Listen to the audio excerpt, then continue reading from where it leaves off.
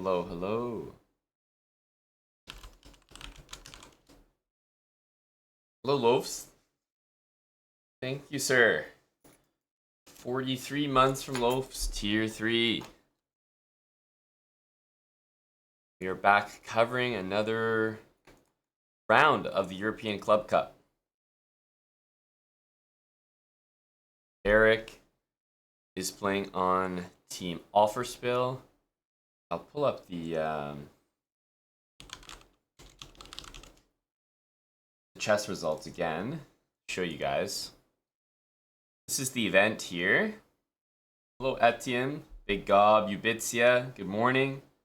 Coffee Aroma, great name. This is the team. Magnus, Braunak, Arjen, Buddy Pranav, Johan Sebastian Christensen, Frode Erkedal, and Benjamin Halvorsen. So obviously a full Norwegian roster. Offerspill is a club in Norway. Magnus' club. But they have some foreign players as well. Ranak and Pranav, and then of course Buddy Eric as well. But Eric's not going to be playing today. Hey, Eckers.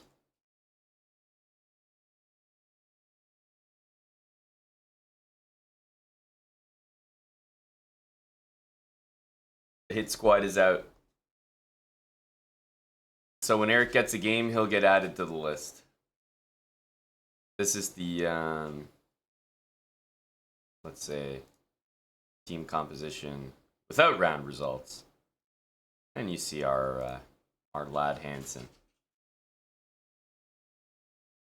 I didn't know anything about that, Loafs. Did your Aussies keep Eric up on the AFL pitch?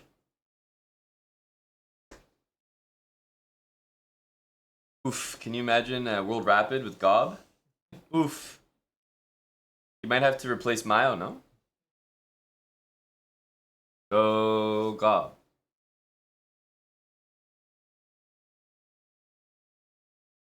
Devin the dude, 40 months.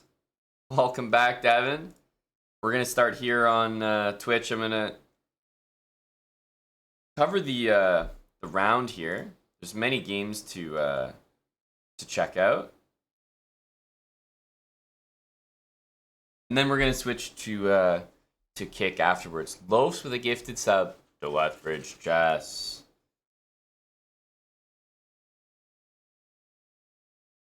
Thank you, Loafs. Yeah, it was a very interesting comment. Loaf said naked Jeff. I realized he was talking about your sub. I was like, wow, that's a very deep comment from Big Loafs there. Keenly aware that Jeff was without his credentials.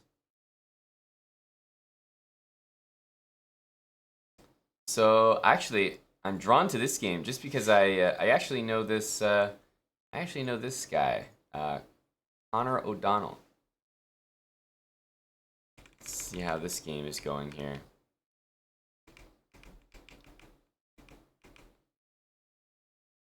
Yeah, so I think what takes, knight takes. If this were to happen, if you grab on b2 and you castle, I'm assuming that black can maybe take these two rooks.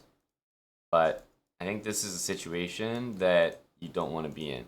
Probably still pretty interesting, right? Because you can castle. But long term, I feel like this is just not acceptable. I know black has two connected pass pawns, but they're so immobile at the moment. And they just don't seem dangerous. Marshmallow Fury, are you excited for NHL, buddy? I know I am. We're going to be hosting some underdog drafts for NHL that we'll look to do this week on stream. Tuesday, Wednesday, probably. SOB. 32 months. Welcome back, bro.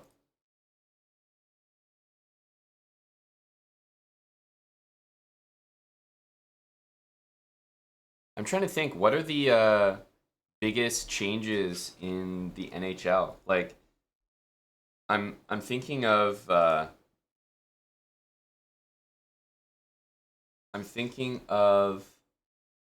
NBA, and I think there were Damian Lillard just got traded to the Bucks. Is that right? Um, but I'm just trying to think, what are the like major NHL shifts in the rosters? I feel like there haven't been any. There's been nothing too significant, right? Bedard in the league is going to be very exciting, of course.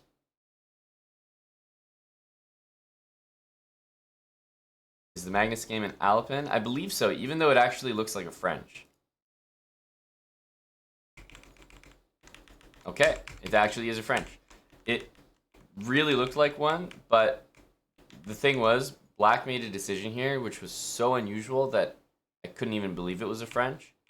Maybe this is completely like theory. I'm sure it is.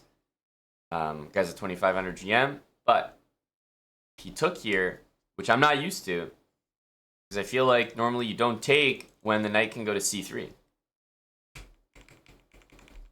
So I don't know. Looks like a comfy position, put it that way. That's right, Eckers. That's a good point. EK to Pittsburgh. We do have UTT tomorrow. Good to see Rap Frank. We do have some space. Exclamation mark NHL, Rap Frank. So there's two fantasy pools that you can join for NHL, and also Rap Frank will be running some. We'll be running at least one NHL league off Underdog that we'll also mention in our Discord. But we'll have two on Underdog, which are really easy to get into if you want to pop in. The $25 league has 6 people in it right now, so it'd be great to fill another slot. We'll probably draft. I'd like to draft that tomorrow, honestly. That's my plan. Draft it right after our viewer tournament.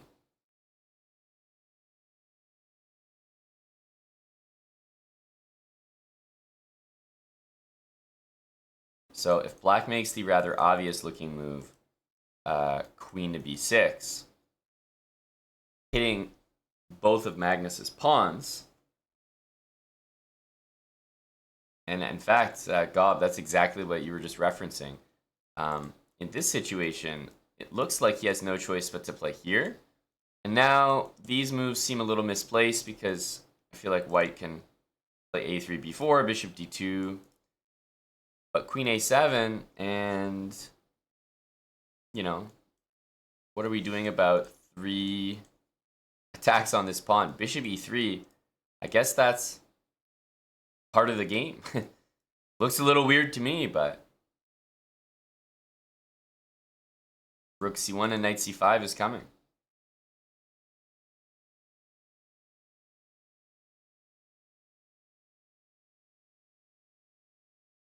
Tony Ruback, thanks for the 13 months with Prime. Fret, 19 months with Prime. Shall I say, fret, fret, fret, to be more accurate.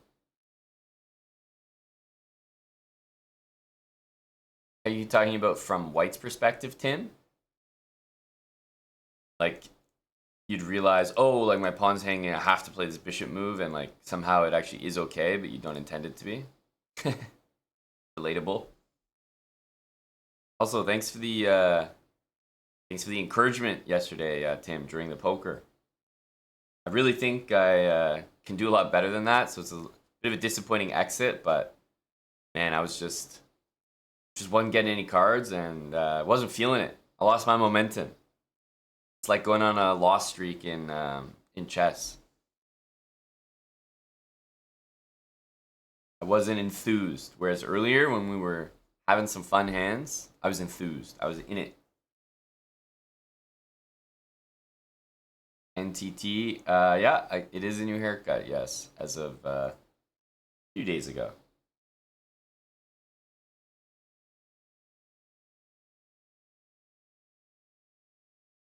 Thank you, Free Fly Skydiver.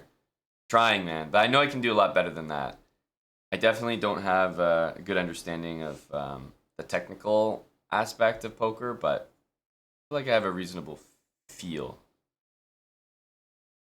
Now, reasonable in that tournament was, bottom 1% or less. But still, when I'm competing against, creators, I should be fine. I should be able to hold my own.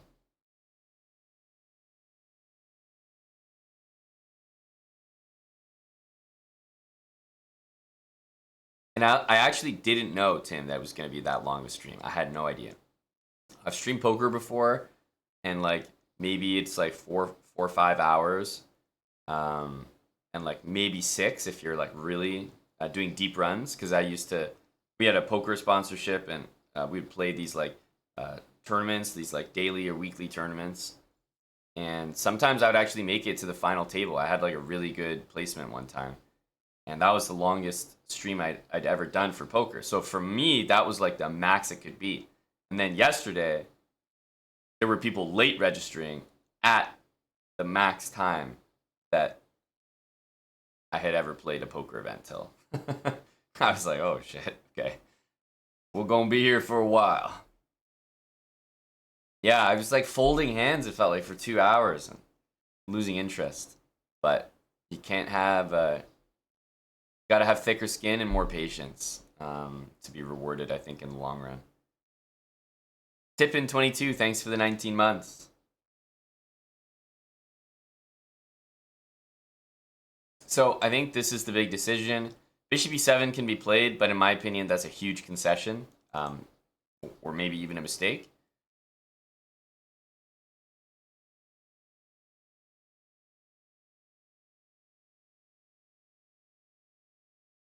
Rosen made it to day 2. Hey, I'm happy for him. He was there a long time. Like, give it to me straight. How long was he there for? Because I know that Alex got knocked out at like 10 p.m. or something, and 10 p.m. is already like 8 hours of poker. But like, god damn, that is a long time. Over 9 hours. Fuck, man. I don't know if I have it in me. Reliable Randy. Didn't know you had 5 in you as well. Thanks, Randy. Love the name Randy. Go Trailer Park Boys. Thank you very much for the 5 subs. Quick Cinco. It's a lot of poker. But shout out to Rosen. I think he put some, I think he knew he was going to be in this event and definitely studied up a little bit. Started playing ahead of time. I didn't really have time to do that.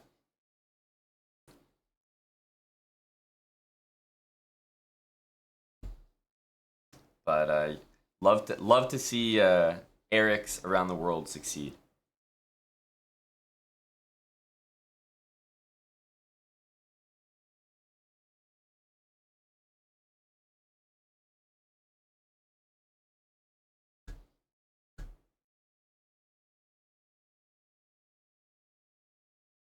So, we're following the offer spill event here. This is the team that Magnus and Eric, Ari, and Pranav are on. So we're playing, it looks like, an English, is it all English team? Oh, we got someone from Ireland there. United Kingdom, United Kingdom.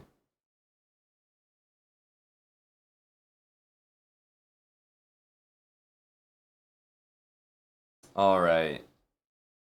So we were looking at Magnus's game, and Black did play Bishop e7. So I think that Magnus has a comfy edge in that one. What else do we have?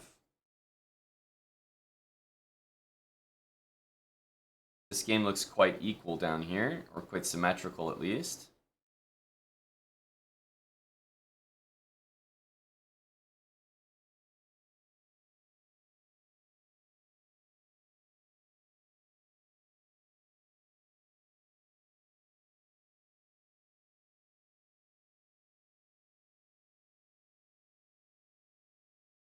Not really, I don't know. All the games don't look very interesting, I'm not gonna lie. What's going on here? Is this a Taimano? Not even a Taimano. What is this? Does anyone see this?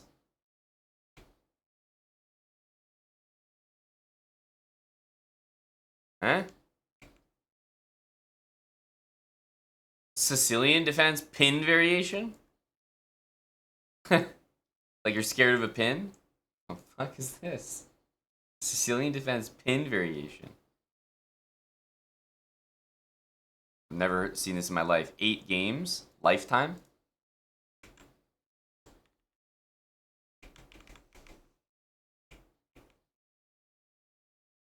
Aryan is cooking up. He's angry after yesterday. You know, he's cooking up something special. Aryan is battling a 2400 here and doesn't have time to form, you know, doesn't have time to deal with them. Tim, there's no, you do not fucking play that. There's no way. You play this opening, Tim. You play Aryan Tari's pin variation. There's no way. What are you doing playing the pin variation? What are you doing playing H3, Tim? Explain yourself. Tim and Aryan, two similar chess players. Aryan and Tim, no? Yeah.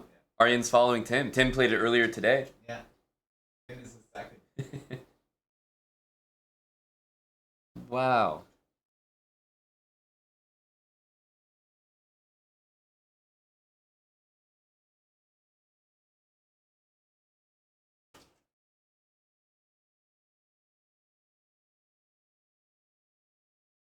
You got this in Chessel. There you go. There's the only place you should really be seeing it. You're about to play it next chance you get. Okay, that I can believe. But what's the situation here? I'm not familiar with the theory, so I'm gonna have to check Tim Cannon's games.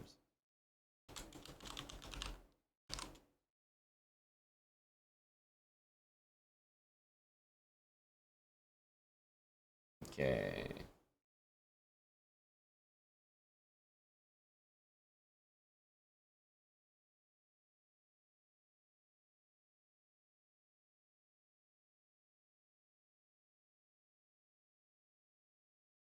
We have to intuit which one it could possibly be.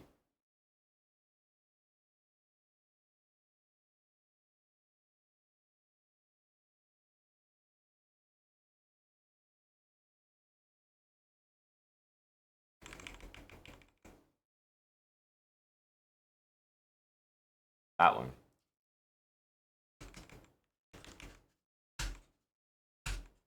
Tim. Where's H3, Tim?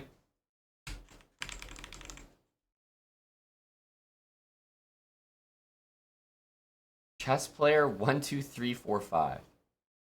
Oh, this one. Wait, what? You're saying it's against chess player 1, 2, 3, 4, 5, and you lost? What are you talking about? I'm literally on that game right now. And you lost. No?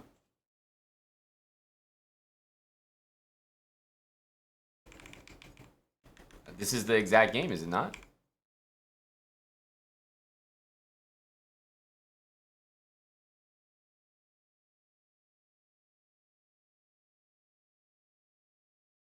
Oh, you... Okay, Tim, you had me going. Of course you didn't play H3.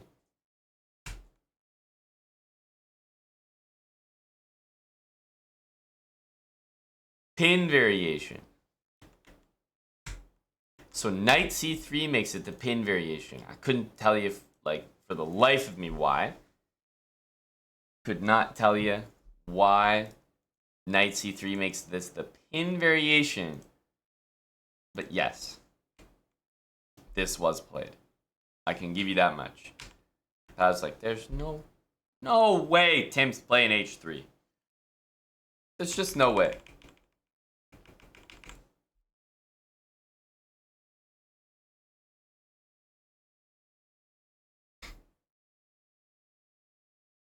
Aryan must have seen Tim Cannon against chess player 1, 2, 3, 4, 5 good and noticed the possibility to improve with h3 here.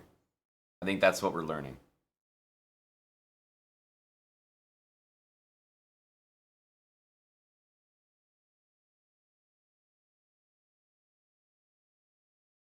Habits, loaf. Habits. That's the best I got.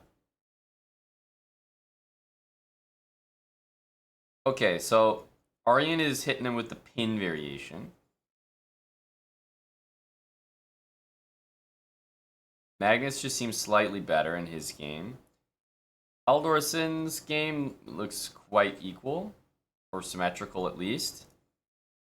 Ton of here. I mean, I'm not gonna lie. I see stuff like this, and I'm always like, okay, I prefer white.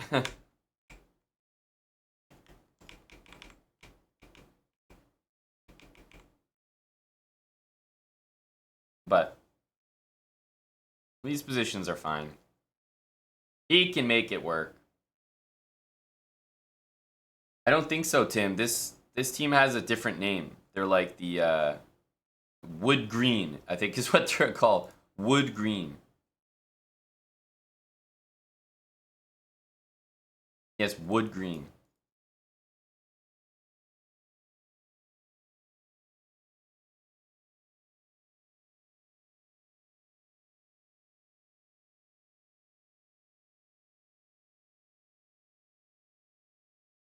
One of the marquee clubs, Wood Green. So there is c4, but sometimes... Well, c4 looks quite good here, but sometimes you think c4 and you just feel like this pawn is left behind. Like if you take... if you take c4 or e4, that you won't really have support for the d4 pawn.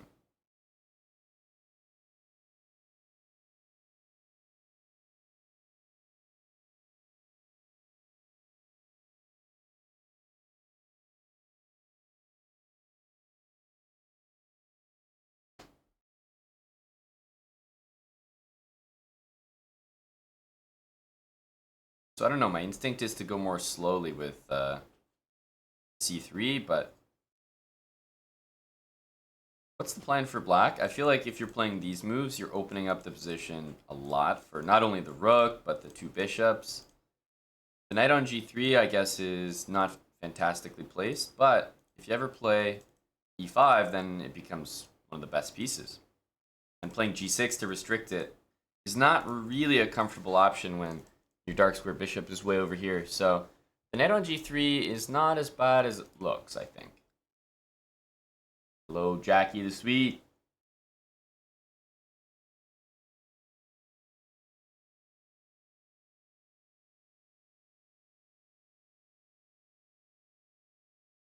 Then there's this game. Queen's Indian from Ronick.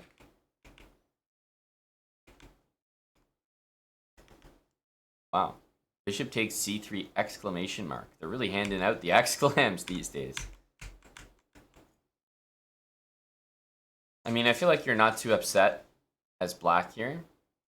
Oftentimes, you'll see the move bishop e4, which is like...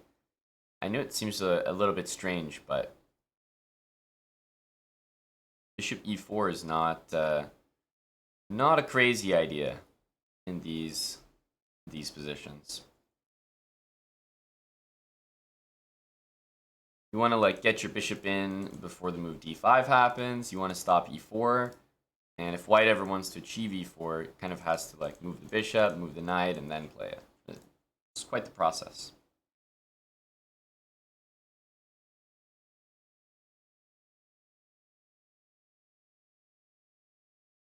This h-pawn, I'm not used to being there. Like, as white, I'd feel more comfortable if it was on h2, I think. Knight e4. I feel like normally knight e4 is not the move, because you walk into this this pin.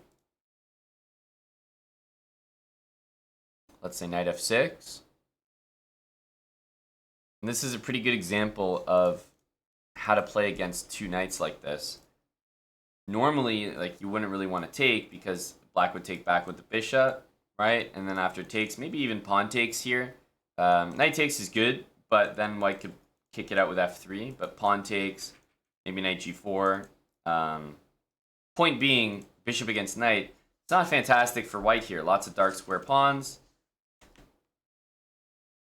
And And so the way to play against these two knights is the surprising knight f1. And you just don't take the knight because it's just going to be replaced by another knight. And now maybe you're threatening a move like f3 to actually kick the knight out, but also trap it in this case. And the knights are like taking squares from each other that they want to be on. Black would much prefer if these two knights were off the board.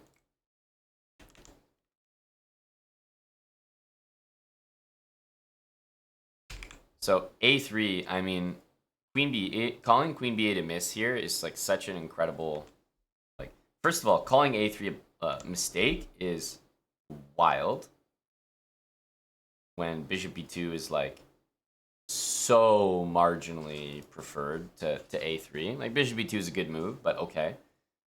Don't think we can really hate on a3. Computer's hating on a3.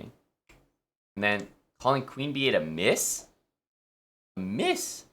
It's probably going to be one of the top 3 moves eventually. Like, queen b8 is a pretty normal idea. I was mentioning bishop e4 as a plan.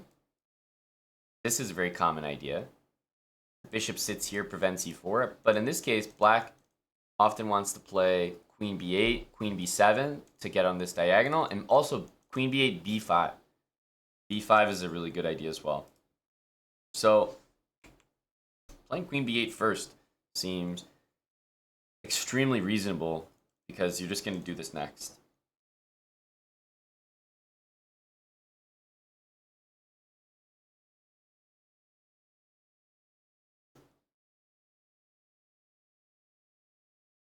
Yeah, exactly, Loafs. I do think when people see this, it's super hard to resist playing knight e4. I think most of the chat could agree. How the hell do you not play knight e4? It makes way for the other knight to show up on f6. Like, it attacks the queen, it goes on a central square. But it's a really hard concept to explain, but bishop e4 generally makes a lot more sense. The only reason that knight e4 is even kind of playable here is because of this weird pawn on h4. But if that pawn's back on h2, knight e4 is just the wrong idea because white will play f3 and kick your knight out immediately. It's not good. Whereas, because this pawn is on h4, f3 is a little harder to achieve due to your weak g3 pawn. So maybe knight e4 is playable here. But still, the fact remains that bishop e4 just kind of plugs the entire position. And most low-rated players don't understand about plans like bishop h3. Like bishop h3, most people aren't playing with the idea of knight d2 and e4 so that you don't trade bishops. Most people are going to play something like this. And black makes a small achievement by trading these bishops off and has a nice position.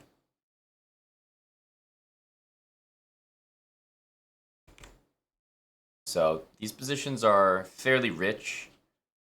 But yeah, Sadwani here. He's playing really quickly too. Like, look, he's almost got his starting time. He's up like 30 minutes. So I think he's relatively comfortable.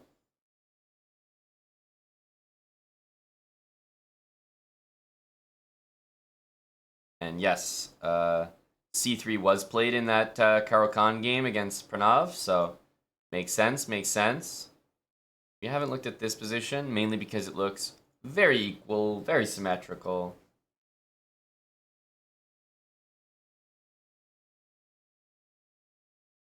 Hello to Mr. Harry. How are you, sir?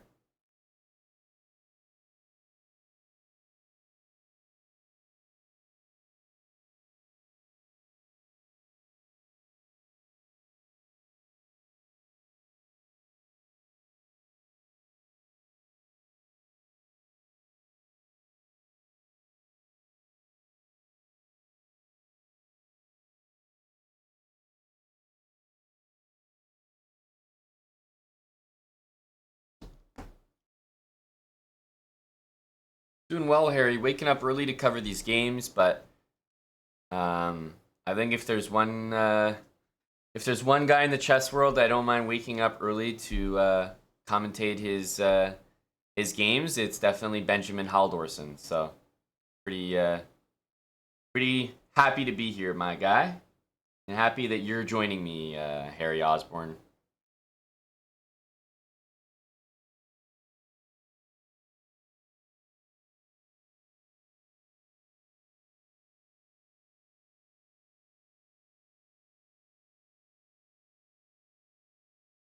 Good morning, Kilimanjaro. Oh, we got Wild Hacks giggling in the morning. Good morning to Wild Hacks 11.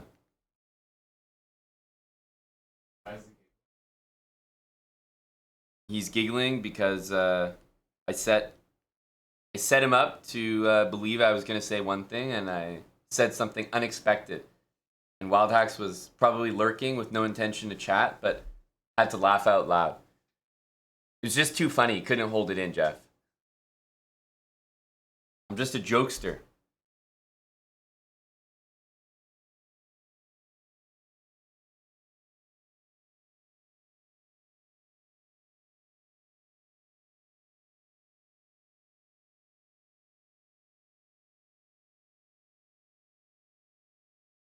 Last shard with your lol name. Oh, what's up, man? What's up, man? I'm good. I'm not gonna lie, I'm a little tired, but I did get some sleep last night, much needed. It was the night before, because you guys remember I was streaming till like 4 or 5 a.m. It was the night before that was tough to wake up for yesterday's early commentary, but today is a lot better.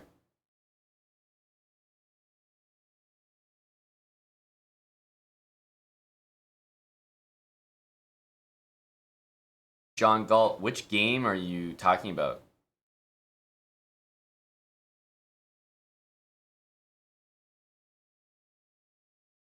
Morning, Java Bandit.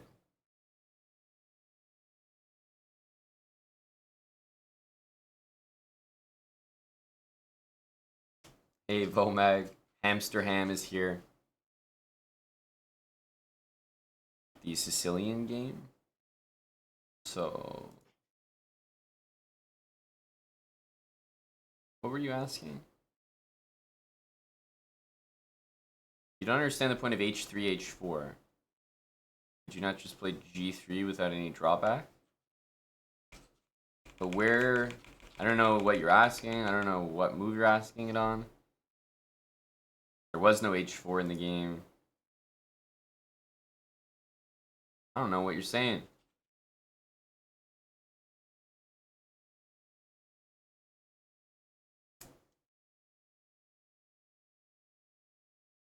But I can say that Aryan's H3 move is one that not even I understand, so don't feel bad if it doesn't make sense to you.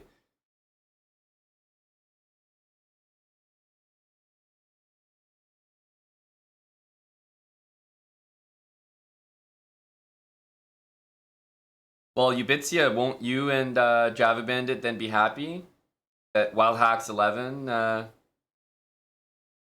Jules Gambit are going to be doing some commentary? You know, that's like an appetizer.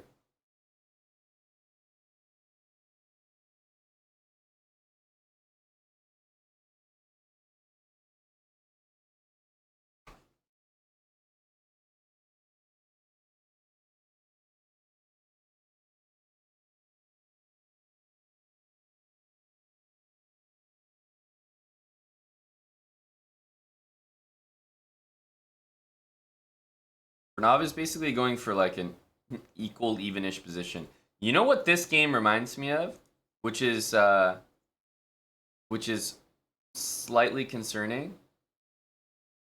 This game reminds me of the game that Magnus had like forced mate against Vidit in our PCL.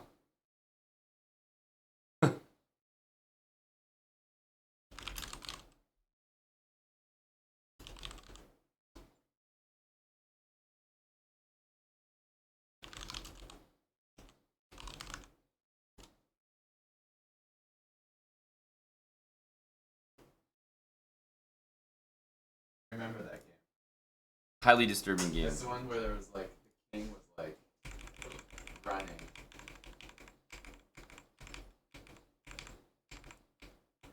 The queen was on like H8 or something, or should have gone to H8. Yes, like Magnus got the queen in, but when he brought the pieces in like this, Yeah. it was that he had forced mate with this bishop takes a g7 move. Yeah. Oof. And he still played a good line, but then he like he started sacking pieces and it didn't quite work. Knight h5, like defending everything. Weird game. That's right, Captain Micmac. Exactly. But you know, just like structurally symmetrical, kind of the same. White playing bishop b1, queen c2.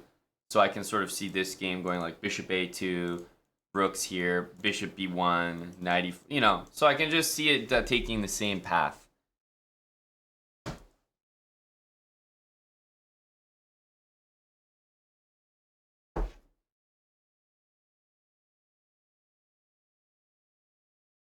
He did, Tien Khan.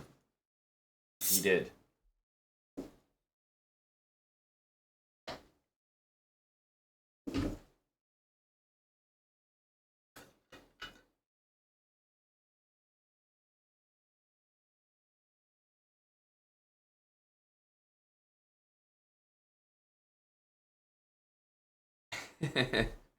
Not wrong there, Tien Khan. Not wrong at all. It did happen that way.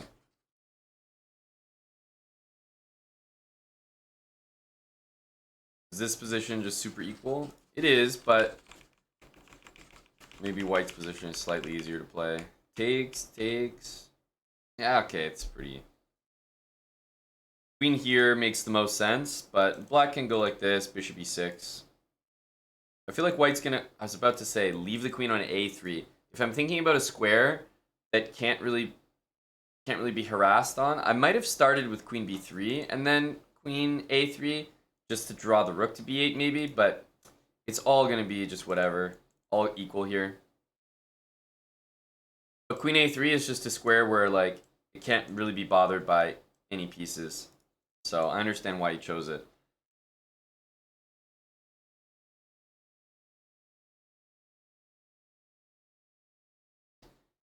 "52 months with Prime, Function 6. Good to see you, man. Thanks for the continued support. Welcome back.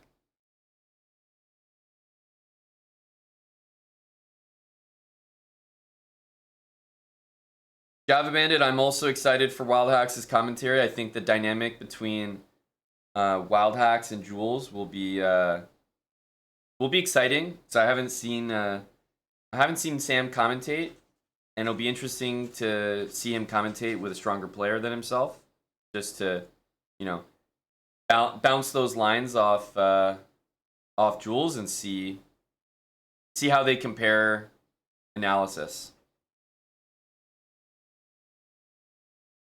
So it'll definitely be interesting.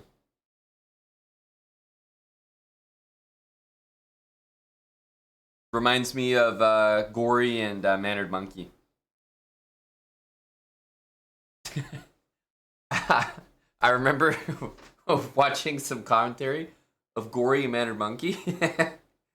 And Mannered Monkey was like saying something almost as like a statement of fact, and Gory was like, no, but black's winning here.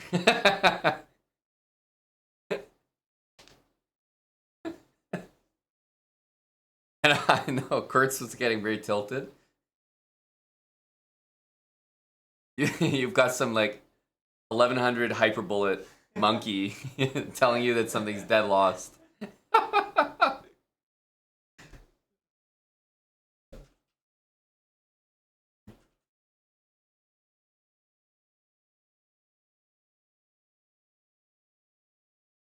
So I hope that you can produce those kind of commentary moments, Sam. Those are the ones that stick with people forever. Those are the memorable commentary moments that the people are looking for.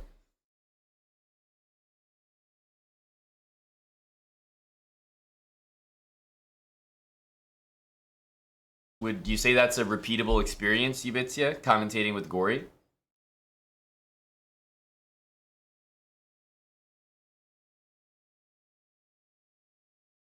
Wow. Lally, what did you just type? What was the first thing that you typed? Automod is asking me whether I want to allow your message.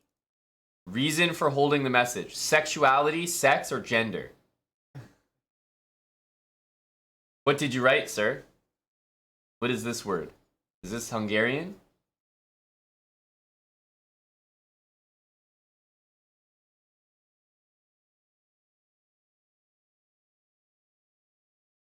What does it mean, Lolly? Do you think we're safe to permit the word? We want to make sure this is a safe space for everyone.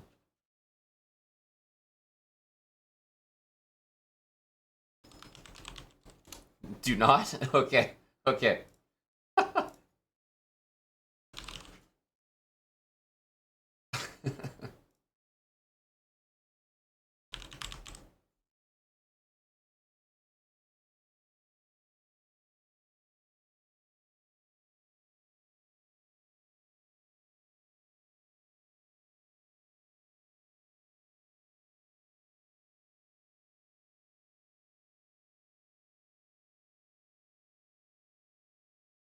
Queen c2, I think we'll see in a flash.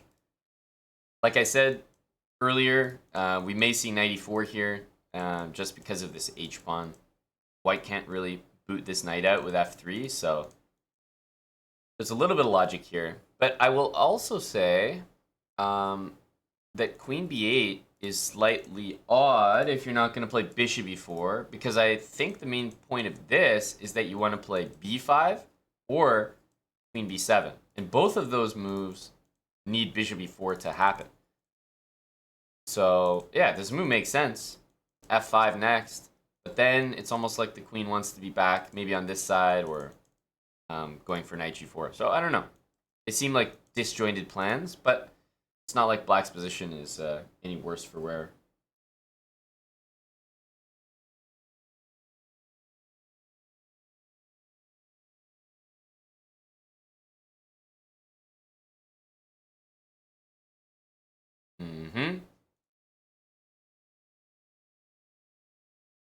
It is nice, though, that knight d2, which previously attacked the bishop, can simply be taken.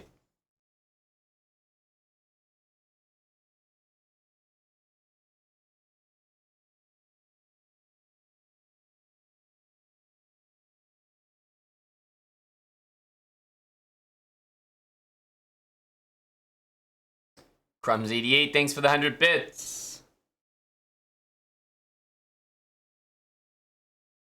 Oh, 100 bits with the pride flag. You see, we only got those bits, Lolly, because we didn't allow your filthy word. Disgusting.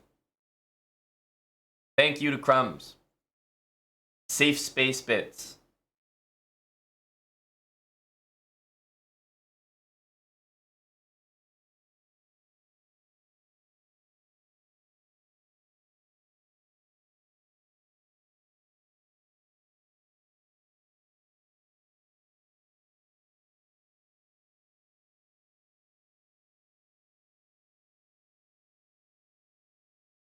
Good morning, Gravity Salad. We still have a few more hours of good mornings. We can all have a good morning for a couple more hours. It's an early start today. I don't think so, NTT. I think the event is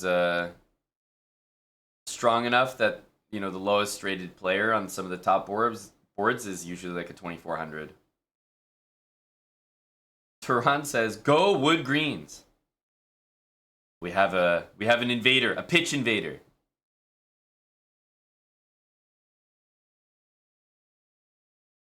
Aryan's game looks like it could have the most energy here. Knight g6, queen h5 with maybe rook e1 coming, and knight e4, knight g5.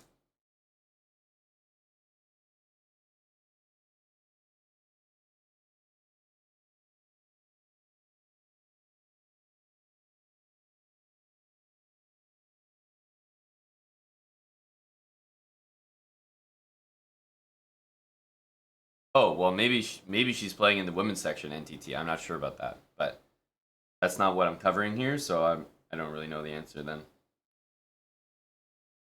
But since I'm covering this event and this team, I assumed you're asking if she's playing in this event and for this team. Trying to think of a trying to think of a comparison. It's like I'm like watching an NBA game, and then all of a sudden someone's like, "Oh, so is Candace Parker playing?" It's like, what? No, no, I don't. I don't think she's playing in the NBA. No, no, I don't.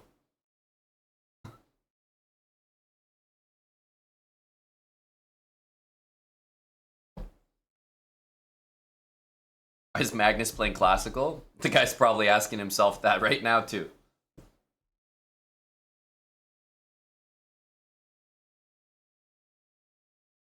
Svarog 42, 20 months. Is that in Norwegian? Thank you for the resub. 20 months. Welcome back. It's 1:30 a.m. too early for coffee. Crumbs, you're permitted.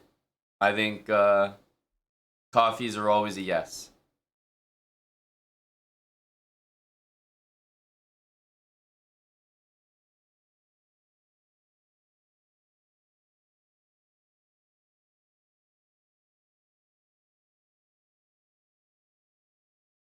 I think that's been one of Magnus's best qualities.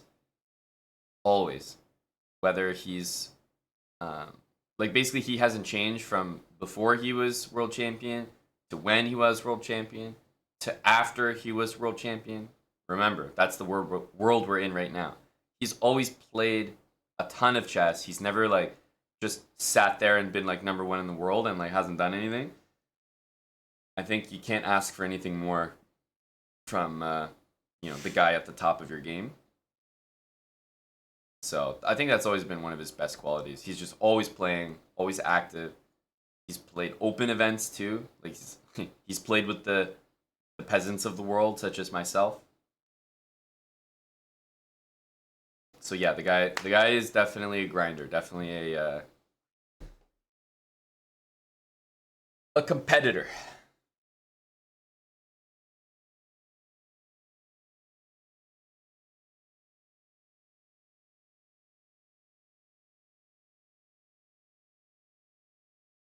Board butcher, is that you or something, or what's the relevance there?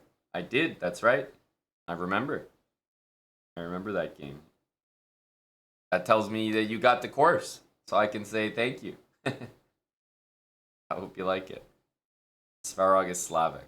Got it. Noted. Noted.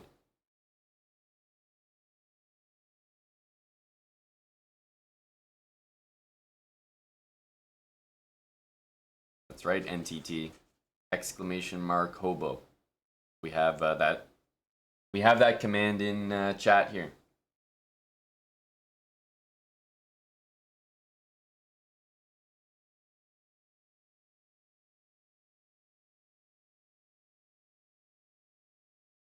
Is Nightbot asleep? I haven't seen Nightbot type anything for a while.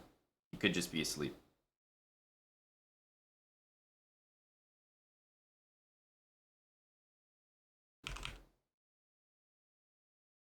Ah.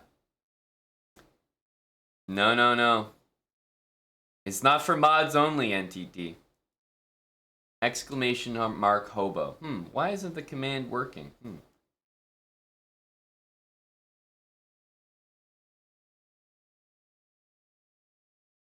Maybe. Wait a minute. Maybe someone else needs to type it. I wonder why it could not be working. Wait a minute. Tim, it works for you. That's weird. That's unusual. Oh, maybe it's because Buddy's not subbed. We caught him with his pants down. Improper credentials. Yep, NTT. Exposed. Caught in 4K. Tommy J. Salami, thanks for the 3-year resub.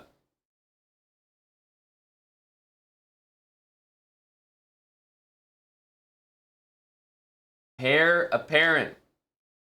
Gifted a sub to NTT. There we go.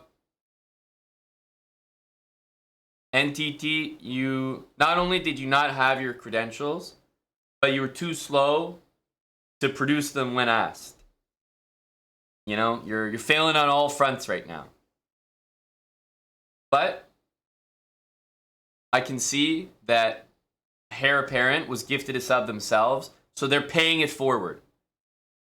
They're paying it forward to you. So now you can pay it forward to someone else, an act of kindness. And just think, if everyone paid it forward to another person in chat, we would have a great number of subscribers. Very wholesome stuff from Heir Apparent, indeed. Thanks, Paul JB. Prime for 15 months, and Swans Loons, 26 months with Prime. D5, I mean, there's nothing really on H7 here that you can go for. I definitely expect 92 is on his mind. But the thing about 92 is Queen C7 does come to mind, right, to take this. And I'm curious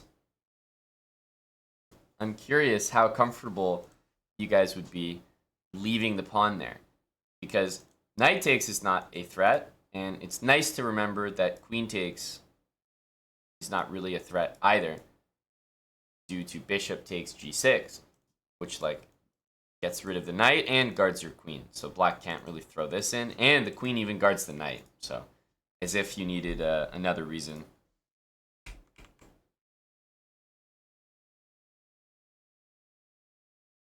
So this move is playable because this pawn's actually not hanging.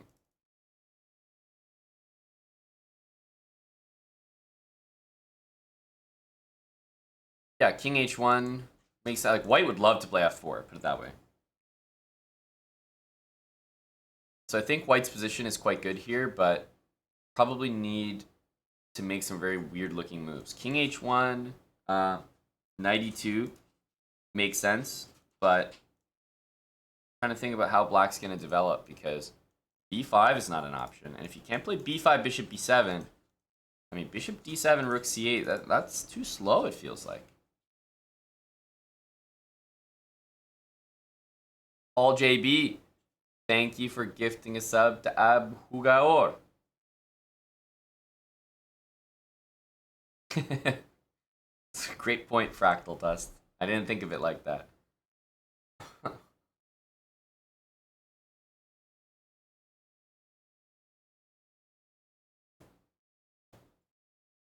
Wow, NTT can now do the hobo command. We've come full circle. Ralthor the Dwarf, 38 months with Prime. 3 years and going.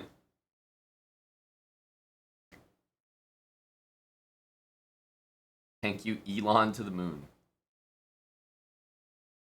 Richard, it's been going well. I'm going to continue that series after we're done this morning commentary here for the European Club Cup event.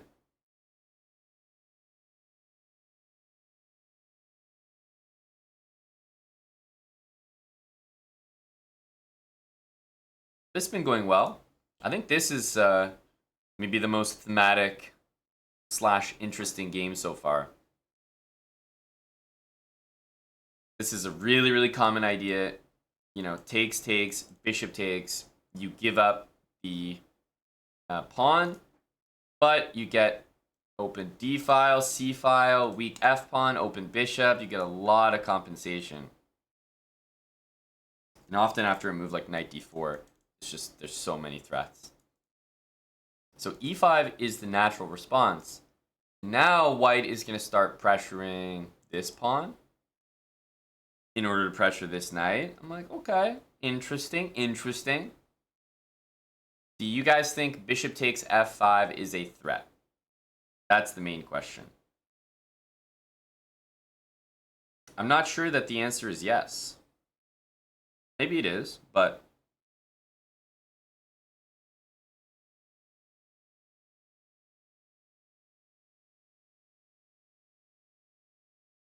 you're losing your light square bishop there, which does feel wrong.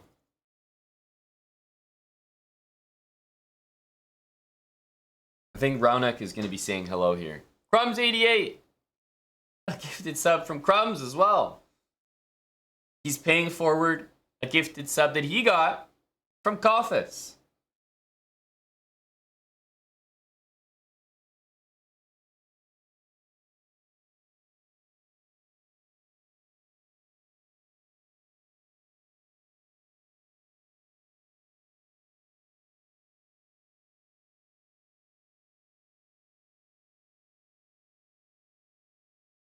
She.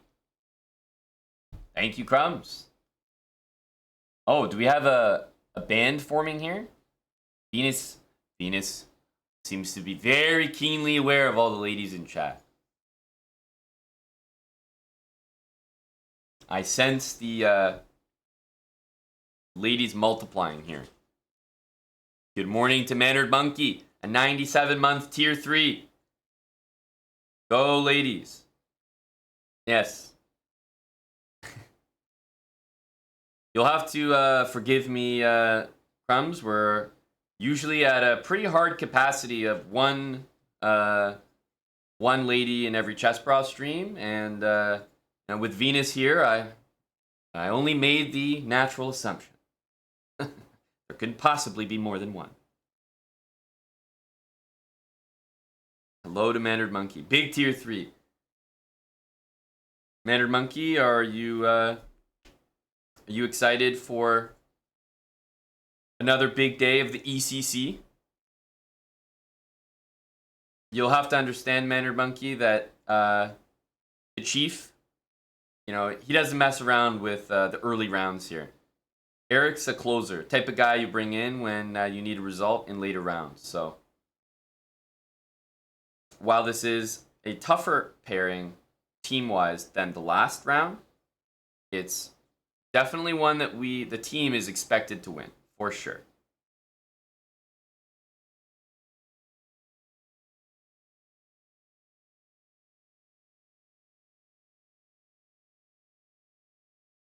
John, I think you have the right instinct. Obviously, sometimes it'll be the right choice, sometimes it won't.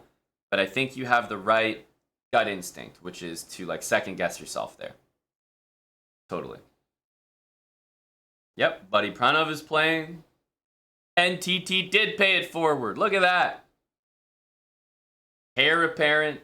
NTT.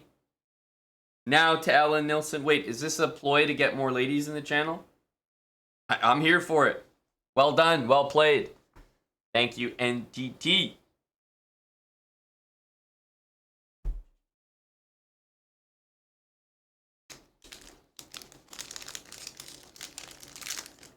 Totally, Java Bandit. You understand perfectly.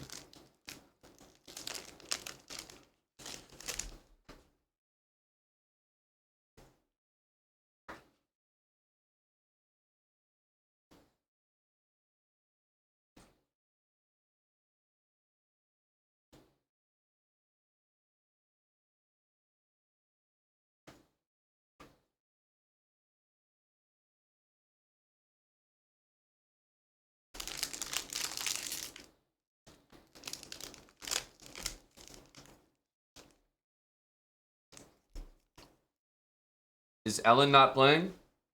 Not in the NBA, no.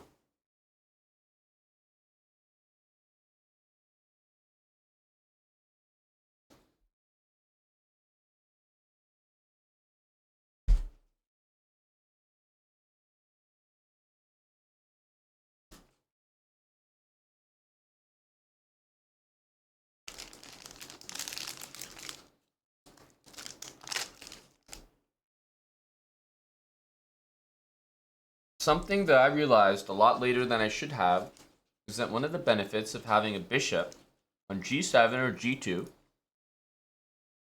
I feel like I should bring up a position where that's the case so that Mannered Monkey can properly make his point here.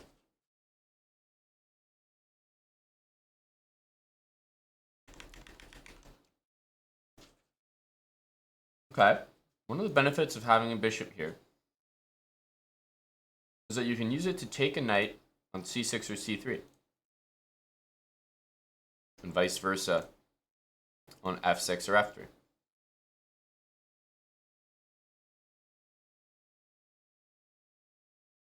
That is a great point, Manor Monkey. Thank you for sharing that. Thank you. Hopefully, some of the lower rated players in chat are paying attention. It's an important concept to keep in mind, guys.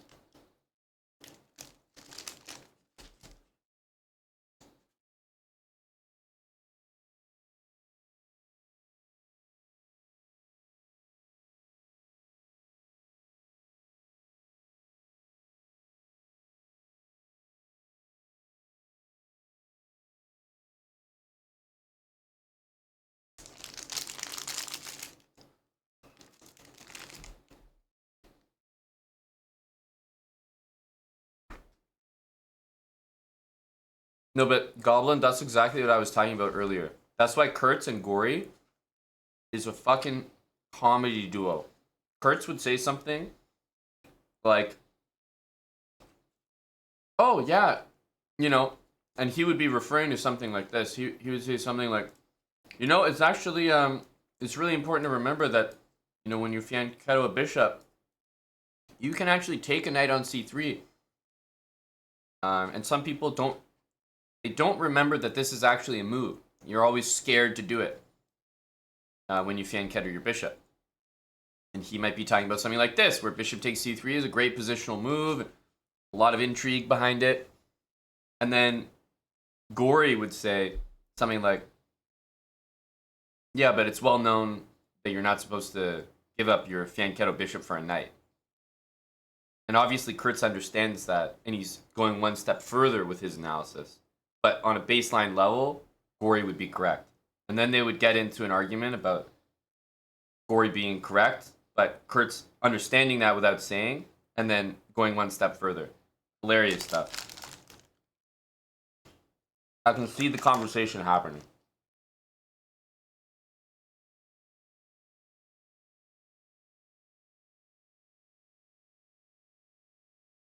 That's why I think Gory and Kurtz, unparalleled duo. Unparalleled. One of the best commentary duos in the game.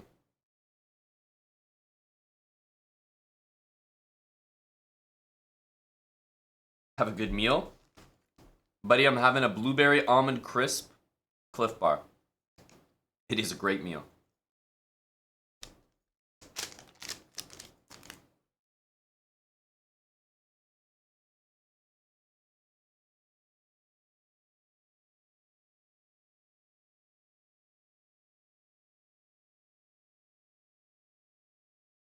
Okay, well, I like this move from Rana. He's daring his opponent to take this. If you don't take it, I feel like, why the hell did you play bishop h3, you know? Takes, and probably lots of great options here. You could triple up, try to bring the knight here.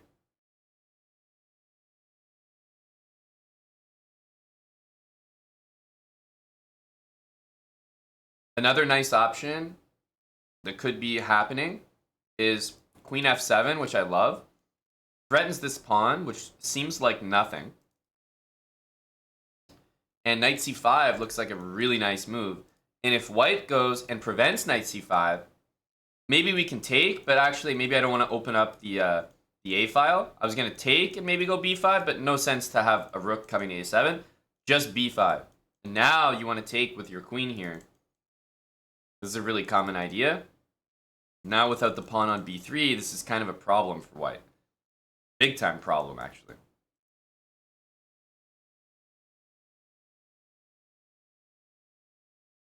Some nasty stuff here.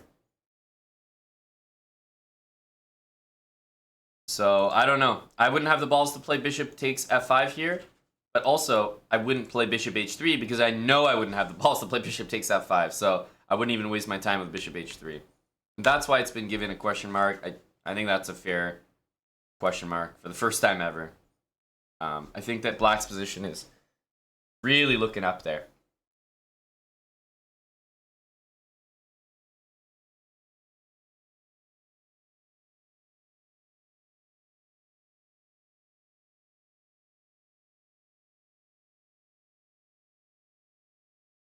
That's right, Mannered Monkey. White is giving away his Fianchetto bishop for a knight. And he's even getting a pawn for it. And it's the incorrect decision.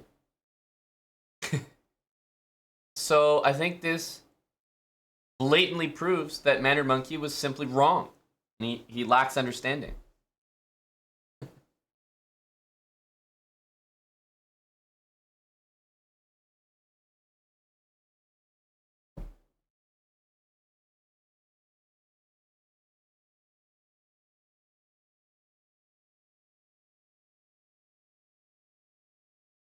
I'm waiting for it. We're going to get a fun game if we see bishop takes f5. Would I trade this bishop for a rook? Yeah, probably. Especially because this bishop is blocked at the moment. But if this pawn was not on the board, maybe not. Maybe not. So I like black's position there. I like Aryan's position, but it's not, the coordination is not fully there yet.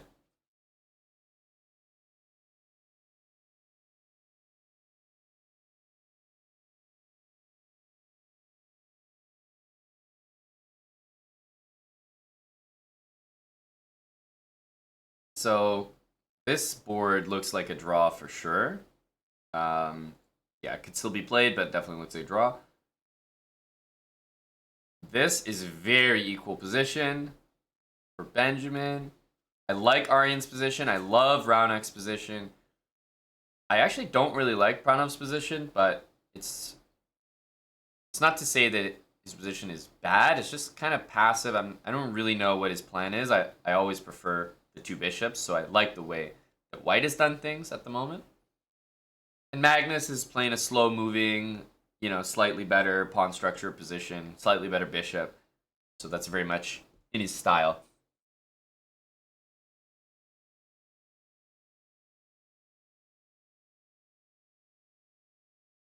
Yeah, there's nothing wrong with Pranov's position, but like I said, it's just don't really know what's happening there.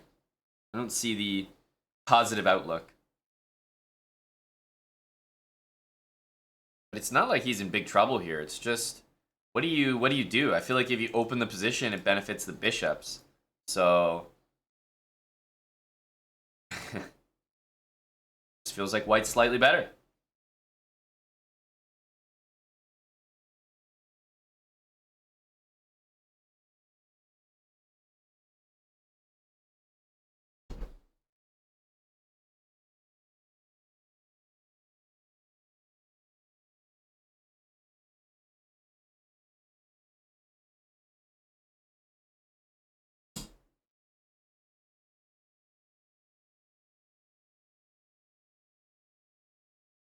Yep, big aggressive position guy. That's for sure.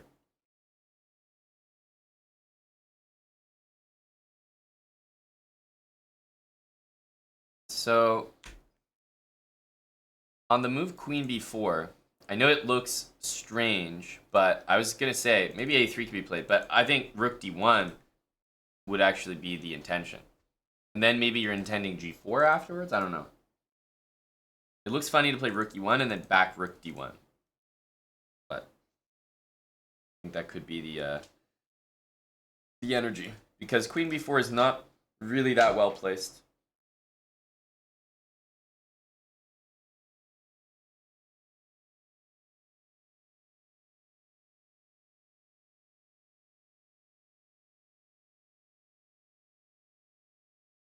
Aryan goes for the classical A5. Slow roll approach. I like the shape of the team at the moment. Aryan seems to be probing. Haldorsen seems to be coordinating his pieces much better than White in a symmetrical position. So maybe a draw, but like a decent side of a draw. This one looks just totally equal. Connor O'Donnell and Frode Urkedal. Magnus is just, he's always going to be a favorite just due to the rating and who he is. But I also prefer his position. I think he's slightly better. Raunak, I believe, is putting his opponent under really, really tough circumstances here. I really like his position. I think bishop takes f5 is a tough move to play. And even if you, like, whether you do or do not play it, I think black's better. So, I like it, I like it. Chess Dojo, I like that too. Thanks for the raid. Go Kostya, David, Jesse. Go all three of them.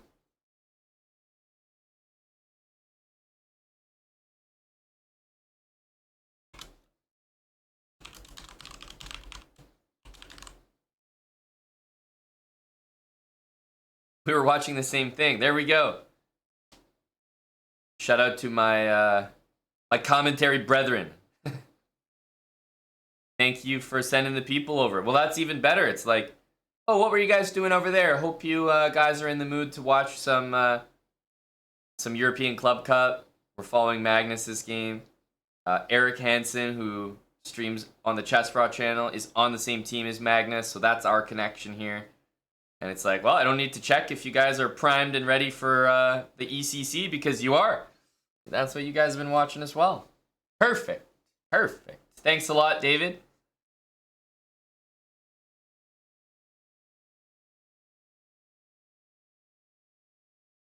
I was just saying, this is the main match I'm following, so maybe David was doing a more broad look at the entire tournament, but I'm basically only covering Magnus's team, offer spill.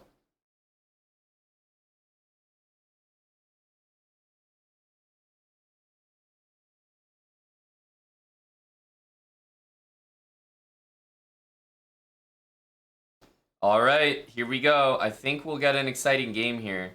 White decided to play bishop takes f5, rook takes f5, queen takes e4. So white is up a pawn right now. I think you could bring this rook back, no problem. And then, you know, queen out, knight f6. If you're feeling up to it, though, is this that crazy?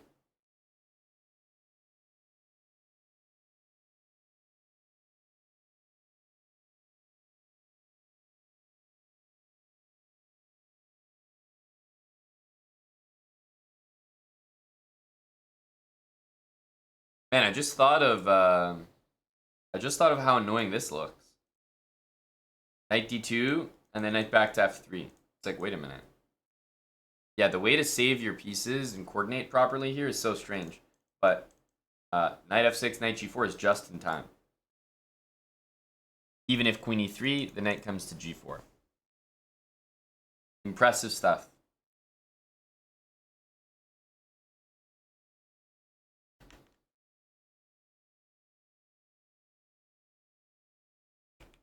It was very hard for white to play this move and not play that. It's like having said A, you have to say B. But I like the energy that Ranik is playing with. He's way up on the clock.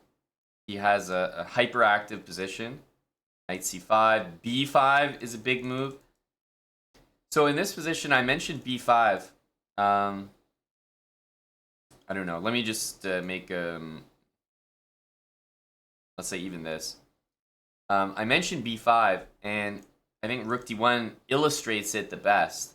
But even though you're defending this pawn, black has ideas of b5 and knight b6 to take d5. So you can definitely still make it work here.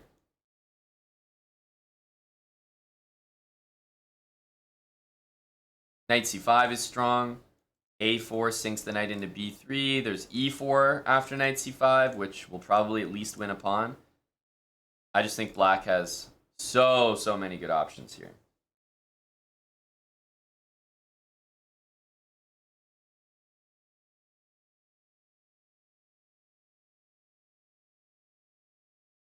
Okay, so he plays rook d1, which I think is a very logical move to support this pawn. He recognizes and understands that this is an issue. Knight c5 makes a ton of sense. I think white only really has two ideas. Queen e3 guards the knight, guards the pawn, and guards b3. So I have to say makes a lot of sense. Maybe the most sense. And then let's say you play rook f8 just to tie this knight down. What I'm wondering is what happens after b4. Every time we've seen b4 so far, it's been connected with this b5 idea. So something like, now that the b pawn is not on b3, supporting the c pawn, you do stuff like this, basically, to try to loosen up that d pawn, and meanwhile you have tons of pressure waiting on the f file ready to explode. So those are the things that I'm kind of waiting for black to do.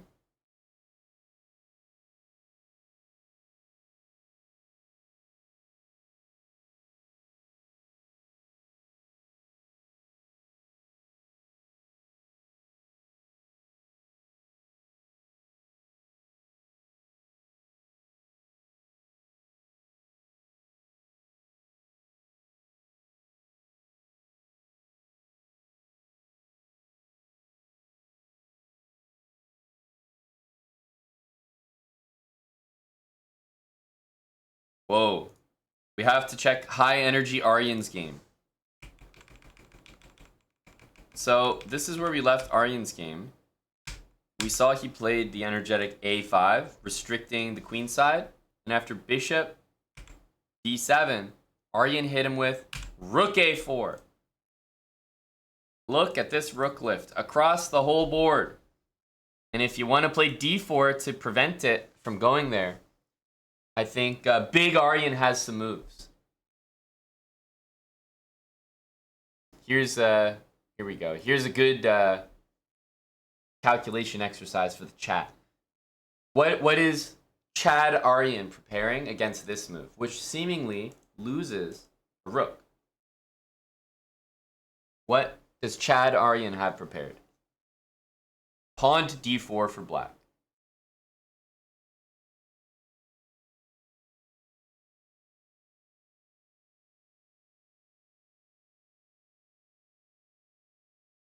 Bishop e4? How does bishop e4 solve your problems? Basically, I move my queen and you have the same issue, right? In fact, now you have maybe a bigger issue because now the bishop is hitting the rook. So, first of all, your answers are probably going to have to be more than one move. You can't just hit me with one move and expect that's the answer. Like bishop e4, did anyone even think what happens if the queen moves?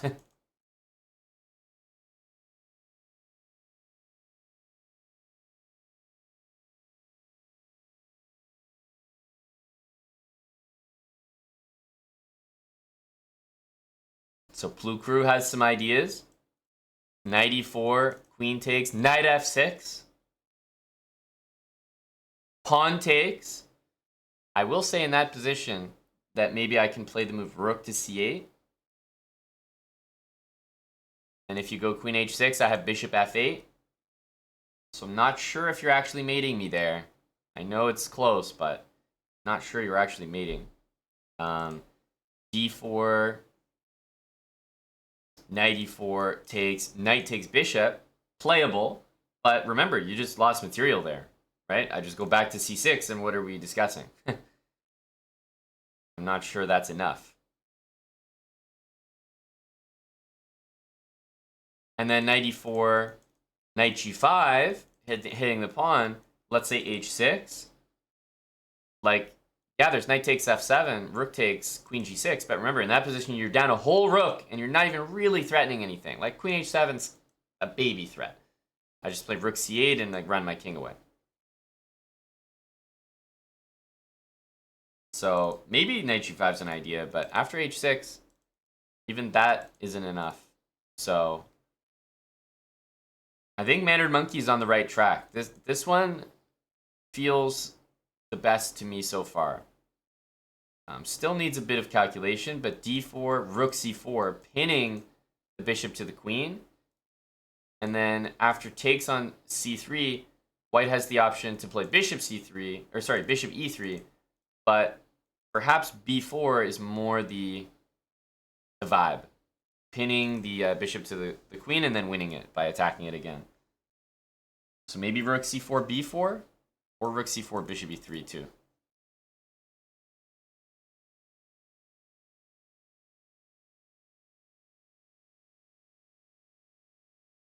The d4 is a big move for black to consider. There's lots of follow-up moves and variations to calculate.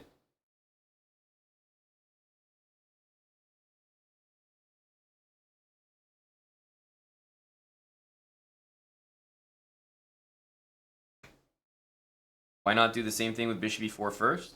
Well, first of all, because no one suggested it. When I said d4, everyone was like, bishop e4! I said, okay, what happens after I move my queen? And everyone said, yeah, okay, it doesn't work. So, that's the first reason.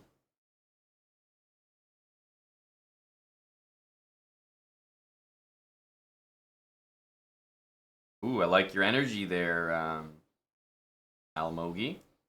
d4, rook c4 takes rook h4. I'd be very curious if something like that worked.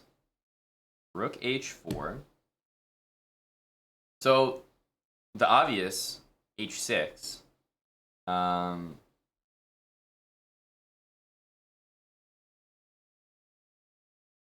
Bishop takes h6. Like, let's go. Let's go. If knight takes h4 there, I'm assuming bishop takes g7 should be at least something. That's probably winning. Probably winning. First of all, d4, rook c4, pawn takes, b4 seems like enough of a reason for me not to do that line. But it's also, it's also the case that rook h4 looks annoying enough that black might not even be threatening this. By the way, all this is to say, I don't even think I would play this move as black, but then, wait a minute. If you're not playing this, don't I just play rook h4?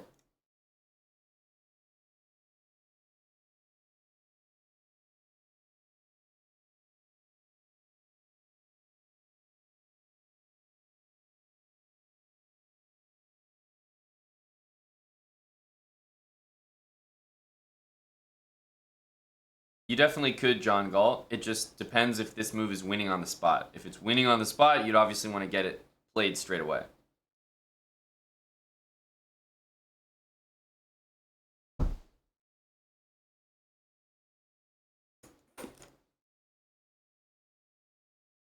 Bishop e7 defends.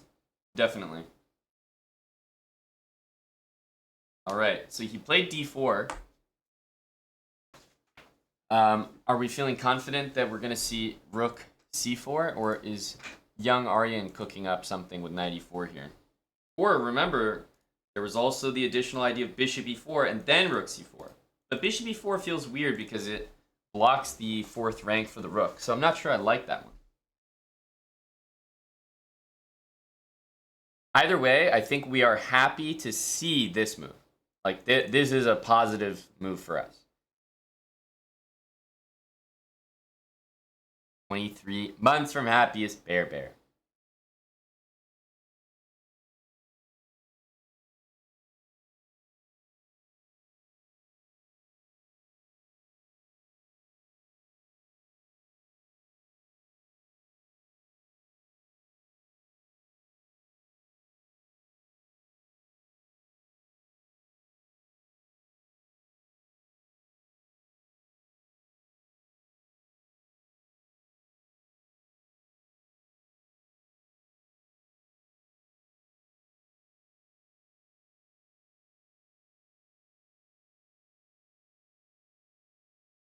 Hey, good point, Almogi. Yeah, that is a good point. We can put some of those lines on the board because they may actually appear. So, and like nothing is more annoying than this auto refresh thing. I'm not sure what this is, but can barely put any moves on the board. See what I mean? Can barely put any moves on the board. Literally. I have to be quick. It's like a race. Whew. So rook c4 and takes rook h4. So we think that we're up to something with this move. And the nasty realization is that we can't find out the answer. Have to tune in next week.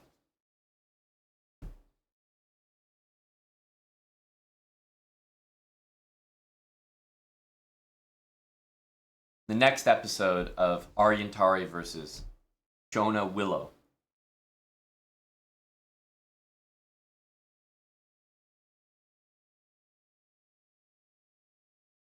I love watching the game replay itself over and over again. I love it. Oh my god, please start over again. Please, one more time. I'm fed up with this. It's not even starting the entire game over again for me. How am I supposed to enjoy this this broadcast? Oh, maybe I just have to try to make a move and then it'll refresh.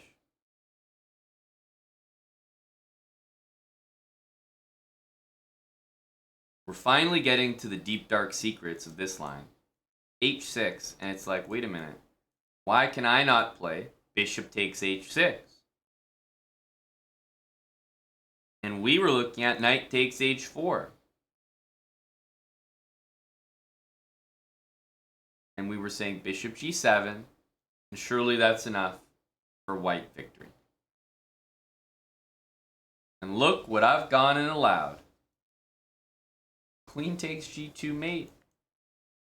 That knight on H4 was up to something. And without mate being delivered for white, you're dead lost because you've sacked way too many pieces. So surprisingly, black might hang on here. And we're one move away from removing the rook to let our king have space, bringing pieces over in defense. I don't know. It feels like you gotta strike now or not at all.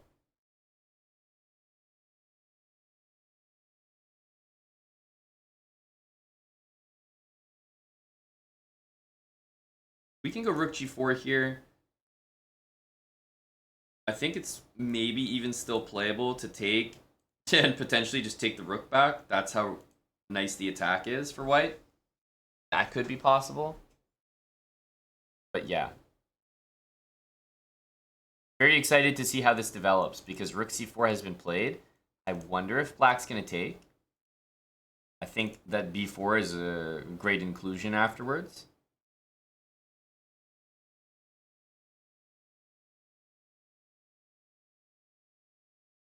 Otherwise, what does black do against this threat? It's a huge problem, right? B5 is basically the only other move that does anything. Even though bishop E4 can be played, I'm not sure I trust bishop E4. I'm looking at bishop E4, and I'm like, okay, pawn takes rook is even playable. Like, not to mention queen C7, but even this. I think I might prefer black.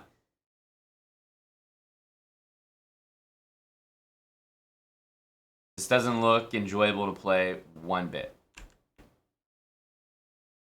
So B5 takes, queen takes, and we have knight A4, we also have knight E4. If we choose this one, I guess long term I'm worried about bishop B5.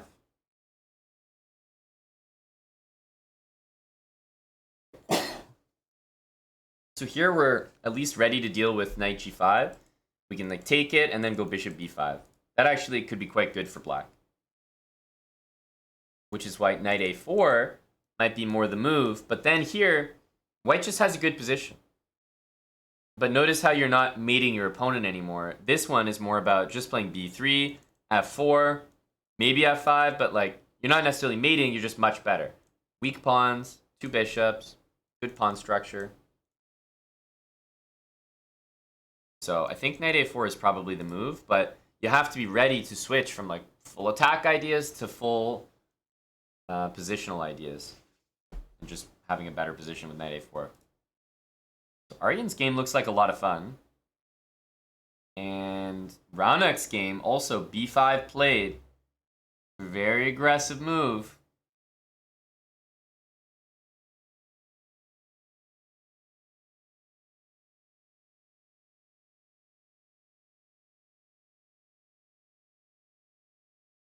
Again, super drawish position on board 5. Board 6. Maybe I prefer black, but barely. Barely.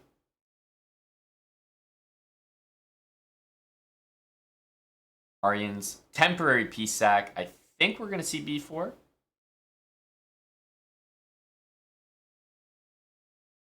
Meanwhile, Magnus seems to be introducing a positional concept.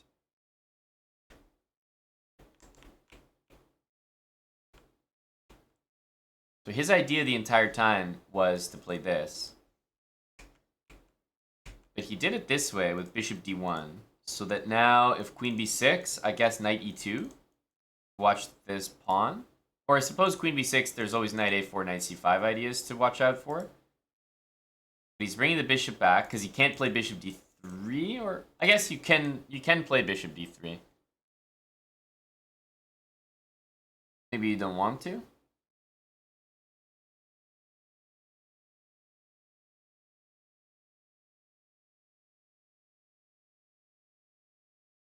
I think you can sack on h7 there.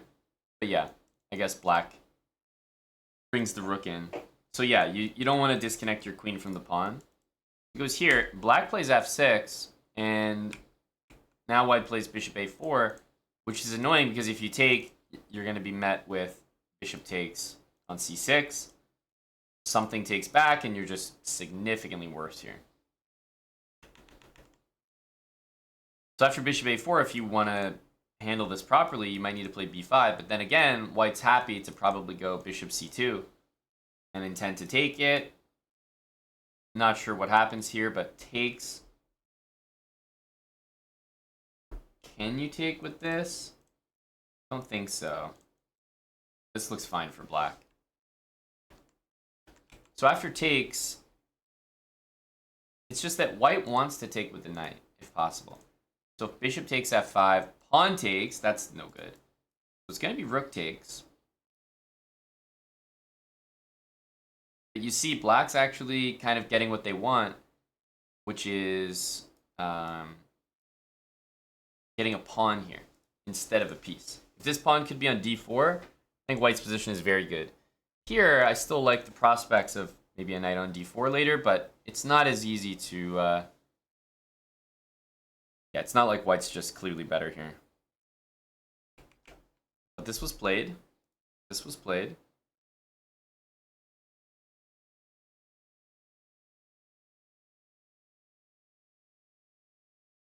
Positional Magnus. Aryan probably needs to play b4. I haven't looked at Pranav's game in a little while. Good morning, Vienna Gambit. Hello, Andy is Yoda.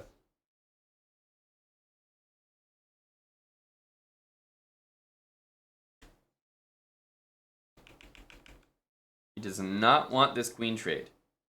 Goes back to e7, doesn't want any part of this. I think you're just worse there. So I understand not going for that trade. Going back feels brutal though. Wonder what you do next. It's almost like f6, queen f7, rook e8 has to be played, or rook e8 this way.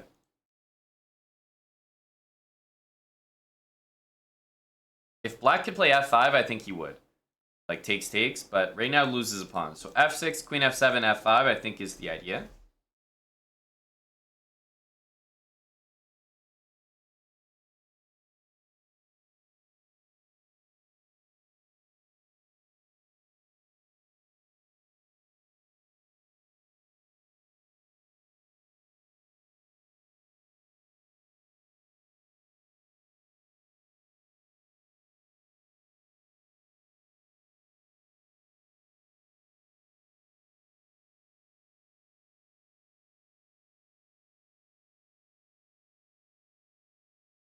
It's definitely not a comfortable position.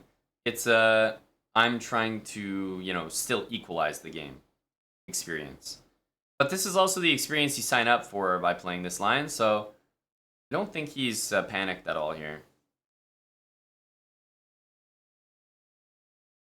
For example, e5, f6. takes. If we can get e5 in, I actually don't really mind that.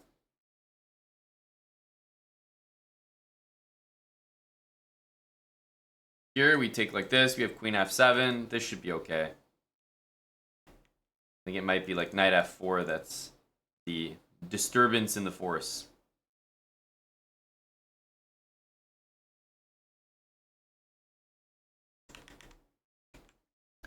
So if knight f6, f5, because now, you know, you want to encourage this. White doesn't want to take. Something like this. e5 is coming for sure. Rook e8. Black's actually doing tremendous now because this pawn is hit, and I think the counterplay is starting to happen.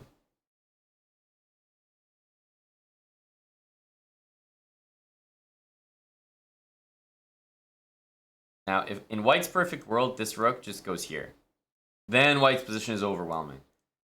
But this rook has to go there, then the bishop has to move. There's a lot of things that need to happen. So that's why White's position is not overwhelming right now. And Karnov staying ahead on the clock, which is obviously key. Key to do.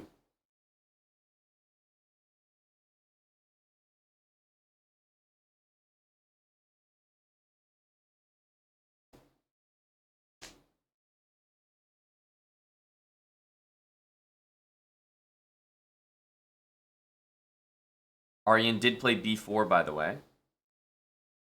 I like that.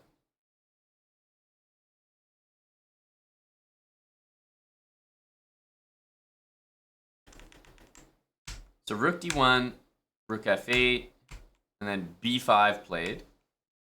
Bishop c1. And now I'm really wondering about a4, undermining the whole structure.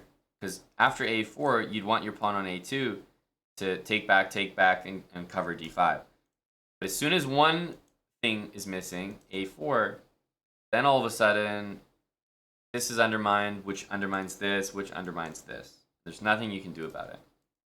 You take here, then black will take here. Plus, there's knight c5 at all times. So, I don't know what his intention is. But a4 seems quite tempting to complete the undermining of the position.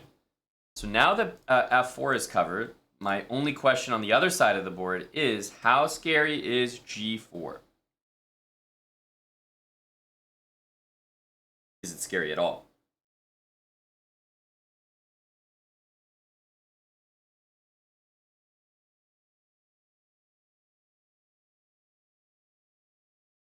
I guess rook f6 is fine. This is not the position that you signed up to play with the white pieces, that's for sure.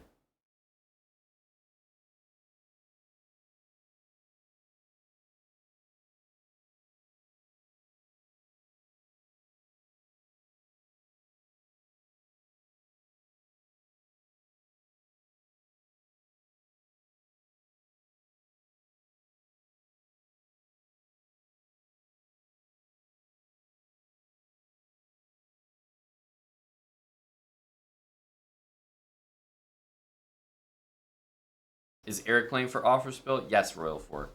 Is Eric playing for Offer Spill today? No. Most likely we'll be playing tomorrow. The first couple rounds, not everyone plays. Like, for example, Magnus didn't play first round. And usually once you get into the later rounds of these team events, you just kind of play your best players every round. And so if you're fighting for a prize, normally the lower boards basically don't play at all. Like the 7th and 8th rated players. Unless someone on the team is really just having a bad event.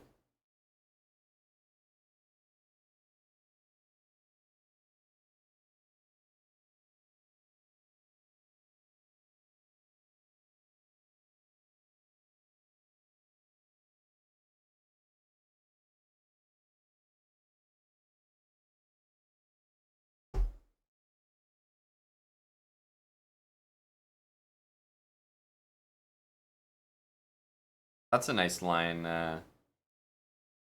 That's a nice line, Loaves. I had seen bishop g5, rook takes f3, and also dismissed it. But yeah, bishop g5, if If takes was forced, then that line nearly works as well.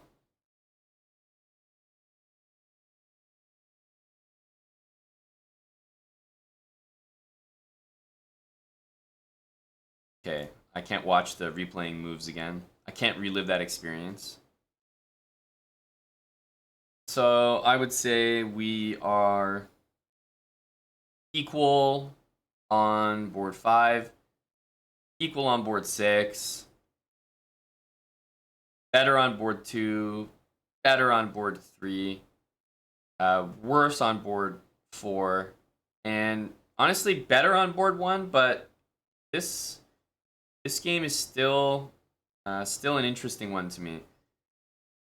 Mainly because I think Magnus is going to put on like a clinic of knight against bishop somehow, and I'm ready to learn how that's about to happen, basically. Because it still feels a little bit complicated to organize the pieces properly. But you have this long-term goal of giving up bishop for knight, and then trading the other pair of knights, and then ending up with like knight here against bishop there, and that's the dream.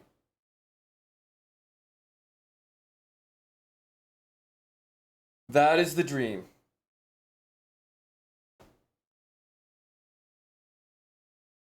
Yeah, it's not bad accuracy. I mean, the players are okay.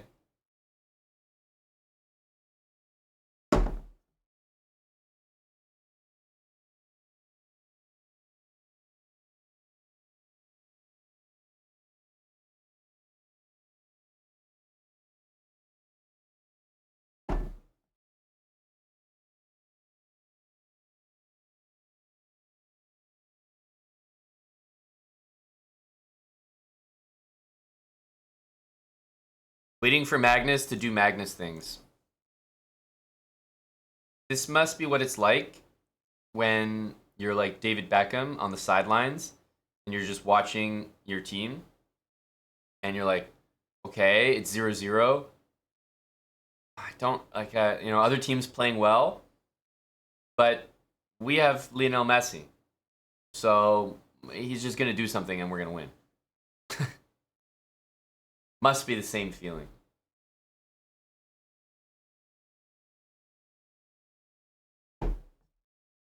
Just wondering what he's going to do. Canadian rock fan, 37 months with Prime.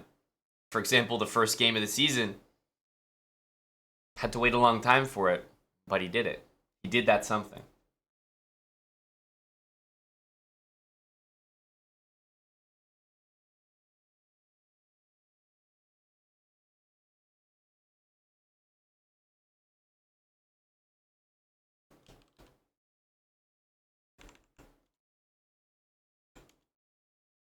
Is that right, Vito?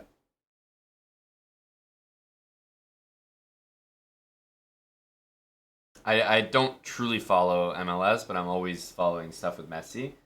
Let me read about this. What's the situation?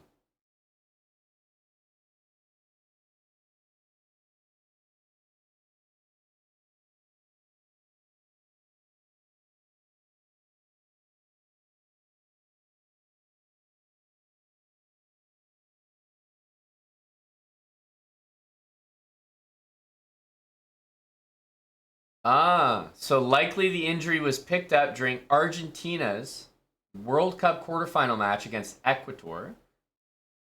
How tilting is that, eh?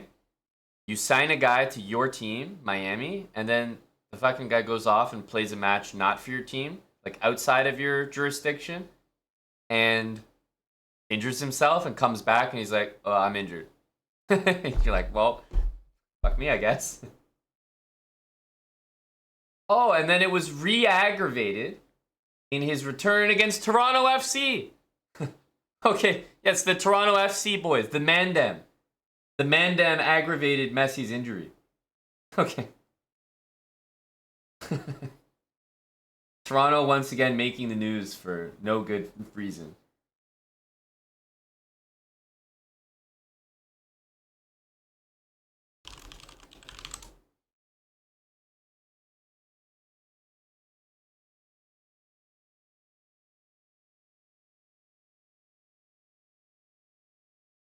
Oh, Toronto is so.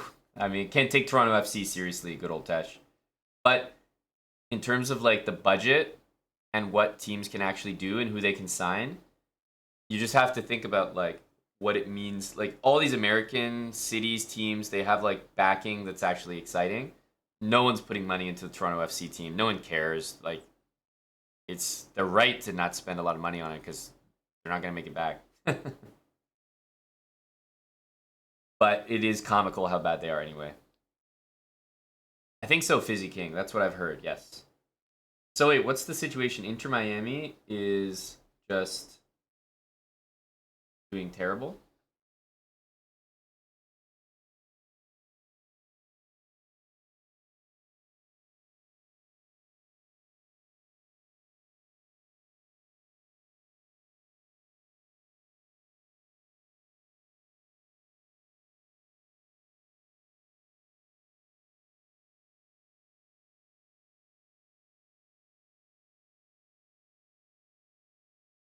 I'm trying to understand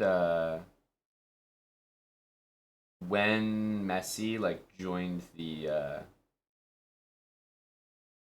roster exactly. Trying to remember what the first game was.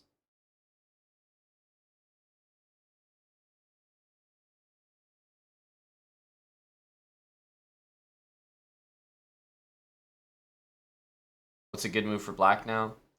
I'm not in the business of finding good moves for Buddy with the black pieces. Bishop e8 is probably a normal idea to get to this square. Queen b6 to cover d4 is probably never gonna be bad. h6 to watch the g5 square is useful, but I would say very slow. Then I think white wants to go knight e2, take this, and go knight here. So if you go like h6 and go knight e2, and I think that white's achieving exactly what they want, which is like this is to me this is a disaster.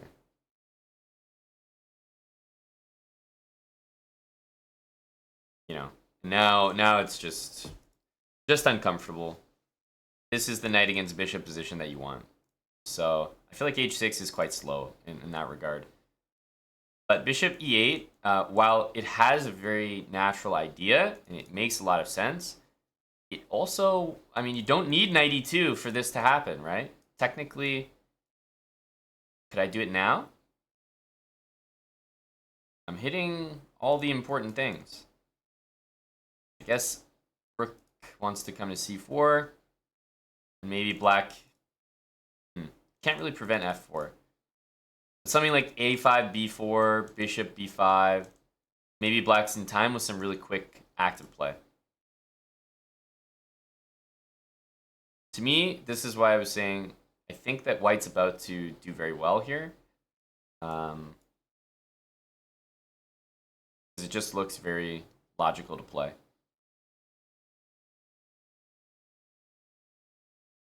Probably taking first is just 50 times better. But same idea. That you're winning the bishop here, rook f7, there's e6, f5, knight will be loose, knight g5, like it's disaster everywhere here.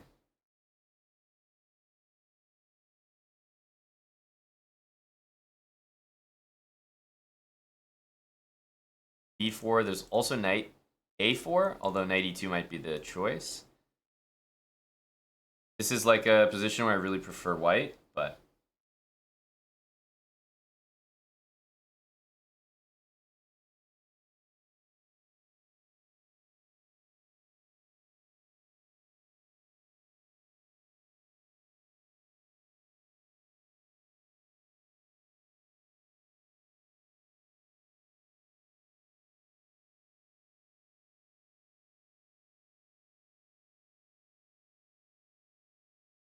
looks like a draw is getting closer and closer to happening.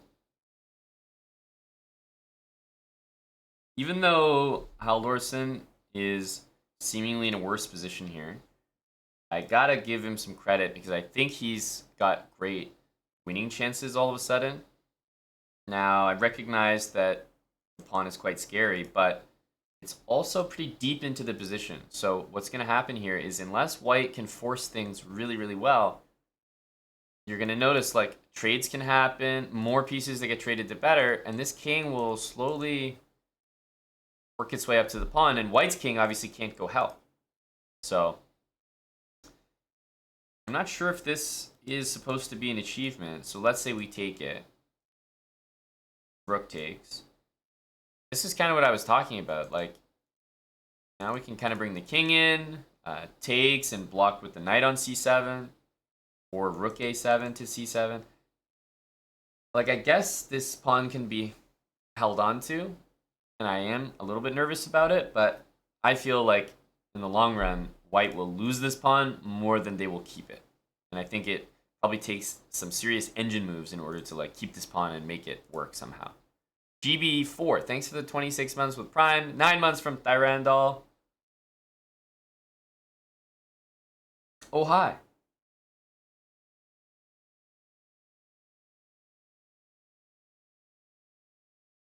Is Tari saying hello?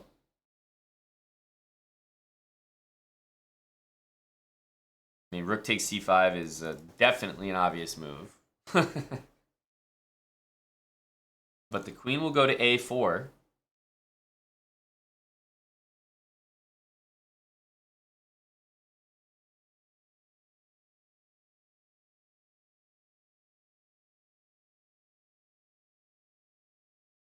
Playing poker, Tesh. I think the thing with poker is if you just play a little bit of it, then you could experience one of two things. That's my understanding of poker. Is like a beginner could make the wrong decision, and the experienced vet could make the right decision. Just in a certain spot, there's a right and a wrong decision, percentage-wise, or like based on your equity, etc. And you could make the wrong decision as a beginner and just immediately win the hand based on luck. You know, the cards just hit, whatever. Or you could be a beginner and make the right decision. Like, it's like, hey, you actually played that really well. You lost the hand, but hey, you played it well. But the latter is really, what's the word? It's kind of repellent to continuing at poker. It's like, oh, you made the right decision, but you just lost anyway? Okay, that's not very rewarding. So I feel like poker is one of those things that you kind of play it. In order to play it well, you have to play it like with the long run in mind. And for me, and maybe for a lot of people, you kind of expect instant gratification. Like, you just show up and like do well, and it sucks to make the right decision, but be told that, yeah, you just have to keep making that right decision. It'll just work out in the long run. And it's like, well, I'm not here to play poker for 20 years. You know, I'm not trying to make a career out of it. I'm not trying to become a poker pro. So it's kind of frustrating when it's like, no, this decision will pay off after, 1,000 hands. It's like, I don't know if I'm here to play 1,000 hands. I don't have that long, bro. I don't have that long. Thank you. Hi, Liger Bim Bam. 99 months from Hi, Liger Bim Bam.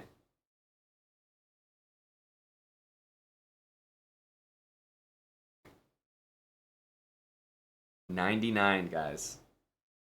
We have not had someone hit 100 yet. We have not. It's gonna happen though, as you can tell. This month or next month, it's happening. Almost at the big prize. 100 months.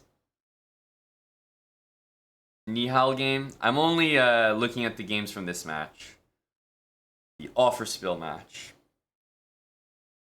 Okay. Ravi Haria, he did not play a poor game, but guess what? Bad things are going to happen. Magnus is, he's going to start saying hello here. On the dark squares.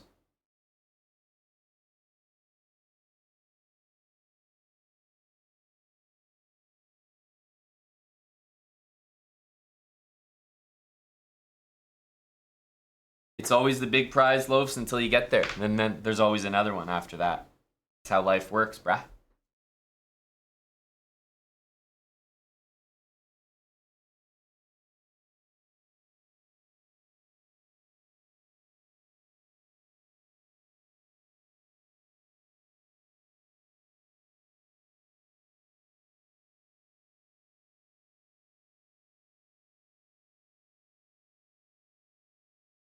White's still fighting hard in the Raunak game.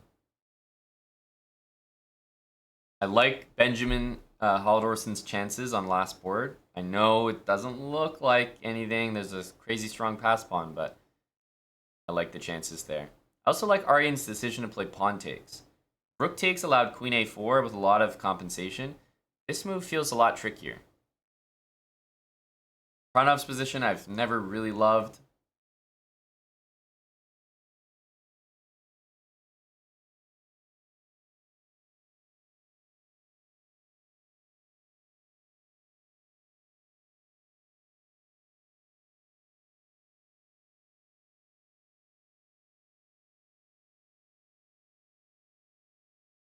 He is GB, just not this round. Very likely you'll see him tomorrow morning.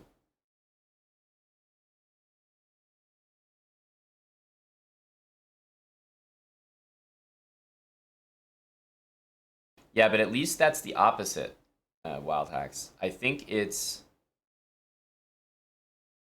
frustrating if, like, let's say that betting on sports book parlays was, let's say that it was a good thing for you to do. Over time, it would pay off. Then you would do them often, you would lose them often, and you'd be like, oh man, this is so frustrating. But I know that parlays are supposed to be good, so then you keep doing them. That's the experience I'm talking about. But that's frustrating because it doesn't pay off initially. What you're saying, even though it's supposed to be more frustrating, it might actually be more beginner friendly.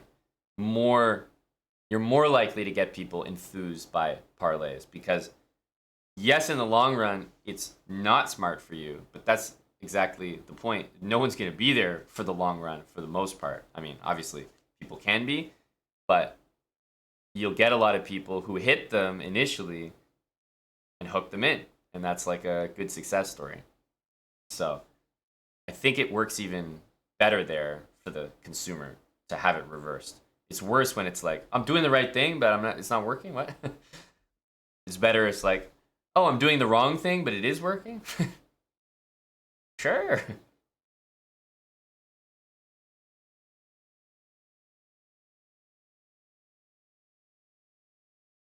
I want to play games like that. It's like, I have no idea what I'm doing, but it's working. I'm getting wins. Let's go.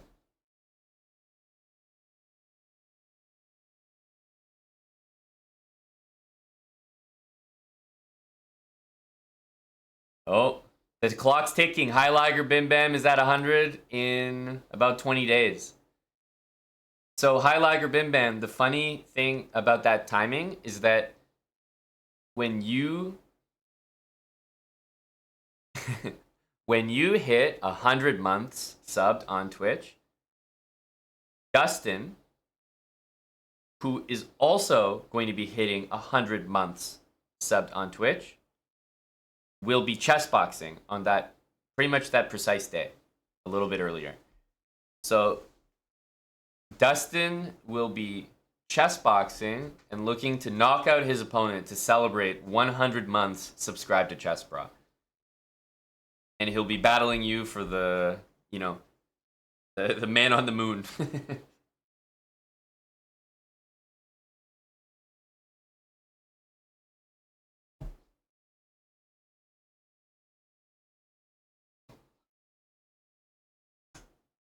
Scrumptious, we're gonna have our buddy visiting, a Boulder buddy, and we're definitely gonna be rocking some Boulder vlogs.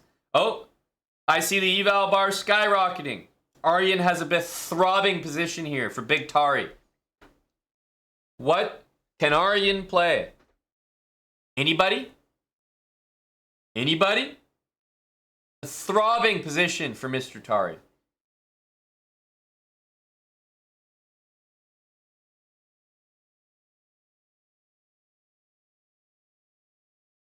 Rook h4, you guys aren't geniuses. We can all see rook h4. Great. What's the variation? You're saying one move answers. All incorrect, all wrong. Rook h4, why don't you provide some context?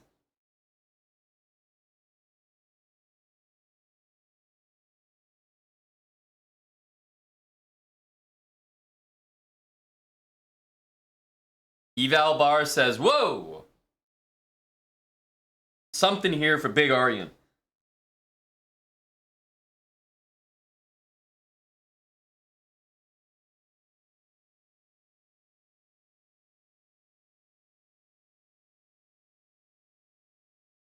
Rook takes c3. Yes, you are correct.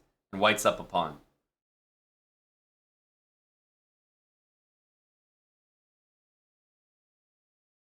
Well, rook h4, knight takes h4 should be the first line that's necessary to talk about. Okay. Queen takes h7, king f8. Like, if you're suggesting rook h4, I don't know why nobody has talked about knight takes h4. It doesn't matter if maybe you think the answer is obvious. That should be the first line in your answer. The most direct and obvious move. Knight takes rook. You can't suggest rook here and not give knight takes rook. I mean, it's a hanging piece.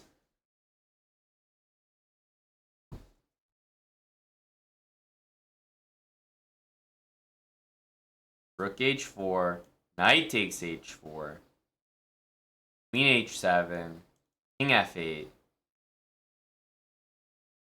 queen h8, king e7, queen h4. You're right that if I go back to f8, I could be in trouble, but most likely there, I'm going to start sprinting this way with my king. King d7, you know? So that might be enough. That may be a good idea, but I'm not sure it's enough to be like completely winning. So knight takes h4, queen h7, king here, bishop g5 to stop the escape of the king. That seems to be another common answer from a lot of people. But remember the last line where we had our knight on h4. There was queen takes g2 mate, remember? I missed it last time, so I'm not going to miss it this time. But bishop g5 blunders mate, guys.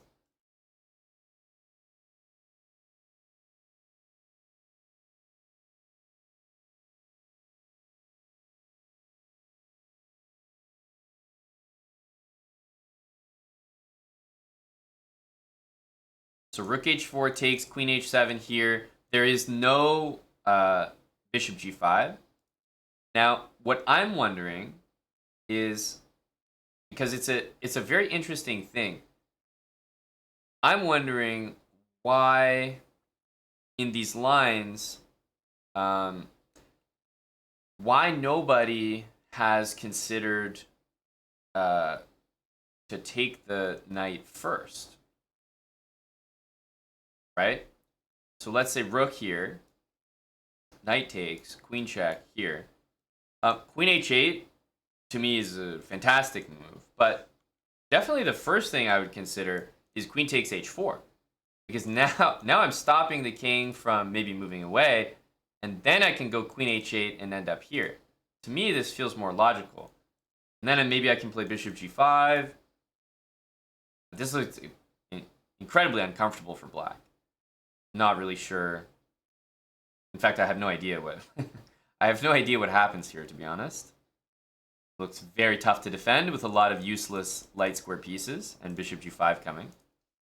But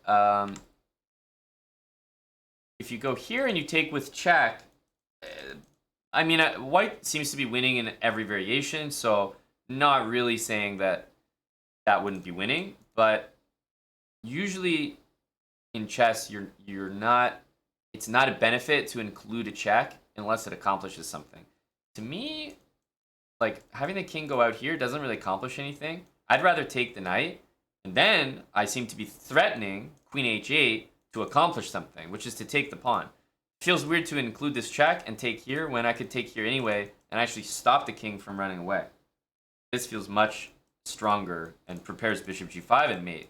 So I don't actually know how black handles this position. It looks, to me, it looks very lost.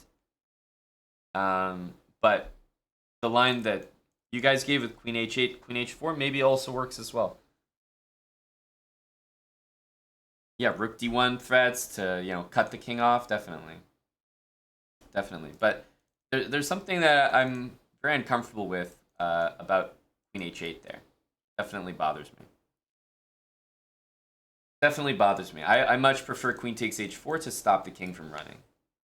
But nevertheless, that line, that calculation feels good. Queen h7 and takes. Rook h4. So then the other line I was going to say is on h6, everyone wanted bishop takes h6. And what I was curious here was what you guys were planning after bishop takes h6. Because I'll play knight takes h4. And this was why I was wondering what you guys were planning here. Because queen takes h4, right? You don't want to get mated. And then I take here. And once again, it's like, okay, what do you do? Queen takes h6, great. But what are you actually threatening here? In fact, I'll even say that it's white's move. So it's actually my turn, but let's pretend it's your turn. What are you going to do here?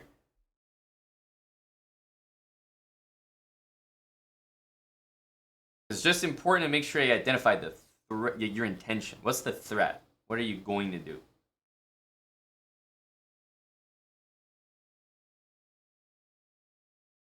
Yeah, rook e1, rook e3, rook g3. It's slow. That's 3 moves, and it's my turn right now, so I don't know if I love that, but that's pretty good. Yeah, rook e1, rook e3, rook g3. I think important to notice, number one, that this isn't never leading anywhere, and also that this doesn't actually mate. Sometimes people are thinking like, oh, there's mate, but this bishop on e8 is very annoying. So the idea would be like, just take the queen. I think that's the main threat. And then if black stops that, you could go with your secondary idea of lifting the rook. So, interestingly, Aryan played bishop e3.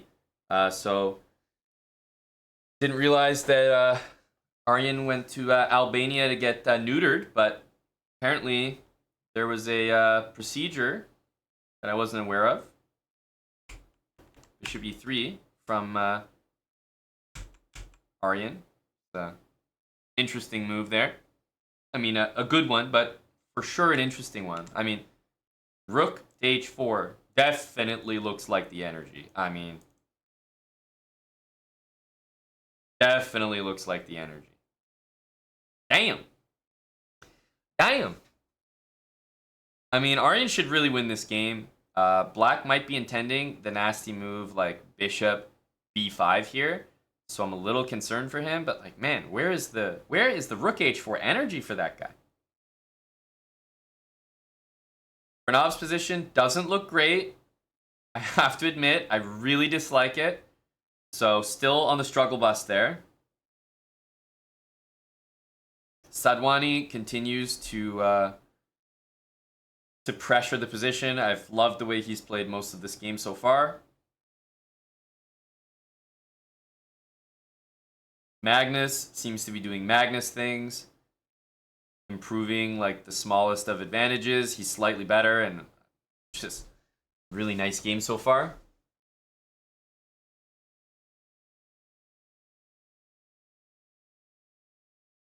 And I do think we have winning chances on this last board. I know I keep saying that, but I like what's possible here.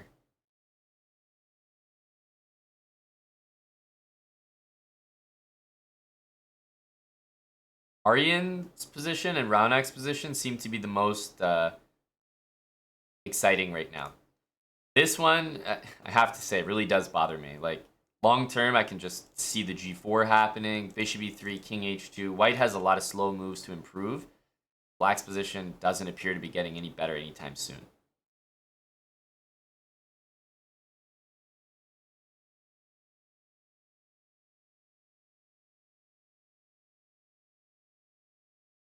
So this move in Aryan's game has a couple ideas. Again, queen takes e5, bishop g6 can always be played, so not immediately a threat, but it's just important to keep an eye on that center pawn. Bishop b5, I believe, is the main idea, main threat.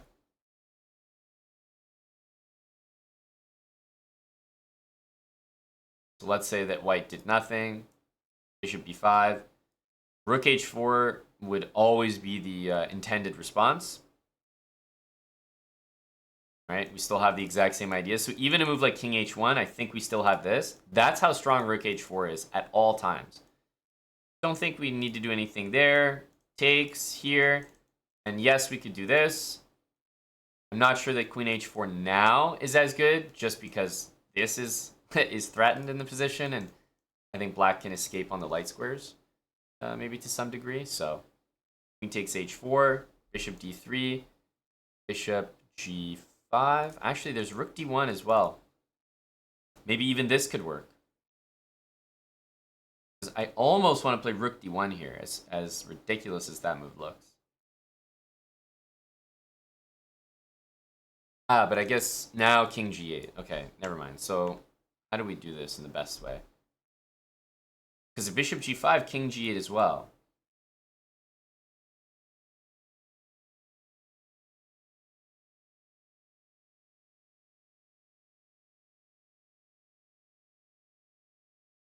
I don't think this is in time.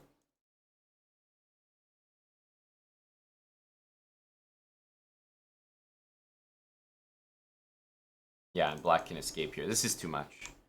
But because black can play king g8, it does look like this is necessary. Queen here shouldn't be enough. And this is what I was talking about with this king escaping. I'm very bothered by this. It's looks uncomfortable. So probably just need to take it and play it slow. Not really how I'd want to play that position. But that was me wasting a move with king h1. That's how damn strong rook h4 is. Taylor R, thanks for the 43 months. Irish Frank, tier 3 for 33 months. DP Jock, thanks for the 17-month resub with Prime. Same with Kumo TF. 9 months with Prime. Chess Canal, 26 months with Prime. And new Chloe Babes, 4 months. Welcome back, Chloe. Hello to JBell 2024.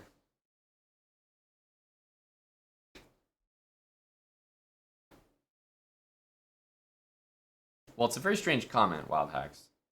Not sure. Do you believe in this position after bishop e8? Do you believe that Aryan did not see rook h4? Do you believe that he did not see this move? That this move did not enter the brain of Aryan Tari? Because if you actually believe that, you are stupid. You are stupid. Never heard a dumber comment. Of course he saw rook h4. It's the resulting and ensuing calculations that he either didn't feel supremely confident in, maybe he saw all the lines but was like, oh, I'll be down in exchange there. I could just play bishop e3 and then maybe play it so that I'm not losing a pawn in some lines. Maybe it was the line with the queen and bishop on that sacrifice that he didn't like. But if you really don't think that he saw this move, I don't know what to say to you. So in this position, to assume that Aryan would not play rook h4 because he didn't see it last turn is one of the craziest things I've ever heard. Actually, you didn't play a move, so you don't see it. So now you can't ever see that move, and it can never be played again because you missed it one move, so now you can never see it. It doesn't exist anymore. It's a wild comment. Of course he sees the move, and of course he can still play it. Very much the move rook h4 is on Aryan's mind. And I'm sure that it will make an appearance in this game. I'm sure. Queen e5 and knight e5 are both not possible. Bishop b5, I do wonder if that might be a moment for rook h4. Exactly, Brinja. Rook h4, unfortunately, is illegal for the rest of the game.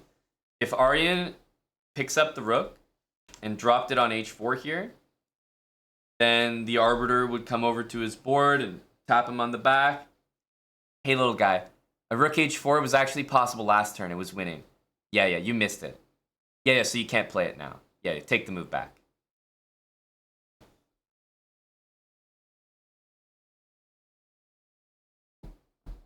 Sorry, big fella. You missed it when it was good, now you don't deserve it. You can't play it ever.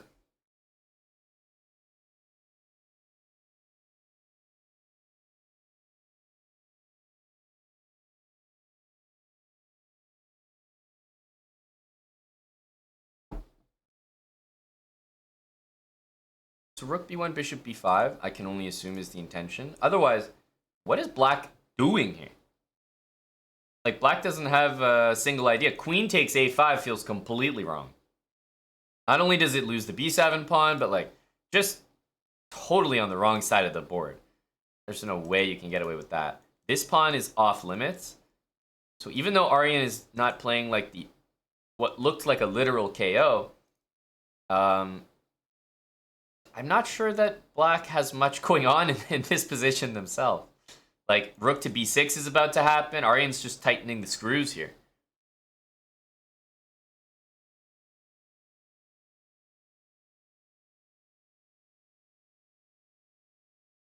So the only move that really needs calculating is bishop b5. So if bishop b5 happens, it's not on e8 anymore, which maybe could be a good thing. Rook h4.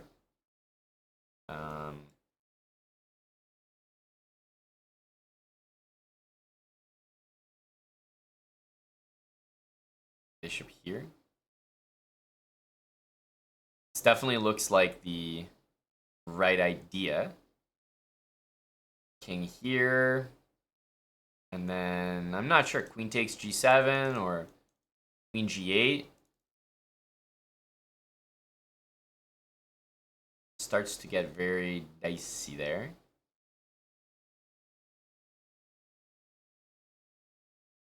And Aryan's rook to b1 move sheds some light.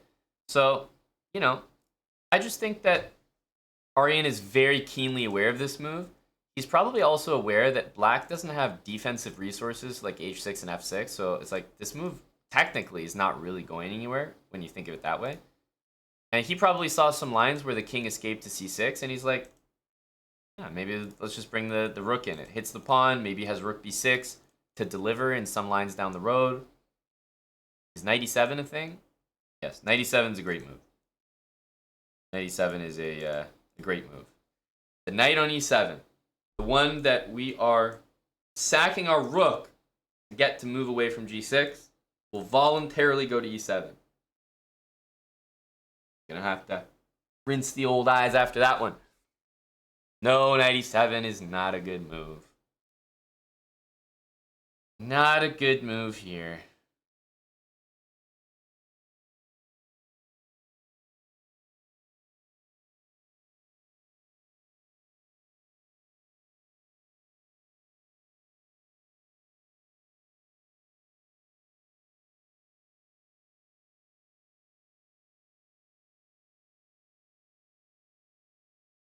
I'd love to do this. What I was just noticing. Knight e7. The chat's move. I'd really, really like to play queen takes g7, but you guys are not cooperating. It's not possible here. So, unfortunately, I think I'll have to simply agree to take your bishop and just win the game. Just be better. Like, I think the position is nearly lost there. So, queen d3. Unfortunately, knight e7 after this.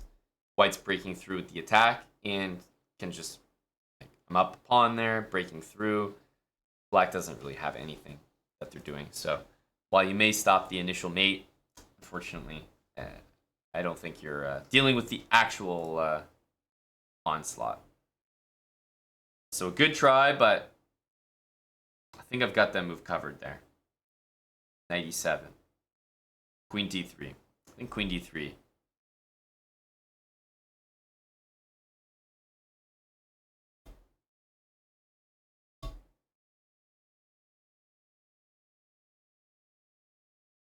Aryan is looking strong. Like, he's looking like he's ready to lay down the hammer. Pranav's position looks so tough. As I've been predicting for a while, Haldorsen, I believe, is going to win this game. He's just going to find a way. He's going to make it happen. That pawn on c6, going to be tough. Big Magnus is also trying to say hello here. So he's initiating a dark square concept. Queen h3. Big problems. In fact, it looks like the main idea is just knight d4, but then he switches sides and says queen h3. Now, clearly, h6 has to be played. Now, if he goes back to d3, it's like, hang on a sec. Does rook f5 have to be played? What's going on here? No, he has to play g5 almost. What the hell is happening? Queen h3, queen d3. He's getting h6, g5 out of the opponent, or what?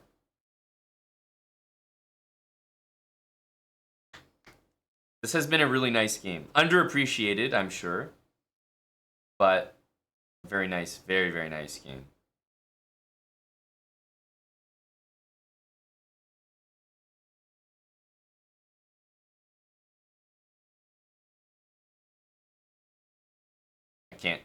I can't deal with another rerun. Love this game from Haldorsen. Go, buddy.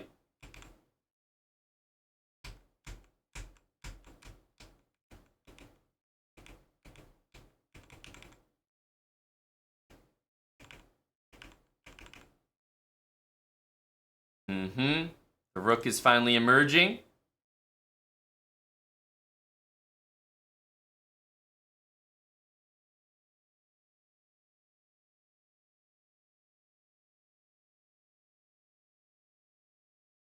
I don't think Aryan's opponent has a good answer to rook h4, you know? Both players see this move that's about to happen. But, like, there's just no answer to it. 5 minutes left on the clock for black. It's like, what the hell do you do here?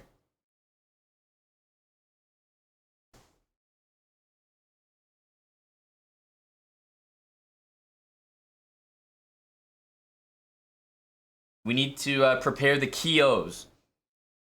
Mattis, will you assemble the Kios? Let's hold them, hold them. Don't release them yet, but we need to start assembling them. The Kios need to be prepared for Aryan in this position. Rook d8 has a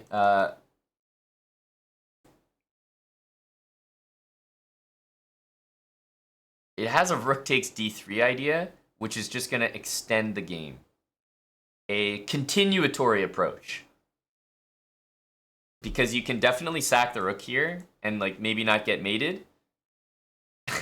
But just like you can control a lot of light squares. So I definitely understand this.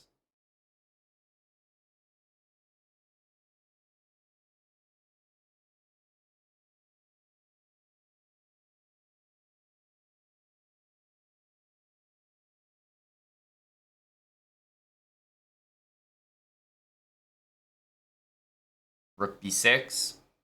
So the other thing about taking is it does intend this and bishop c6. That looks annoying, right? So rook h4. I suggest this maybe because it might be one of the last chances to play it. Right?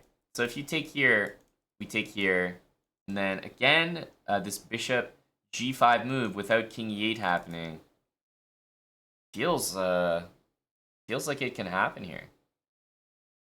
We can take on d3, but bishop g5 definitely feels like the move.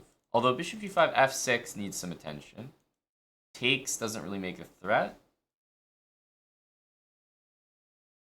Definitely looks correct, but what's the threat here? Bishop h6, I guess. So if you take, we have this, because the knight's not on h8 anymore. And I don't know, if you save the rook.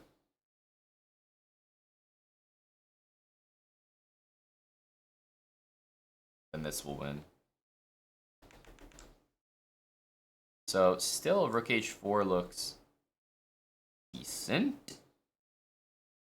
Once again, if takes, the pieces I think are placed even worse right now for black. So bishop g5, there's just knight back to g6 now, right? Although no, that's still... Does that work?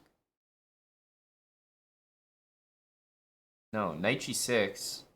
Do we just go bishop here? I'm gonna figure how this works. Takes. The bishop now has to move. We can take this. This is a very weird line.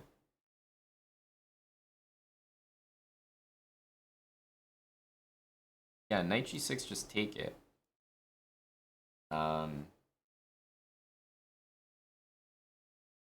Just wasn't sure what the situation was here. I guess this is the situation. But we can play queen takes e5 here.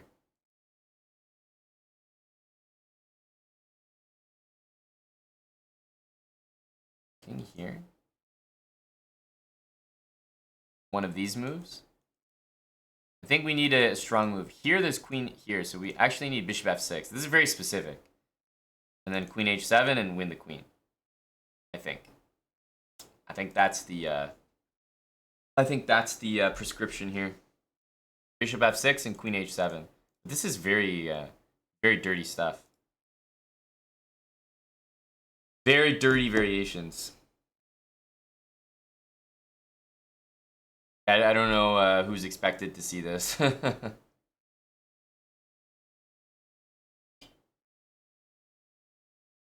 So after h6, Magnus hit him with the sauce. g4. g4 has, first of all, queen d3, the hasty move. Black plays g5, which is actually a reasonable attacking move for this pawn structure. Queen g7, and you're actually okay there. Like, I can see how this is a little bit annoying to deal with for white. So he played g4. Okay, it stops rook f5, but g5 is also not possible at the moment. Black plays queen here, and now after queen d3, I'm lost for what black does. Like, I'm completely lost for a suggestion. Isn't queen d8 just a mega blunder? Like, allowing queen d3?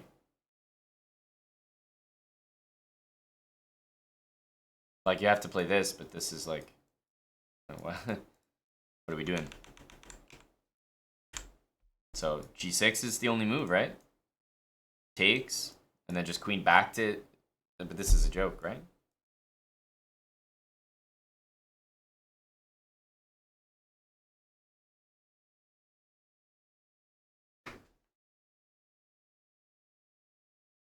There's no way.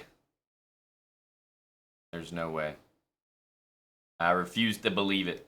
Queen d3 is way too obvious there. Raunak Sadwani has been dominating this game. So this is incredible. After c5, can you believe this?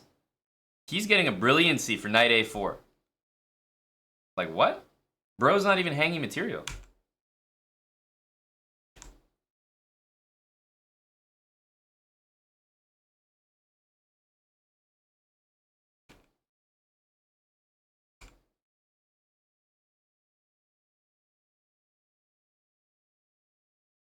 What? Bro's not even playing the best move.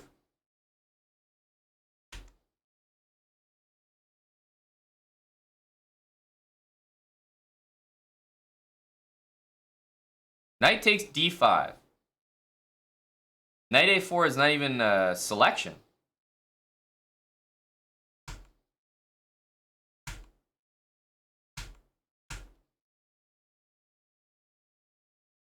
And then queen g6 here is not even a selection. It's not even a top 3 move. Huh? No, but But this is what's going on here? Rook takes c5.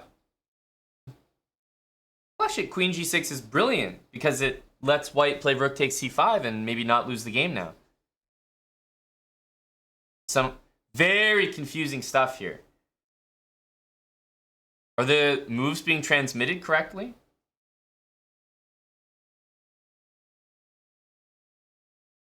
What's happening here, guys?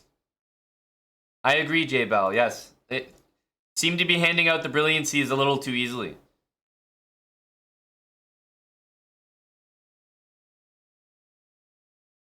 Some very confusing stuff. Magnus looks like he should be playing queen d3 yesterday. Why is he not? You know? Like, is it just me or the only game that has been transmitted properly has been Aryan's? Like, huh?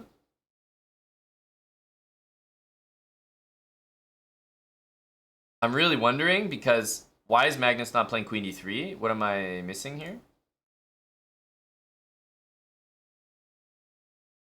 This can't be the position.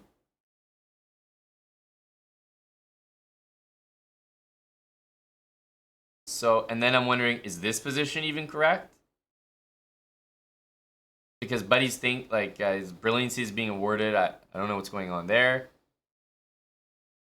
Everything is up in the air.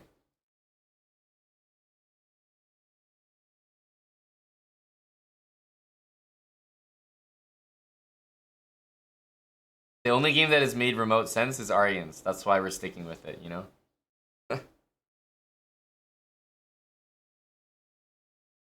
We can trust the young Aryan.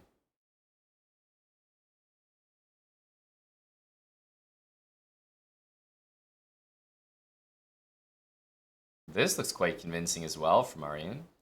He's really stayed away from this move this game.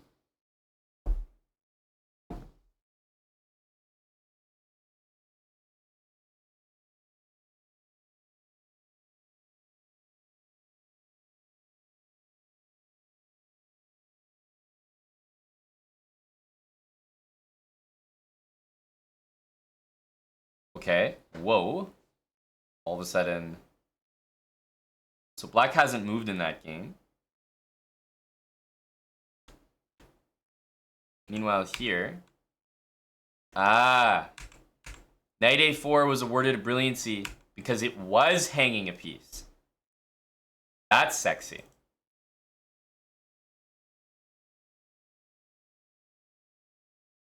And bishop takes e2 next. Oof.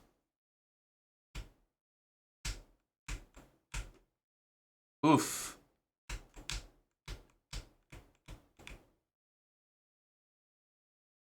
And now we'll see some sort of knight takes g3 decimation of the position.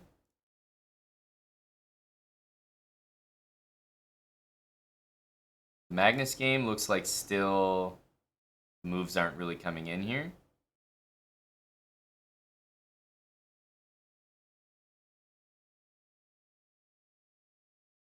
Spicy Indian swag. Thanks for the 33 months with Prime. I'm seeing some of that myself from Mr. Sadwani right now.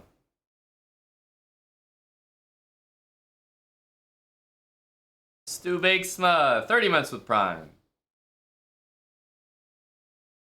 Thank you, Stu.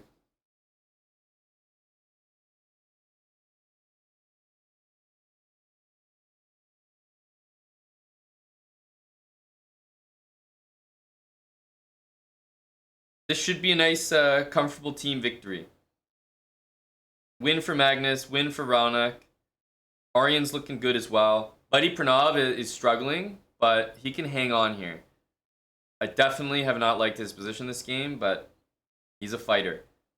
Haldorson, I also have always been expecting big things from in this position. And, okay, Frode, it's probably just a draw, but we'll see what happens.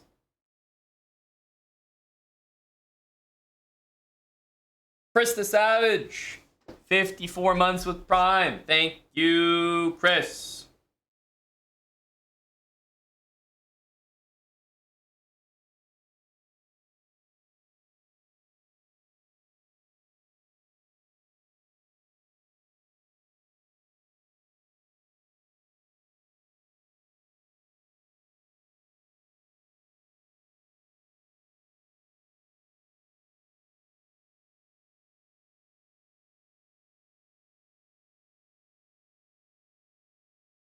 What's up, grilled peppers? Doc, Dave. Brand new sub 6 months in advance. Doc, Dave means business right now. Good to have you, Dave. The Quadro, 38 months.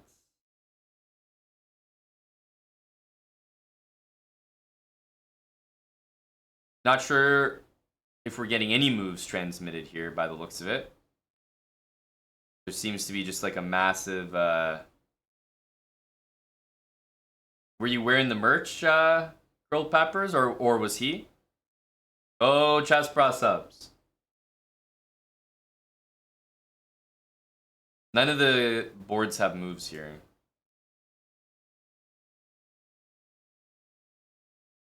I don't think refreshing is really doing anything.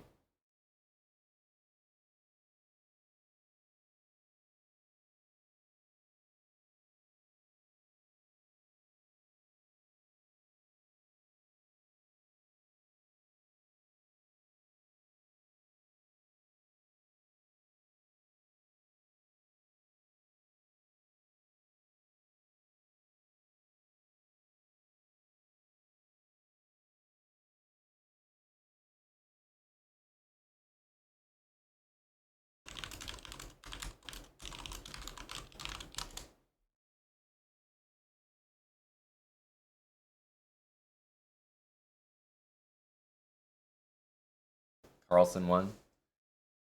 Very expected. This was quite a dominant game.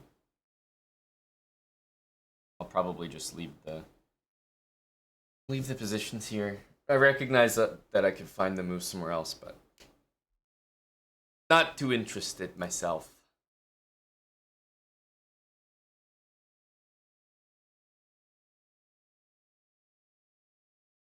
Believe me, Archer Bear, I can see the chat. No, I'm not interested in going to chess 24 early chess. As I said, Aryan sees the move rook h4 in this position. To assume that he doesn't is crazy. To assume that I can't see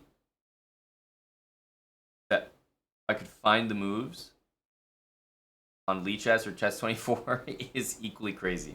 That is rook h4. That is a rook h4 in real life moment.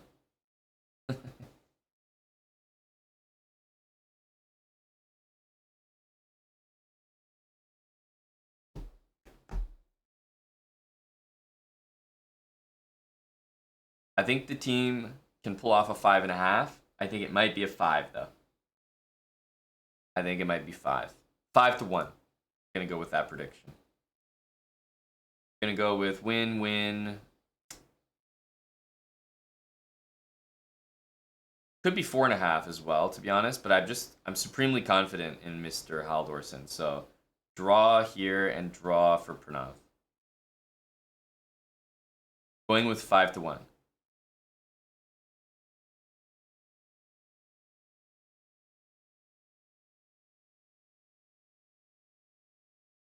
It does affect tie breaks. Yeah, you wanna score well for the team, and individually. So like if you win the match 6-0, it's obviously better than winning it 3.5, 2.5.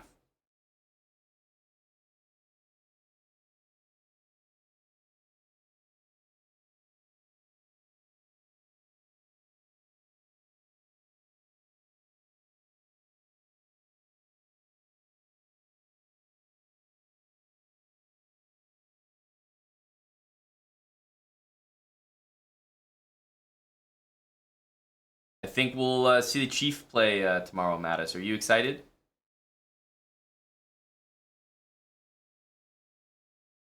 Mr. Hansen is the specialist, the foreign specialist that they brought in. So I think it's likely with a team win today that we're going to be up against a pretty formidable opponent tomorrow, and that Magnus and Eric will both be playing at the same time.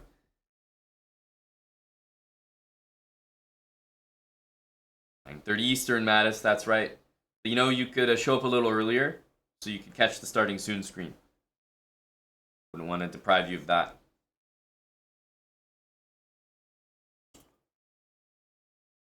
Dustin, do you know when your 100 month resub is? Hi Liger Bim Bam was in the chat earlier. And, you know, it's a race to plant the flag on the moon, so to speak.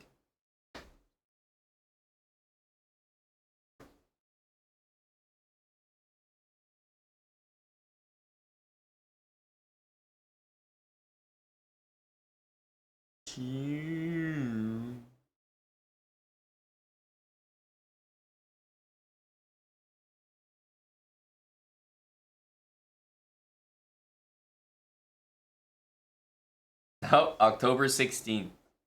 And there might be another one. You know, BJH is lurking in the shadows as well.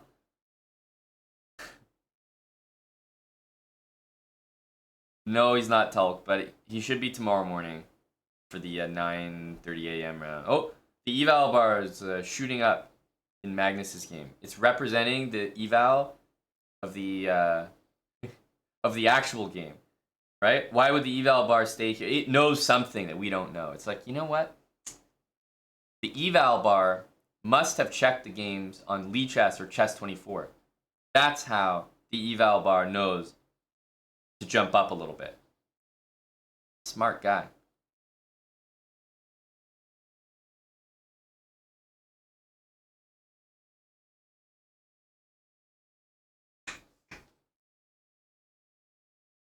Is it going to be streamed, MN 2197? I do not think so, no. It's for in-person eyes only. Actually, Eric is the Norwegian loafs. I think he's actually counting for them. Obviously, Eric, Pranav, and Sadwani are all foreigners by FIDE, but I think Eric's counting for them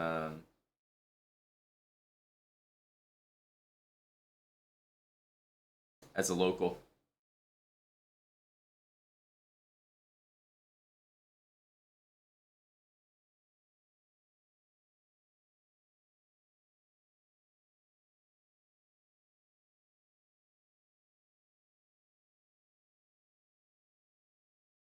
Oh, is that right, Dustin? I was answering like on this channel, but yeah, if it's gonna be streamed, that's exciting. Might be streamed. Oh, it'll be recorded by me as well, Dustin. I might get a personal recording.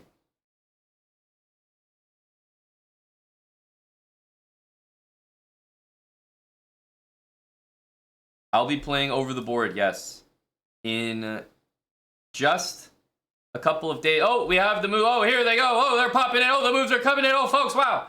This is super exciting. The moves are all flying in at once. Holy smokes. We just had to be patient. D4 played.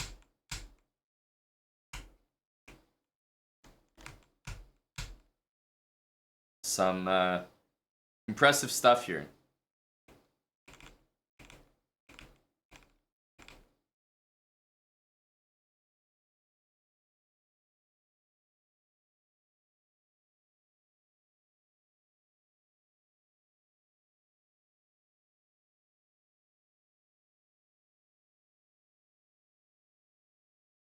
A win for Magnus.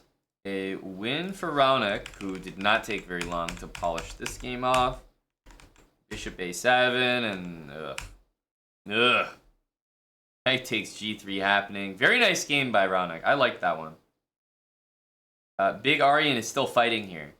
Let's have a look at Mr. Tari. c6, professional move. Bishop b6. Obviously can't take on d8. But Aryan's tightening the screws now. He's not going to be mating the guy on the king side, but he's certainly tightening the screws in this position. This is nasty. Model game from Aryan. I'm impressed by the guy. This has been the least interesting game by a mile. The accuracy is pretty much 99 apiece.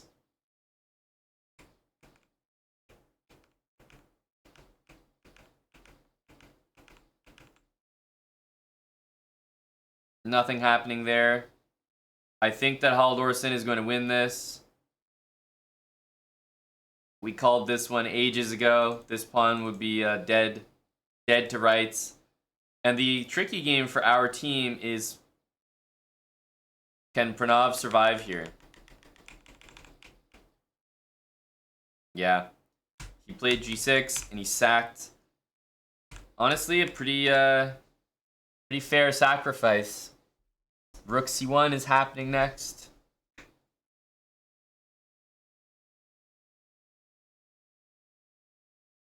But Pranav is definitely worse here, so he's fighting for a draw. I'm standing by my 5-1 prediction. Go, Aryan.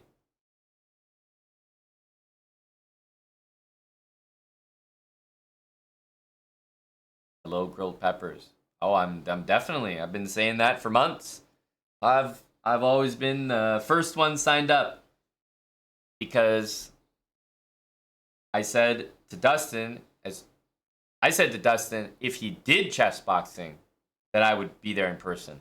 So I was signed up to be there before Dustin even agreed to chess boxing. So I won't miss it. I won't miss it. No, I think in Saturday, out Sunday.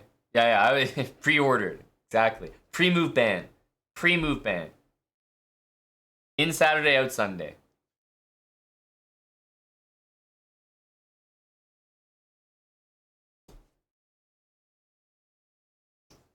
Yeah, the chess boxing event I'm talking about for Big Dustin is in Edmonton.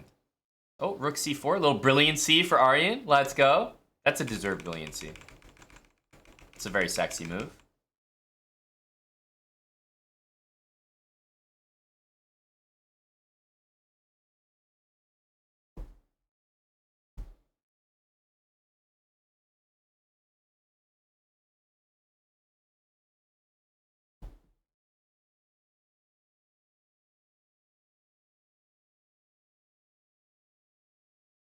You think I should invite Frode to Chessbox?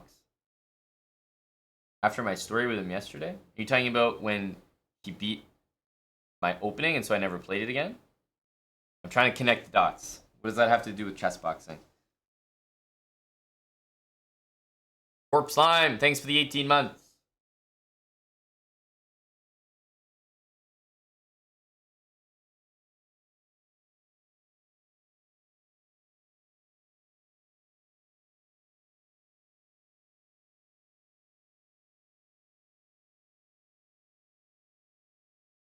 These lads need to just make a draw already. A draw is needed already.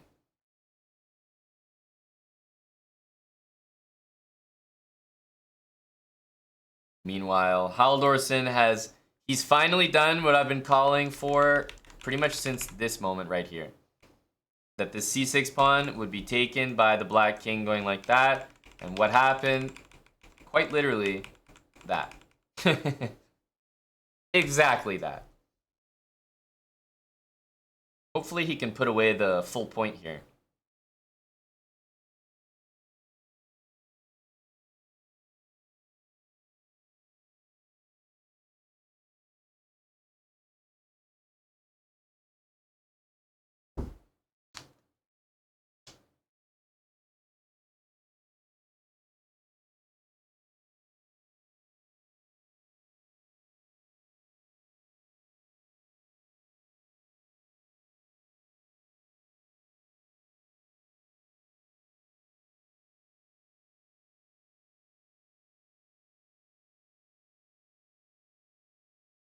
Nice to see Jordan winning. Always rooting for the lad. I'm actually wondering how...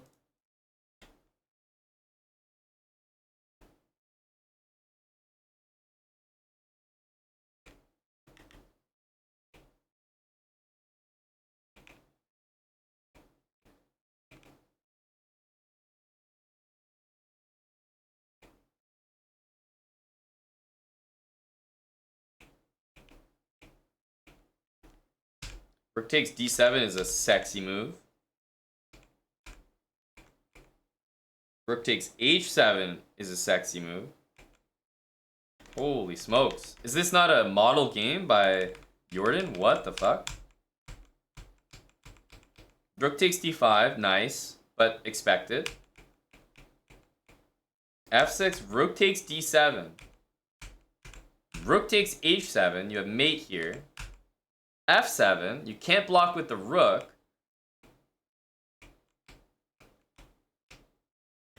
He promotes to a bishop. Chad.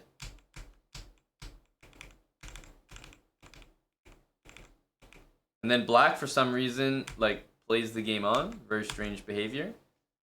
I can tell you for a fact that if my opponent was still making moves like this against me in an over-the-board game, I would definitely not promote to a queen. This is not a chance. He will never catch me promoting to a queen there. Unless it's like a little kid or something. Anyone who should know better? No way. No way. That was an amazing game. What the hell? Very nice. Aryan's game seems to be the most exciting, as always. Aryan always has exciting matches.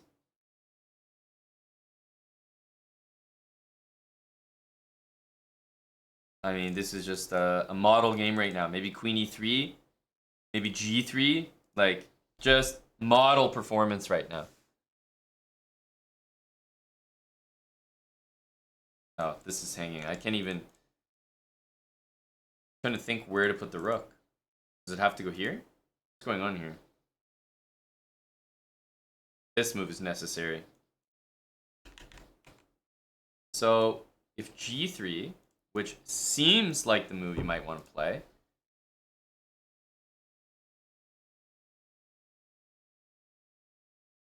then queen here threatens this.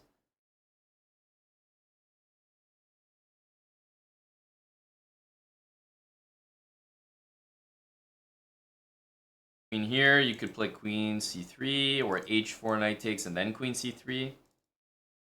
Black can't play rook d8, and the bishop can't do anything from e8. So black's actually playing down 2 pieces, so it's very hard for me to imagine these 3 pieces beating these 4. It's just not going to occur.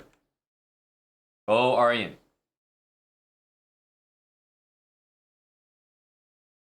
Bishop d3. It's not a bad move, but this rook doesn't have anywhere to move on this file anyway. I think the bishop is well placed where it is. But yeah, you could think about trapping the rook. The thing is, black's probably not against not against sacking it anyway, since his position is so bad. Boner Pull, thanks for the 22 months, coming up to 2 years, which we can celebrate in a couple months, buddy. Thank you to Boner Pull, a favorite name of many chat members. Okay, here's queen takes c5. Also, rook takes b6. There's a couple moves here that black's intending. So queen c3 kind of deals with all the above, doesn't it? I mean, rook takes b6 is not really a move with the rook on b1, but it's definitely a position that you need to be careful in. Because queen c3 to hit the rook and guard everything looks like it looks like the move for sure.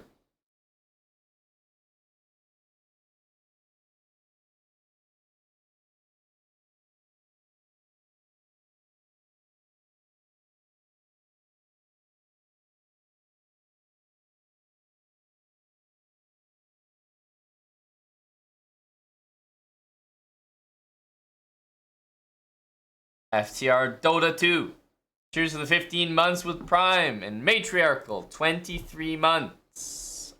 I did say almost 2 years. Good to know there's another one in the running, in contention. I think he's capable of it, Mattis. Opponent has 2 minutes. We're only on move 26, so there's going to be time pressure in this game that will play a big role. Pranav's trying to hold a draw here. Haldorsson's trying to push a win. This game will be a draw. I'm going to leave it on Aryan's game as I take a short break and go to the bathroom. I'll be right back. Panda's Twitch Live, thanks for the 5 months. Here to celebrate the resub, even though you just lost 300 points. My guy. That's special. Heartburn01, 3 years with Prime. We got some milestones, some new sub badges in chat. Thanks very much, Heartburn. I'll be back in a few minutes. Gonna leave Aryan's game on the screen. I think this is the best one to watch.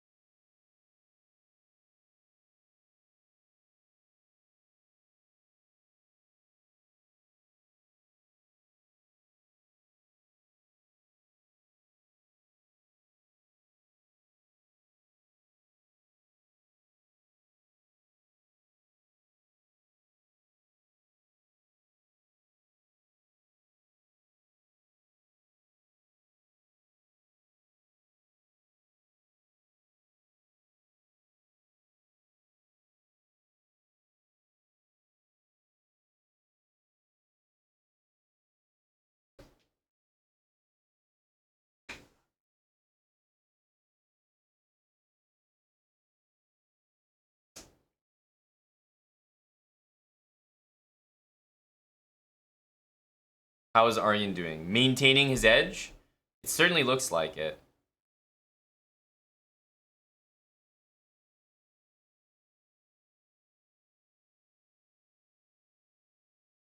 This move looks like it's ripe for moves like this. Somehow. Somehow white needs to achieve f4. That's the ultimate move. So if f4 right now, knight takes, like, you feel like white is gonna have some stuff here. Here, queen g4. Aryan played h4. It's the same idea. It just, I know for sure this has to be possible here. Knight takes, bishop e3. Is that just working? Because now you can take the knight. Yeah. I think h4 means that this queen might have to just go back, which is quite depressing.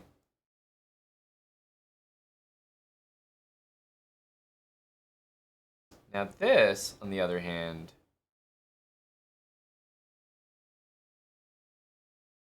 this is not good enough.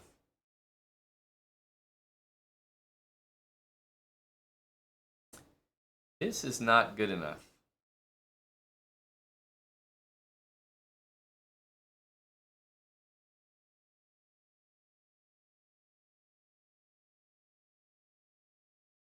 I guess you should probably do this, right? As black, you should probably play this. Yeah, he's already played it. I wouldn't sit here and play queen e7 and just be in a terrible position. I would take the pawn. Yeah, you're allowing bishop d4, but just, you have to go for it. Obviously, white's completely winning here, but you can't just sit there and do absolutely nothing because white's taking over the game completely. You're not going to be able to move at all. So black's down to a minute. He's got 9 moves to make in a minute. Not a pleasant task at hand.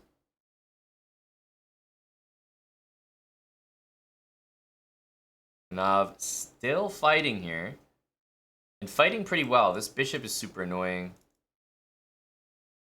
And if he can reroute that knight to e4, then I think black can play for a win. Remember, Pranav is like extremely resourceful, and he's also got a big time advantage. However, the time advantage I don't think matters too much because they're about to hit move 40. Also, the guy playing with the white pieces for sure plays online a decent bit.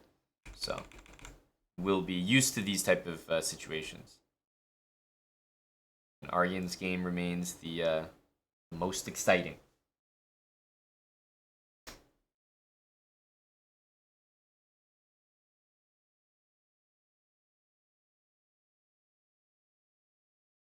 Capon, thanks for the 10 months with Twitch Prime.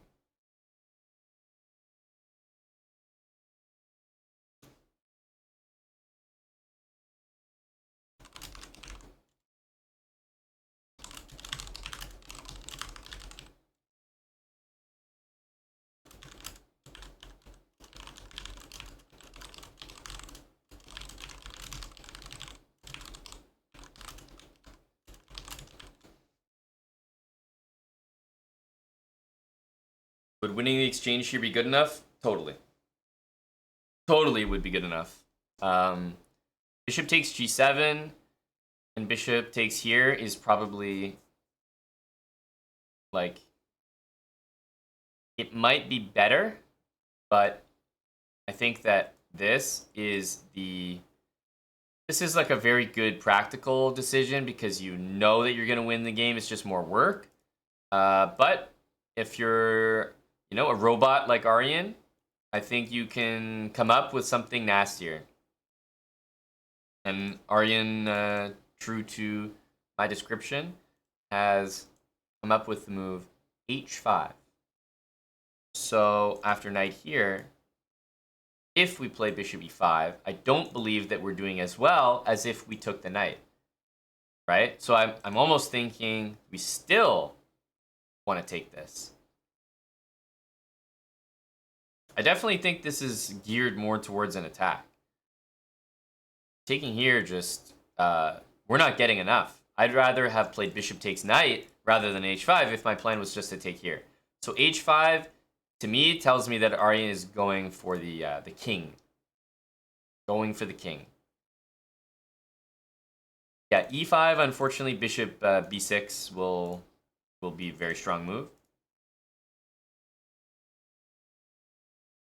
Okay, f5. I imagine it's time to move this bishop. That's right. e5 again always fails to this. So e5 not an option. The knight has to move. Probably knight f8, but now I suppose you can still go for this. I think knight f8 will be played here by black. There's no bishop takes on g7 anymore.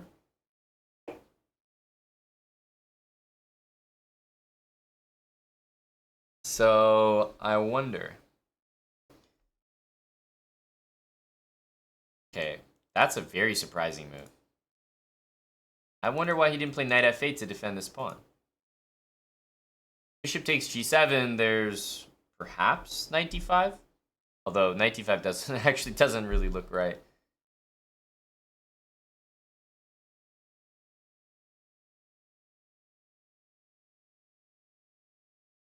And now you have knight d5, and this pawn's defended, so knight d5 takes, and I think bishop back to e5. Aryan goes bishop e5. I think we'll see queen here. I wonder what the continuation will be. Because queen here, you can go rook d4, knight d5. And then you can move the queen, like queen a3, threatening c4. But I'm not sure that's the way to go. Aryan is sniffing a big advantage here. We're on move 35. This might turn into an immediate win after queen e5. And queen takes e6. I guess the only thing to be careful of is bishop f7.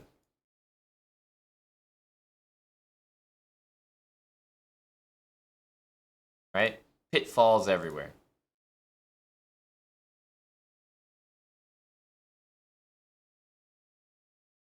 This one doesn't work. You can take and go knight d5. But then I imagine you can play like queen b8, for example. We have c4 coming to remove the knight from this strong square. Nope. I thought rook b5 was a reasonable move. He actually took.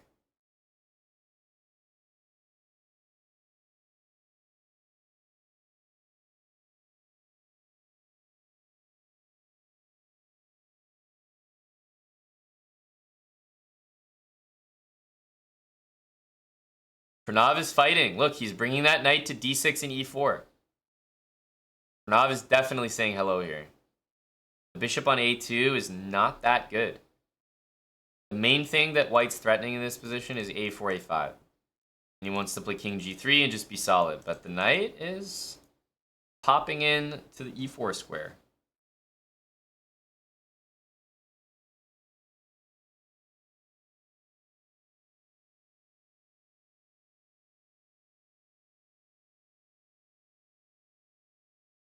There's no nicer message to receive than that, Libolik. Thank you. Eric will be happier to hear that than me, since I know the c6 one was one that he was doing and felt pretty good about.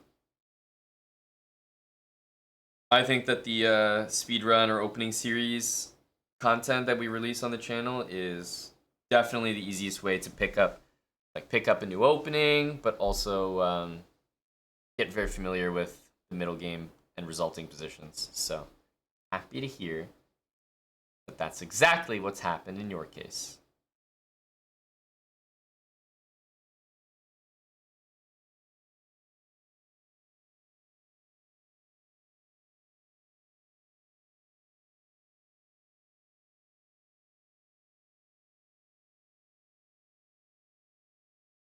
Go Aryan. A6 hanging. The Taimanov is going to be on the on the YouTube soon, Canadian Rock fan, but I think for the moment we're focusing on the Slow Bra series, the French, the Bullet Habits, finishing Eric C6 series. Taimanov will be there after that.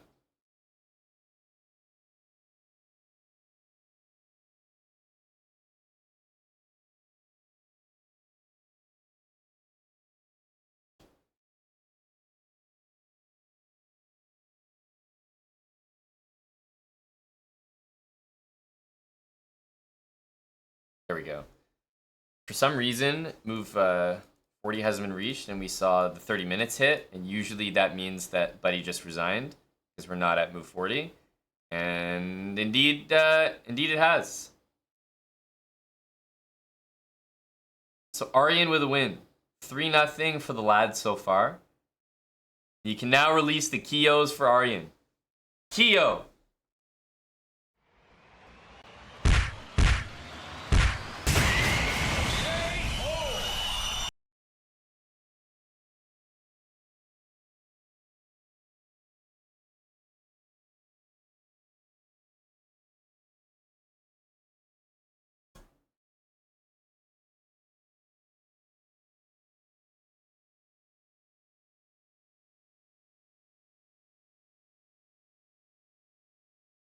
Buddy Aryan, Tim.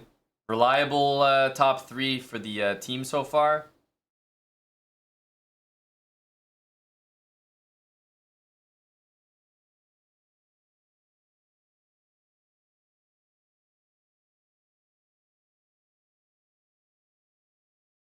This has been a massively uneventful game. 99 and 98%, 98.8% accuracy between the lads. Like, not a foot in the wrong direction. They're also approaching move 40, so they're going to get more time to think about how equal the game is. Just well played from all lads involved.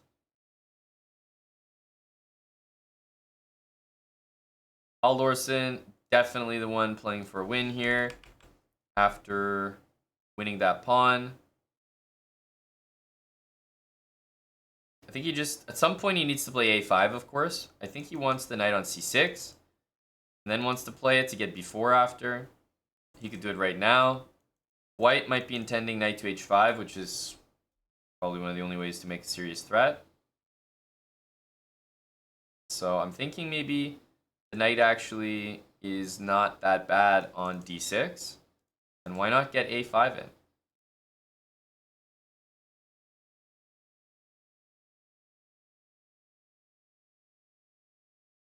It's a team event, Doc Dave, so it's a regular tournament. You can see here where they have regular pairings. Swiss pairing system. So there are many teams. 84 of them to be exact. And it's just a Swiss tournament. Actually not sure how many rounds they play. I think like 7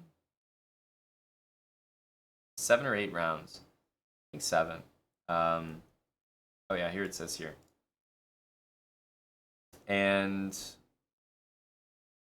you score points individually, of course, but the only ones that really matter are the team points. So if you win a match, that's 1 team point. If you tie a match, it's half a team point. And then if you're tied on match points, then the individual results matter, but only then.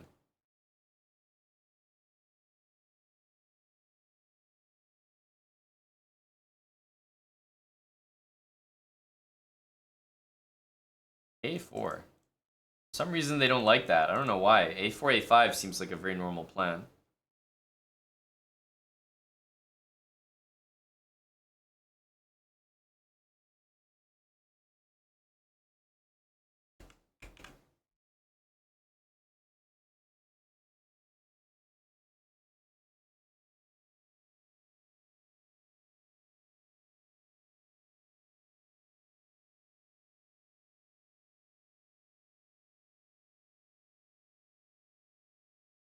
It's definitely a tough position for black. White wants to go king g2 so that this is never a threat. You can always bring something to the h file. King g2, a5, maybe queen b4. This bishop is so bad. Feels like it's not doing anything, and the rook can't really invade just yet on the c file. A5 rook c8 comes to mind. Nav is definitely fighting for draw, that's for sure. I think all the games, even this one is about to be move 40. Yeah, all the games are about to get 30 extra minutes of time. So you'll see the players naturally slow down a little bit. And take a breather.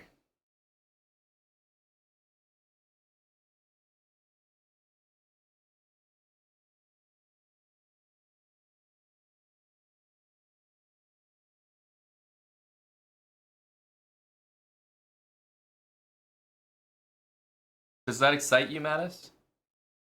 Covering all the games extensively?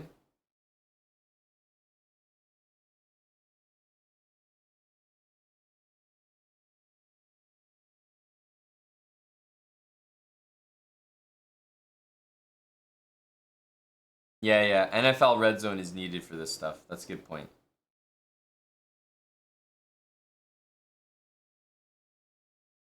That format is so perfect.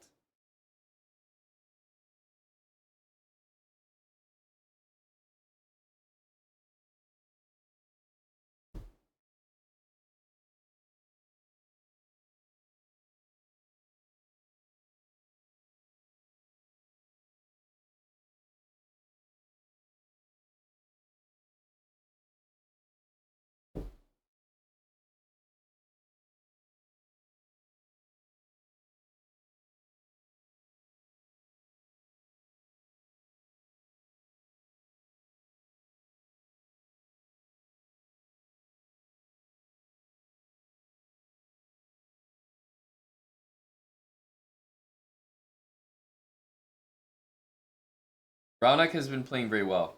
I like his energy so far.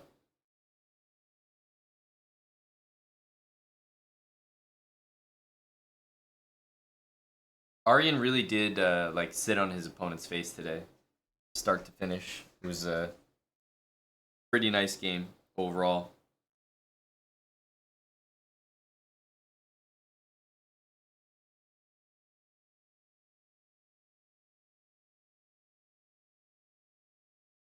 Wow, a date. Tough.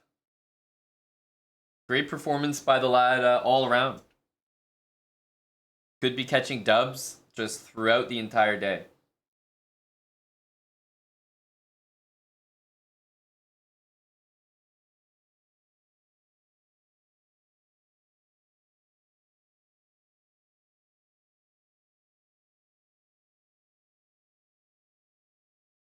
There's nothing that interests me more than seeing all these games reach a conclusion, except watching all these games reach their conclusion 35 times.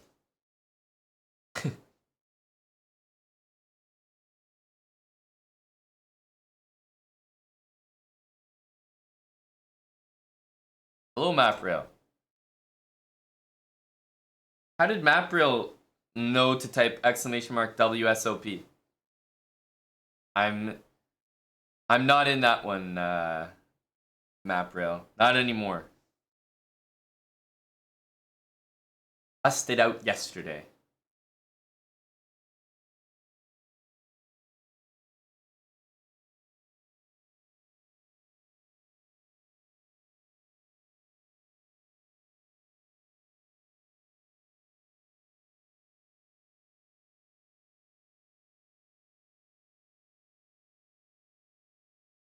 It's in my stream title.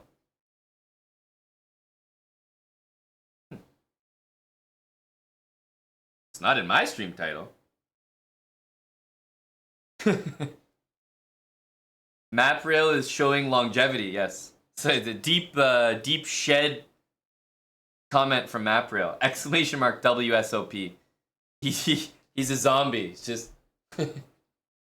he's been here for 30 hours.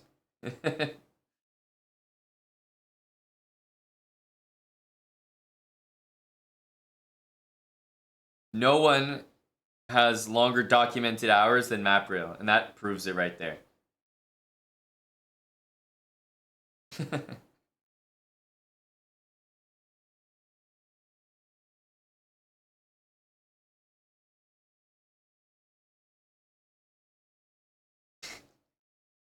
Mapril thinking about king queen suited for the last 20 hours. Yes.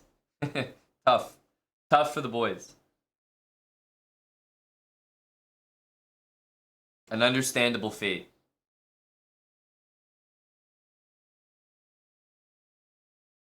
Oh, no need to refresh Mapril. Exclamation mark WSOP brings back positive memories for me. Great time with the lads here. The backseating Billies in the poker chat.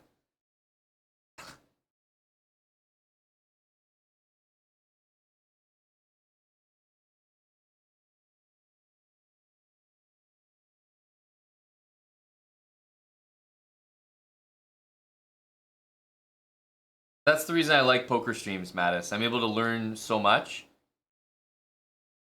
Honestly, I'm able to learn stuff that I should already know. Because, of course, Timex is my friend. So it's really nice that I'm able to get so many different opinions. So, Pranav just achieved something incredible. I'm very surprised we hadn't been seeing this move for a long time. Yes, this does look like quite a nasty retort. So I can understand this, but rook d3 to prevent it, and black just achieved something that I think is... I mean, this almost makes me feel like I'm not sure that Pranav can really lose anymore. I don't know. This bishop is so bad. Hitting the pawns. I think Pranav stopping the a5 move is White's main source of counterplay. I think this is a huge achievement. And this bishop can't really challenge it as well. So now it comes down to this move. Bishop d2. This is what it comes down to. How is this move handled? Because if White doesn't play bishop d2, yeah, I don't know what can be done there.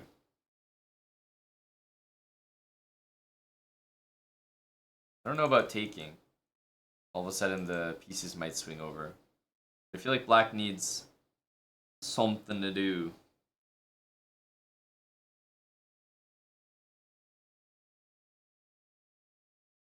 I want to take it, but the e6 pawn is hanging, which is a concern. Bishop d2 to me is probably the important move to think about.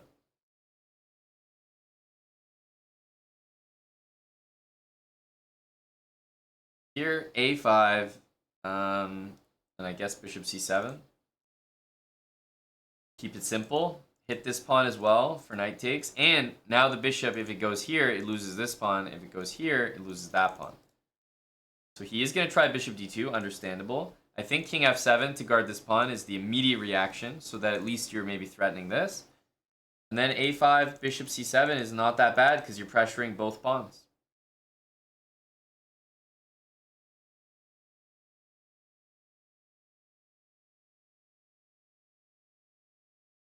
Hello to check Manarov.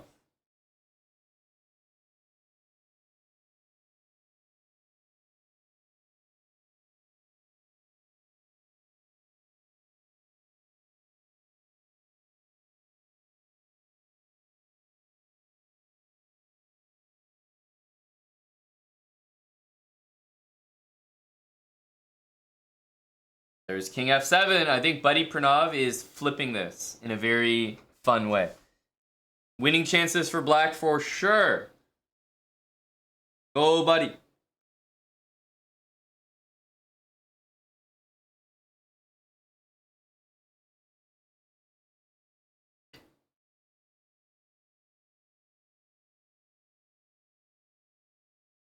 Thank you to Big Manirov for the big prime. 45 months from Czech Manarov.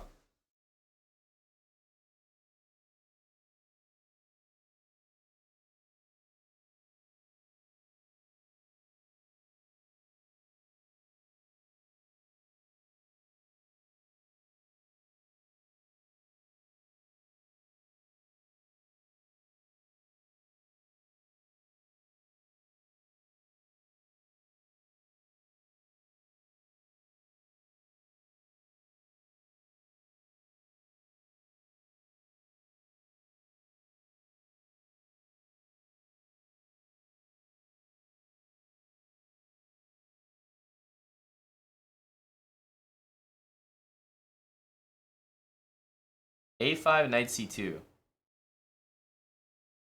Waiting for knight c6 here from Big Ben. You could definitely take as well, but see what he decides to do.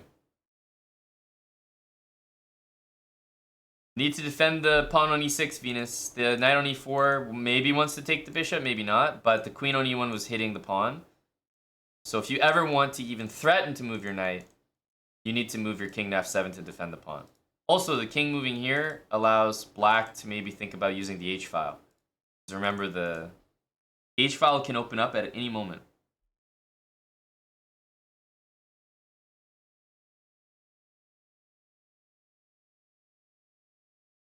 Ubuntu!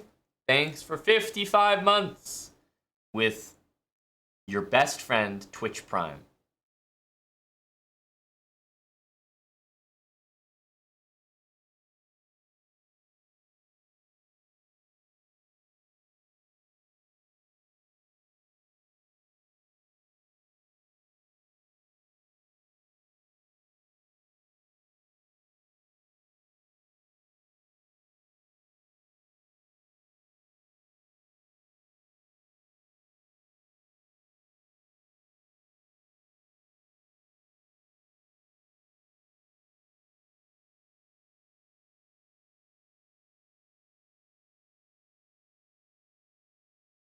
Thank you, Ubuntu.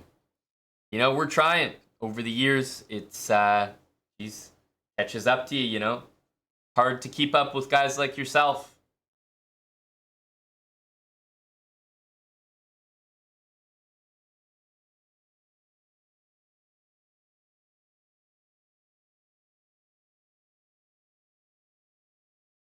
Every time I see the Benjamin Haldorsen game get replayed,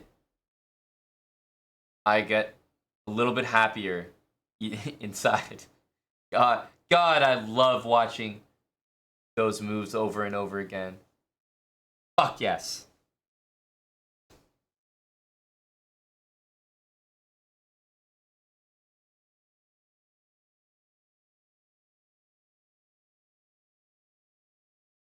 We get to go for another round. Thank God.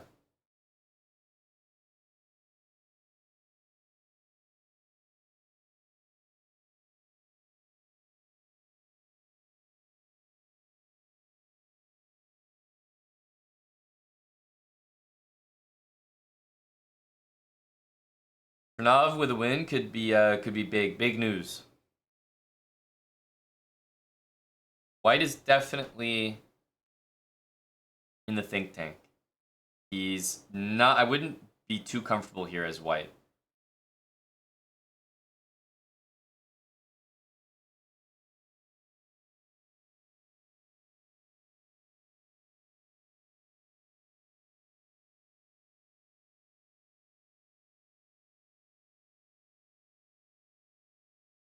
Well, Manarov, you have to understand that, you know, Wild Hacks had some allegations launched against him.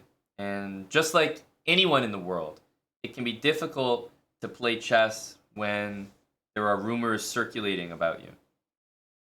So you can't expect Wild Hacks to perform when Eddie has launched the bagel shop suit against him.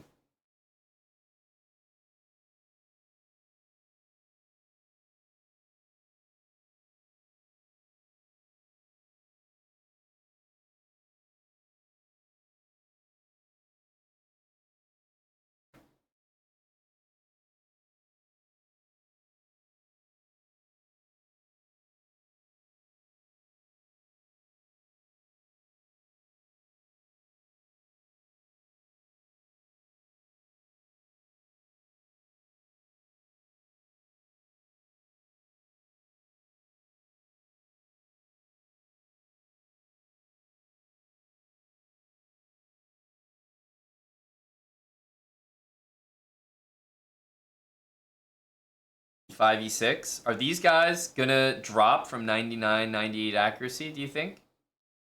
Are we gonna see that?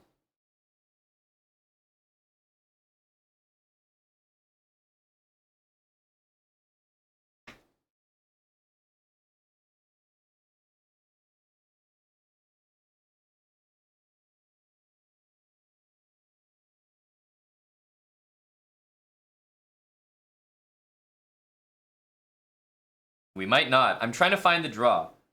I think that a good player, you know, a good grandmaster would be able to identify how these guys are going to draw. How's it going to happen? So e5.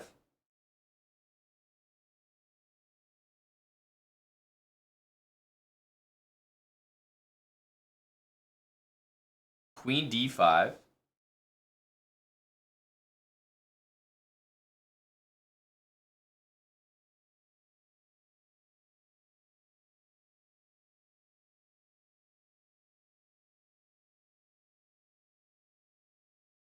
The only way to play for a win is to play this.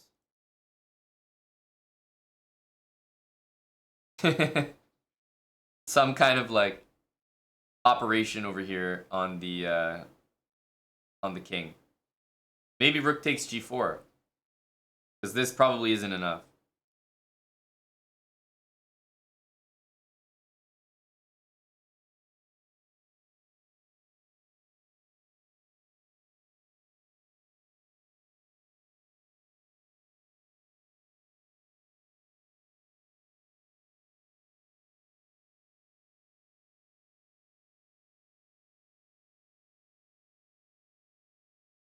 I think g3 might be the move here.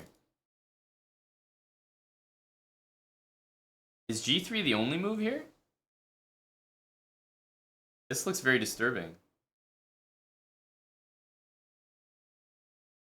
g3 might be the only move. Otherwise, dead lost? That's quite the variation there.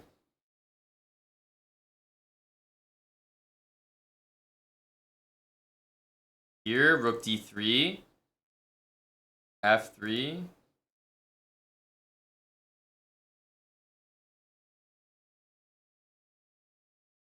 Now, like, queen c6. Stopping this.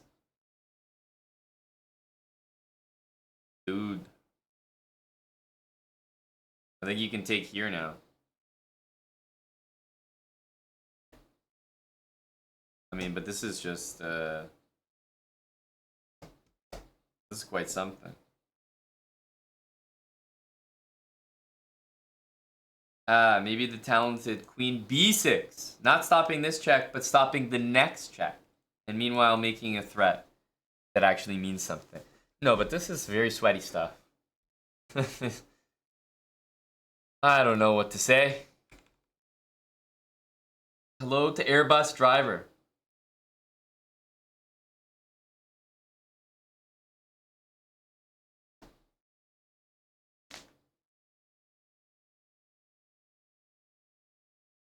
Can you play me? Amazing goalkeeper? Definitely. All you'll need is a plane ticket to PEI.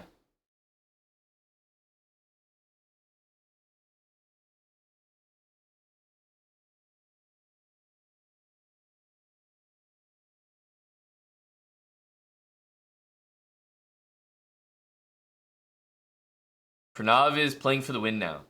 But he's definitely gonna start saying hi.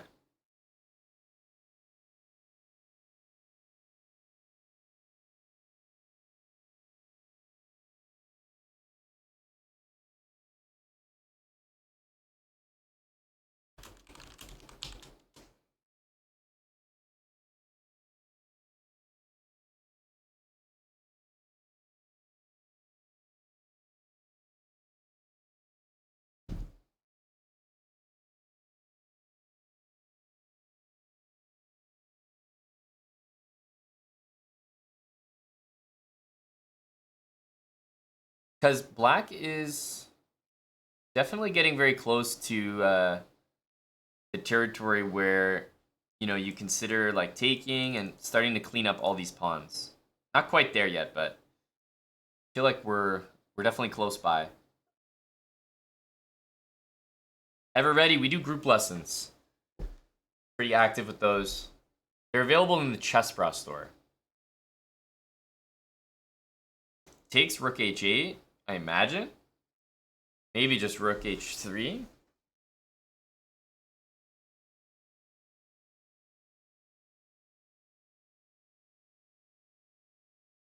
Or not even. You don't even need rook h3, to be honest.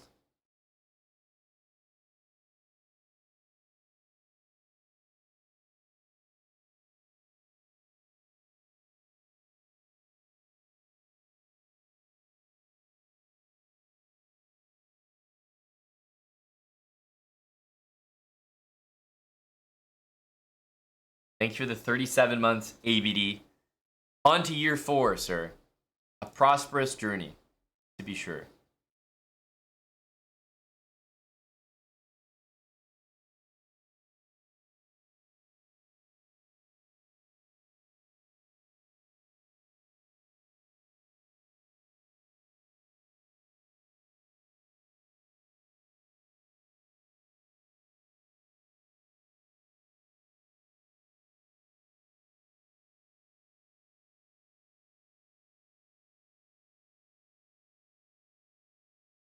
Well, Airbus, you got guys like Dustin, and you got guys like Highliger Bim Bam from earlier today, who are on a mission, a race, if you will, to 100 months. Right? And then, we got our buddy BJH in the back, also in contention. Just a lot of people sprinting to 100. And I believe the month of October is when we will see a few men on the moon.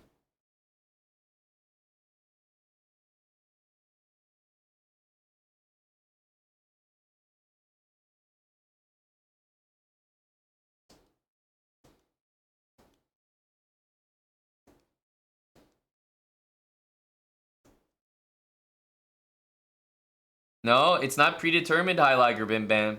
Remember, Dustin is, the guy's focusing on chess boxing right now. The old credit card could get declined. Buy a few too many private boxing lessons. Anything can happen. We're in the final stretch. In fact, Nitsut Prime had one moment of weakness where he actually swapped his credit card or something, and like 1 month didn't go properly, and he was very concerned about his sub streak, but it is maintained.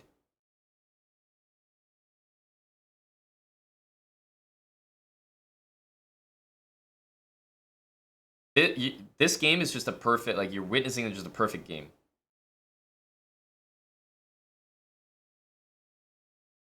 You see Highliger Vin Bam? It's tough out there.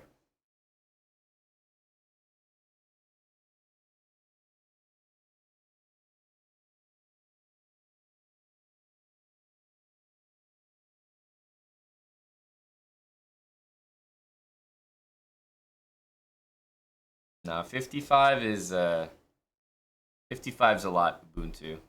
We've just been around for so long. Dinosaurs ourselves. Decided I'd keep the most exciting game on the screen for us all. Oh, for the 100th time, we get to see Benjamin Haldorsson's moves.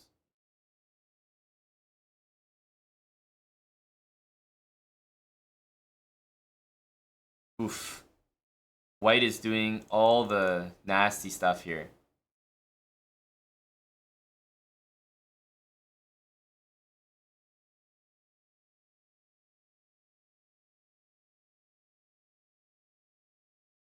No, I can't watch it again. I can't. I can't possibly.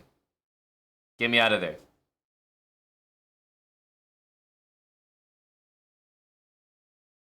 Not today, Bazmaniac. Probably tomorrow. I'd say very likely. Another game at 9:30 a.m. Eastern time.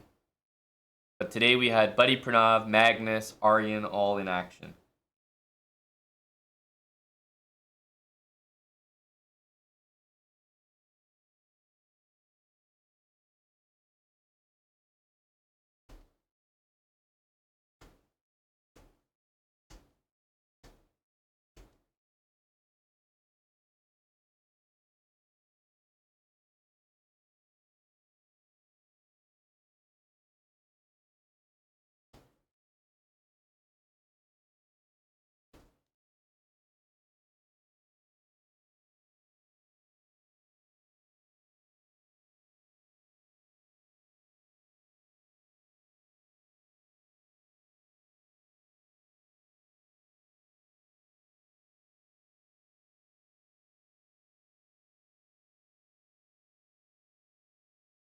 Princess Leia. Funny guy. Funny guy, Baz. So, what's the situation here? Takes, check, and here to play Queen G4. I mean,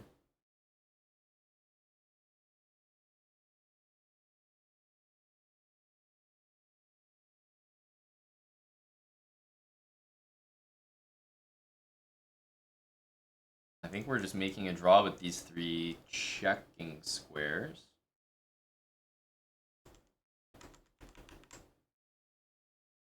If we don't want to make a draw, is knight g5 playable? Looks suspicious. And takes here, queen h2 is the idea.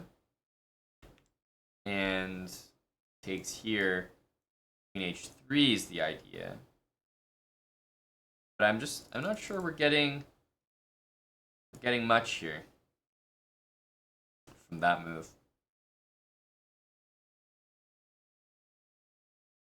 So maybe you just need to play it slow. Bishop d6. Or wait a minute, I didn't realize that this pawn was actually being hit here.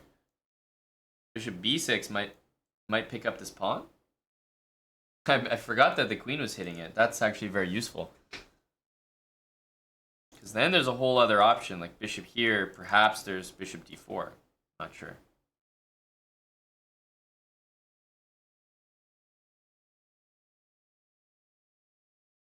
You could maybe start with bishop here as well. Of course, like, rather than taking and checking.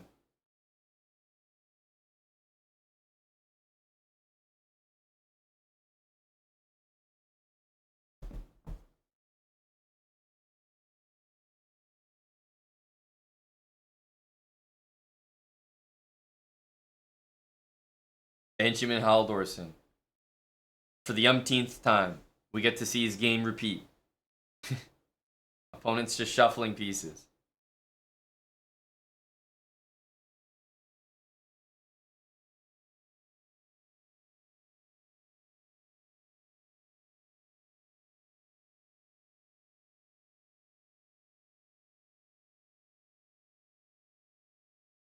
Is queen h4 threat after takes and check.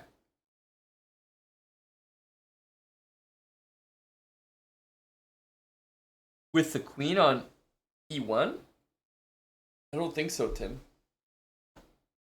Wouldn't you just be hanging it?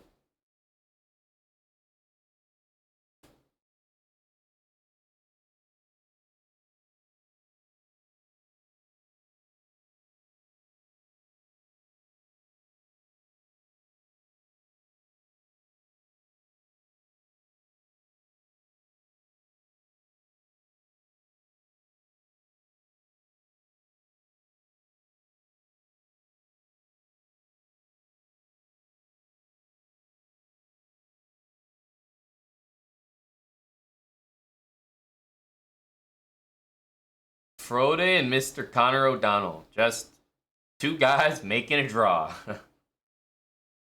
Two lads making a draw.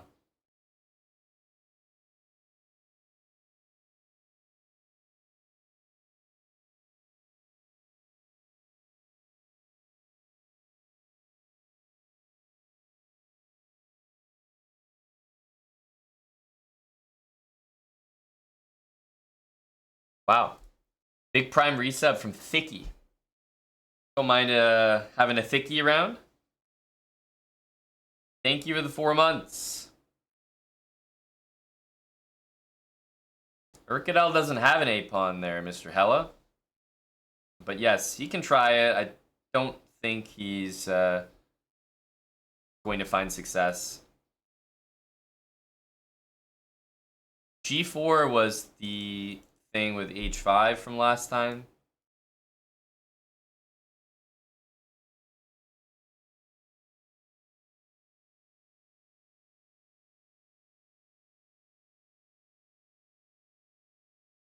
Like this. But there's a distinct difference with Last time I had queen d5, now there's queen b3. And it's queen h3. I thought that might activate Salty. Didn't realize it'd be that quick, though. Hello to Salty Clown.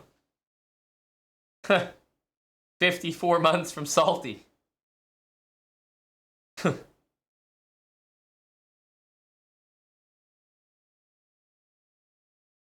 Very impressive delivery system. Hello to Senor Clown.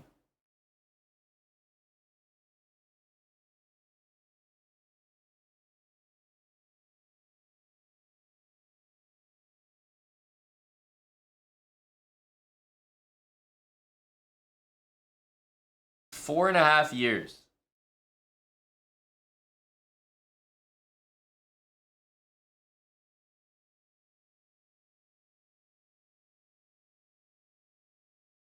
After King C5 by Benjamin, we'll definitely be seeing some dubs here.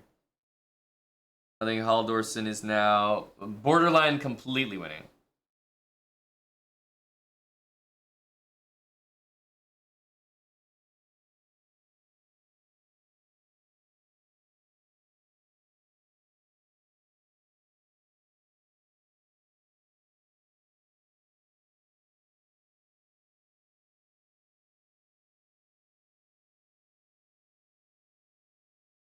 So I wonder what the good variations are here. I think that after bishop e2, which his opponent's going to play, I think he wants to play this. That's what I think. I think Buddy's going to uncork this move. That's the move I would want to play. I was actually thinking of it here, and then I realized that white can play knight b4 because there's no knight b1. So you wait a move. With bishop f7, looks like you're doing nothing. This opponent isn't really thinking. He's just basically shuffling this bishop the entire game. He's not thinking, oh, it could be useful here. Nope. He might have to play this move anyway, but the point is he did it just instantly. And I think knight a3 finally lets you push because now you'll actually win the knight here and then GG. All these pawns are on light squares, which is really, really bad for the bishop. White was not smart to just allow h4, g5, etc. So knight a3 should really put the game away here. Takes here, takes, and then the king just walks in and takes every single pawn. Not even close.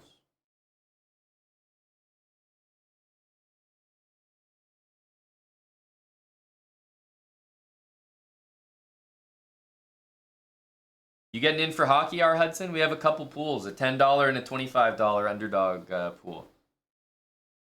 Knight a3, there you go. Classy move. I think that's the best one by far, and it forces this pawn to get to b4, and that'll be the end of the game. So win for Haldorsen.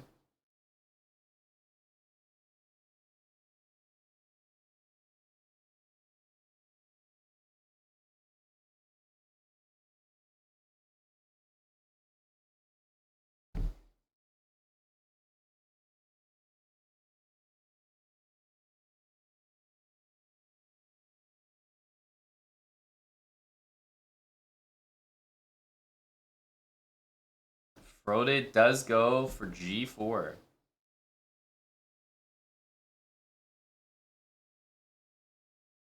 I think g4 takes, instead of my h5, you can just go rook takes g4, which is what it'll do.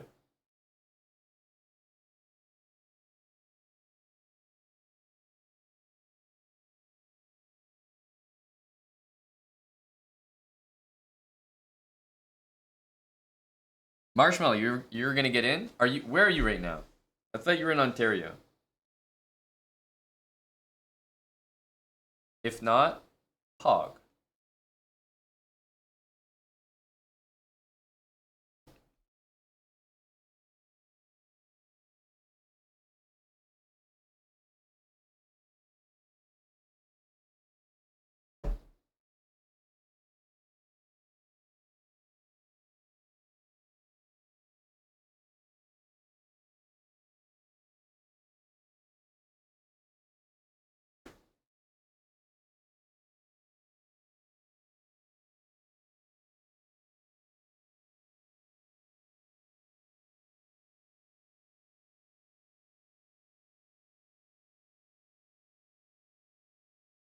Pernov's game is definitely the most interesting because Halldorsen, I think, has finally done enough. This should be completely over.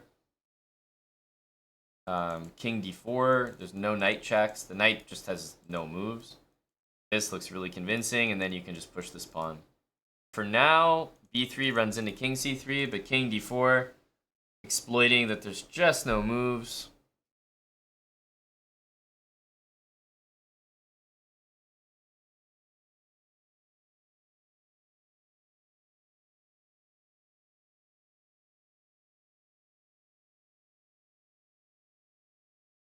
Low to big JKA. How are you, sir? Knight here, going nowhere over here. Yes, heading to b2, but I think this is exactly where something like potentially knight c4, bishop takes, could be good enough. Knight e3. Need to work a little bit here, but yeah, maybe bishop e6. Have to work a little bit too much. b3, which will definitely force knight here. Or I guess you could see this, but then I don't think there's time for knight e3 because the pawn is actually running. Twink time, thanks for the 40 months. So here, knight e2 is coming. I think this is, so if knight c4, it's forced that you have to take. And bishop takes c4, intending this. Knight here.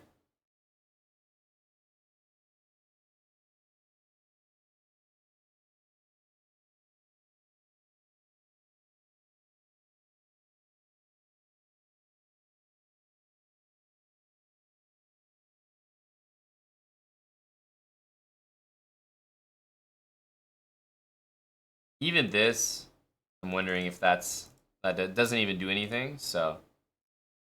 It's gonna go knight c4. After takes, you could also take with the king. But I think bishop takes heading to f1 is the way to go. The thing is, black can lose this bishop in a lot of lines and just win with the king. Especially if we saw some line like this. I was thinking even takes.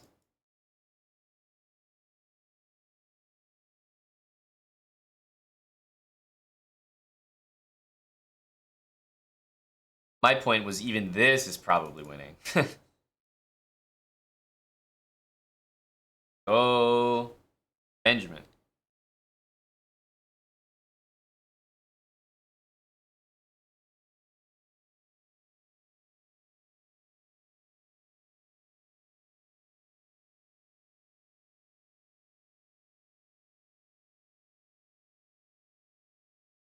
So bishop d3, then if you go knight e3, b2 just wins on the spot. Trying to find the most efficient victory, you know? And if knight b2, then you go bishop f1. That's a lot easier to understand because the knight on b2 is trash. Bishop d3 looks like a beautiful waiting move. If the king moves, then bishop f1 is much stronger.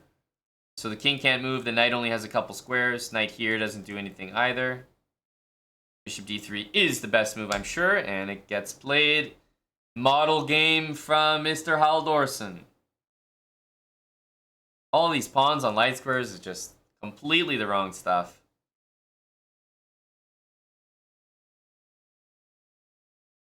You can't bring the knight up.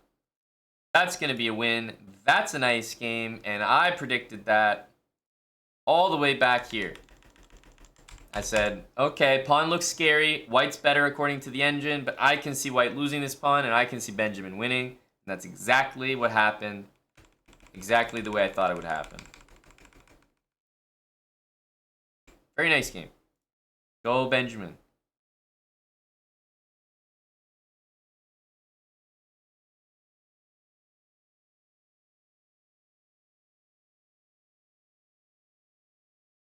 Okay, as for this game, queen back to e6, another precise move. So if we take here, obviously taking back is playable. I'm not sure if it's the way to go. You take here,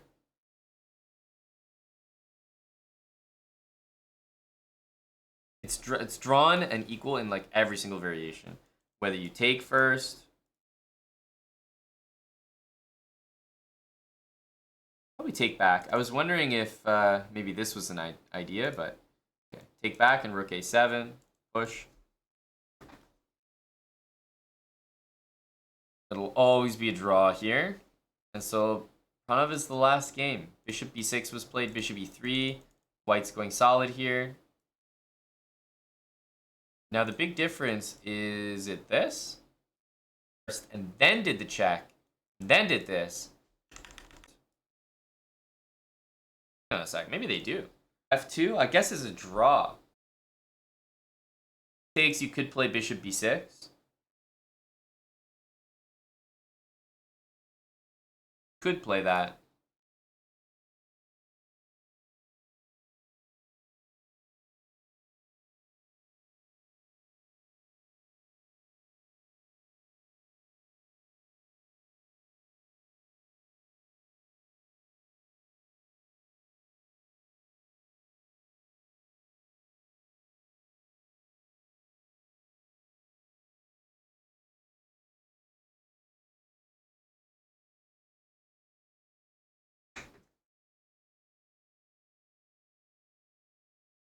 But okay, knight f2 will be a draw here at the very least.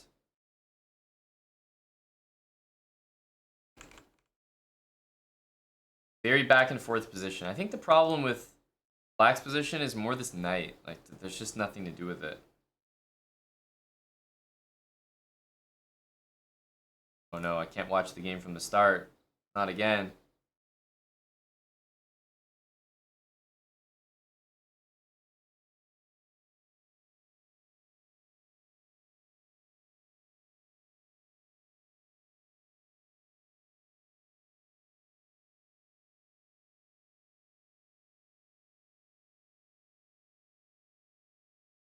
If you immediately start with rook a7,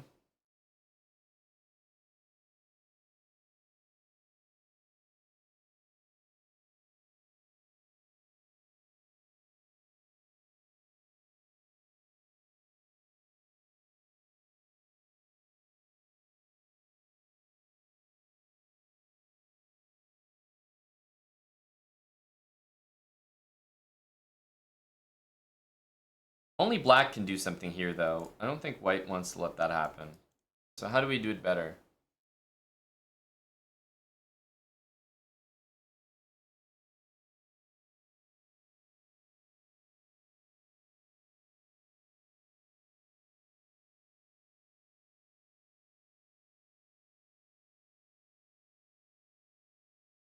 Probably like this. I guess black could also play king f7. But somehow this seems wrong because, okay, there's this, first of all. This one I thought of for a sec, but you don't actually want your rook there. And this you could do, but I actually think rook f6 and maybe g5 could be something you don't really want to calculate.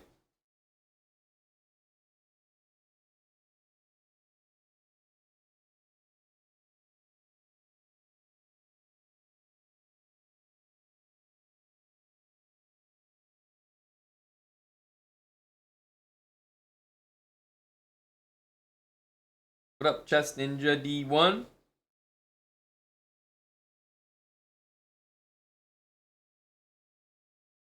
I remember that hand. That was a good one. I was proud of that.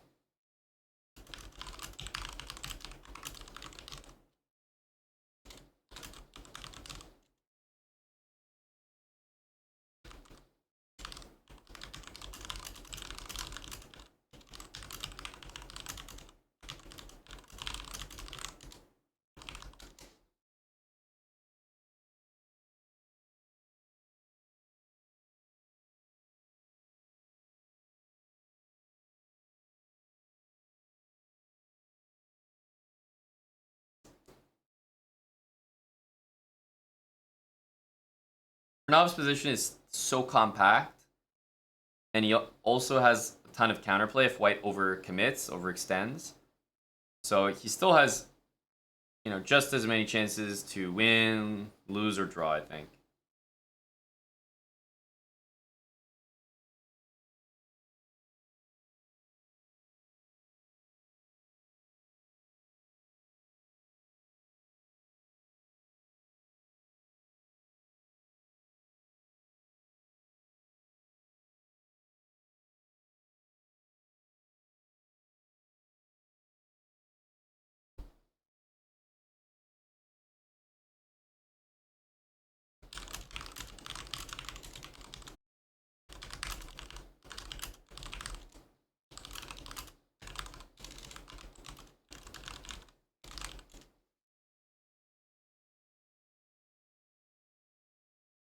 Wow.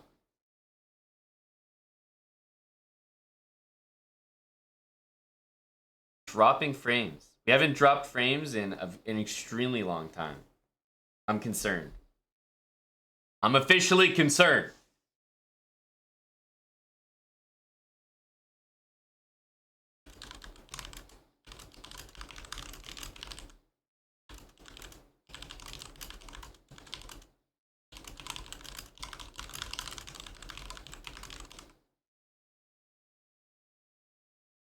Low chicken pants.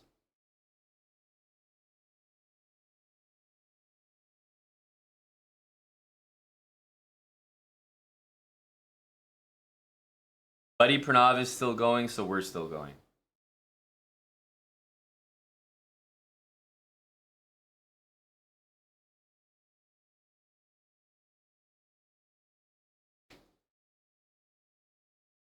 No, we can't blame Dan for this one, Chess Ninja.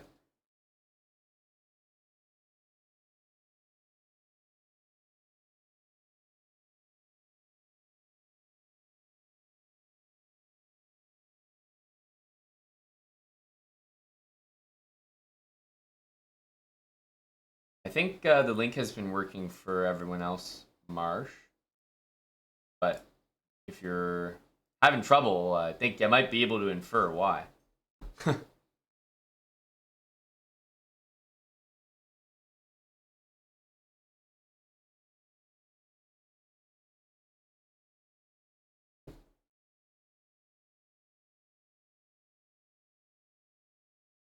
Am I sure it works? Well, I'm 99% sure. Everyone else has been able to click it and join the draft, so I'm sure it works. Double check in the Discord, but hope those are the right links. Yeah, it looks right.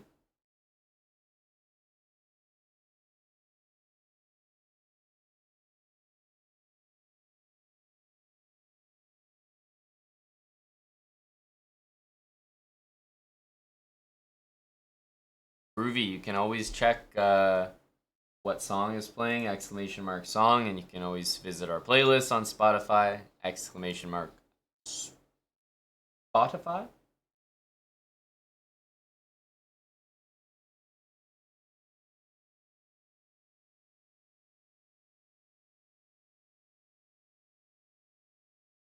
Well, that's why I was asking where you're at, Marsh, because um, if you're in Canada, it doesn't work in Ontario. That's the only place in Canada, and there's a few states in the U.S. where you can access, and Michigan is definitely one of them. So that's why I was surprised that you were surprised.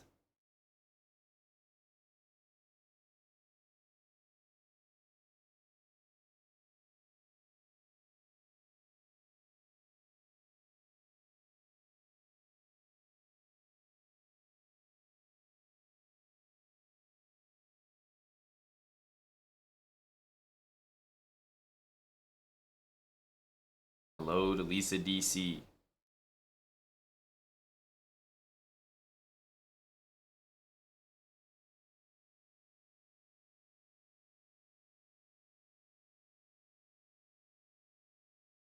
Glass is 85. Thanks for the 21 months, buddy.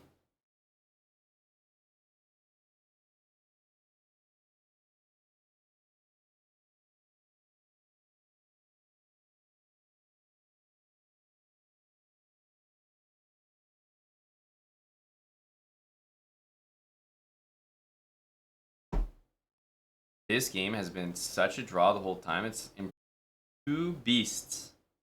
Nothing between them.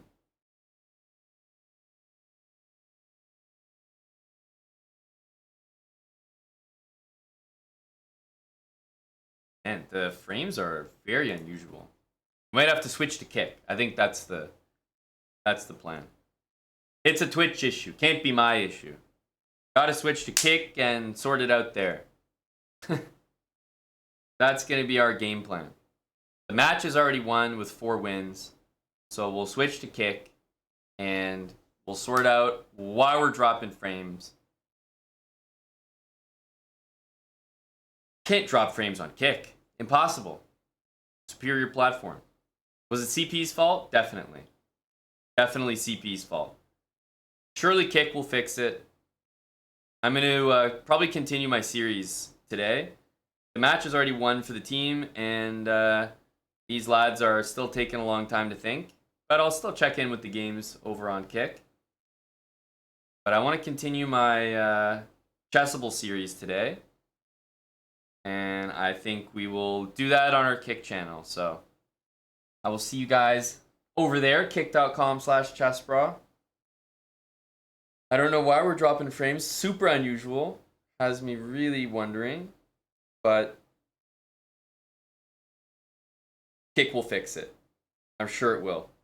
I'm going to just turn off the stream and check a few things and then go live on Kick. So you should see it there in a couple minutes. All right. Bye, guys. Thanks for watching. And remember, we'll be live tomorrow. Check our Discord for the notification. We'll be live tomorrow. Eric will most likely be playing. Magnus will probably be playing in the next round of the European Club Cup. So I'll see you guys then. Thanks for watching. The team got another win. So we're on to round 3 tomorrow, where, of course,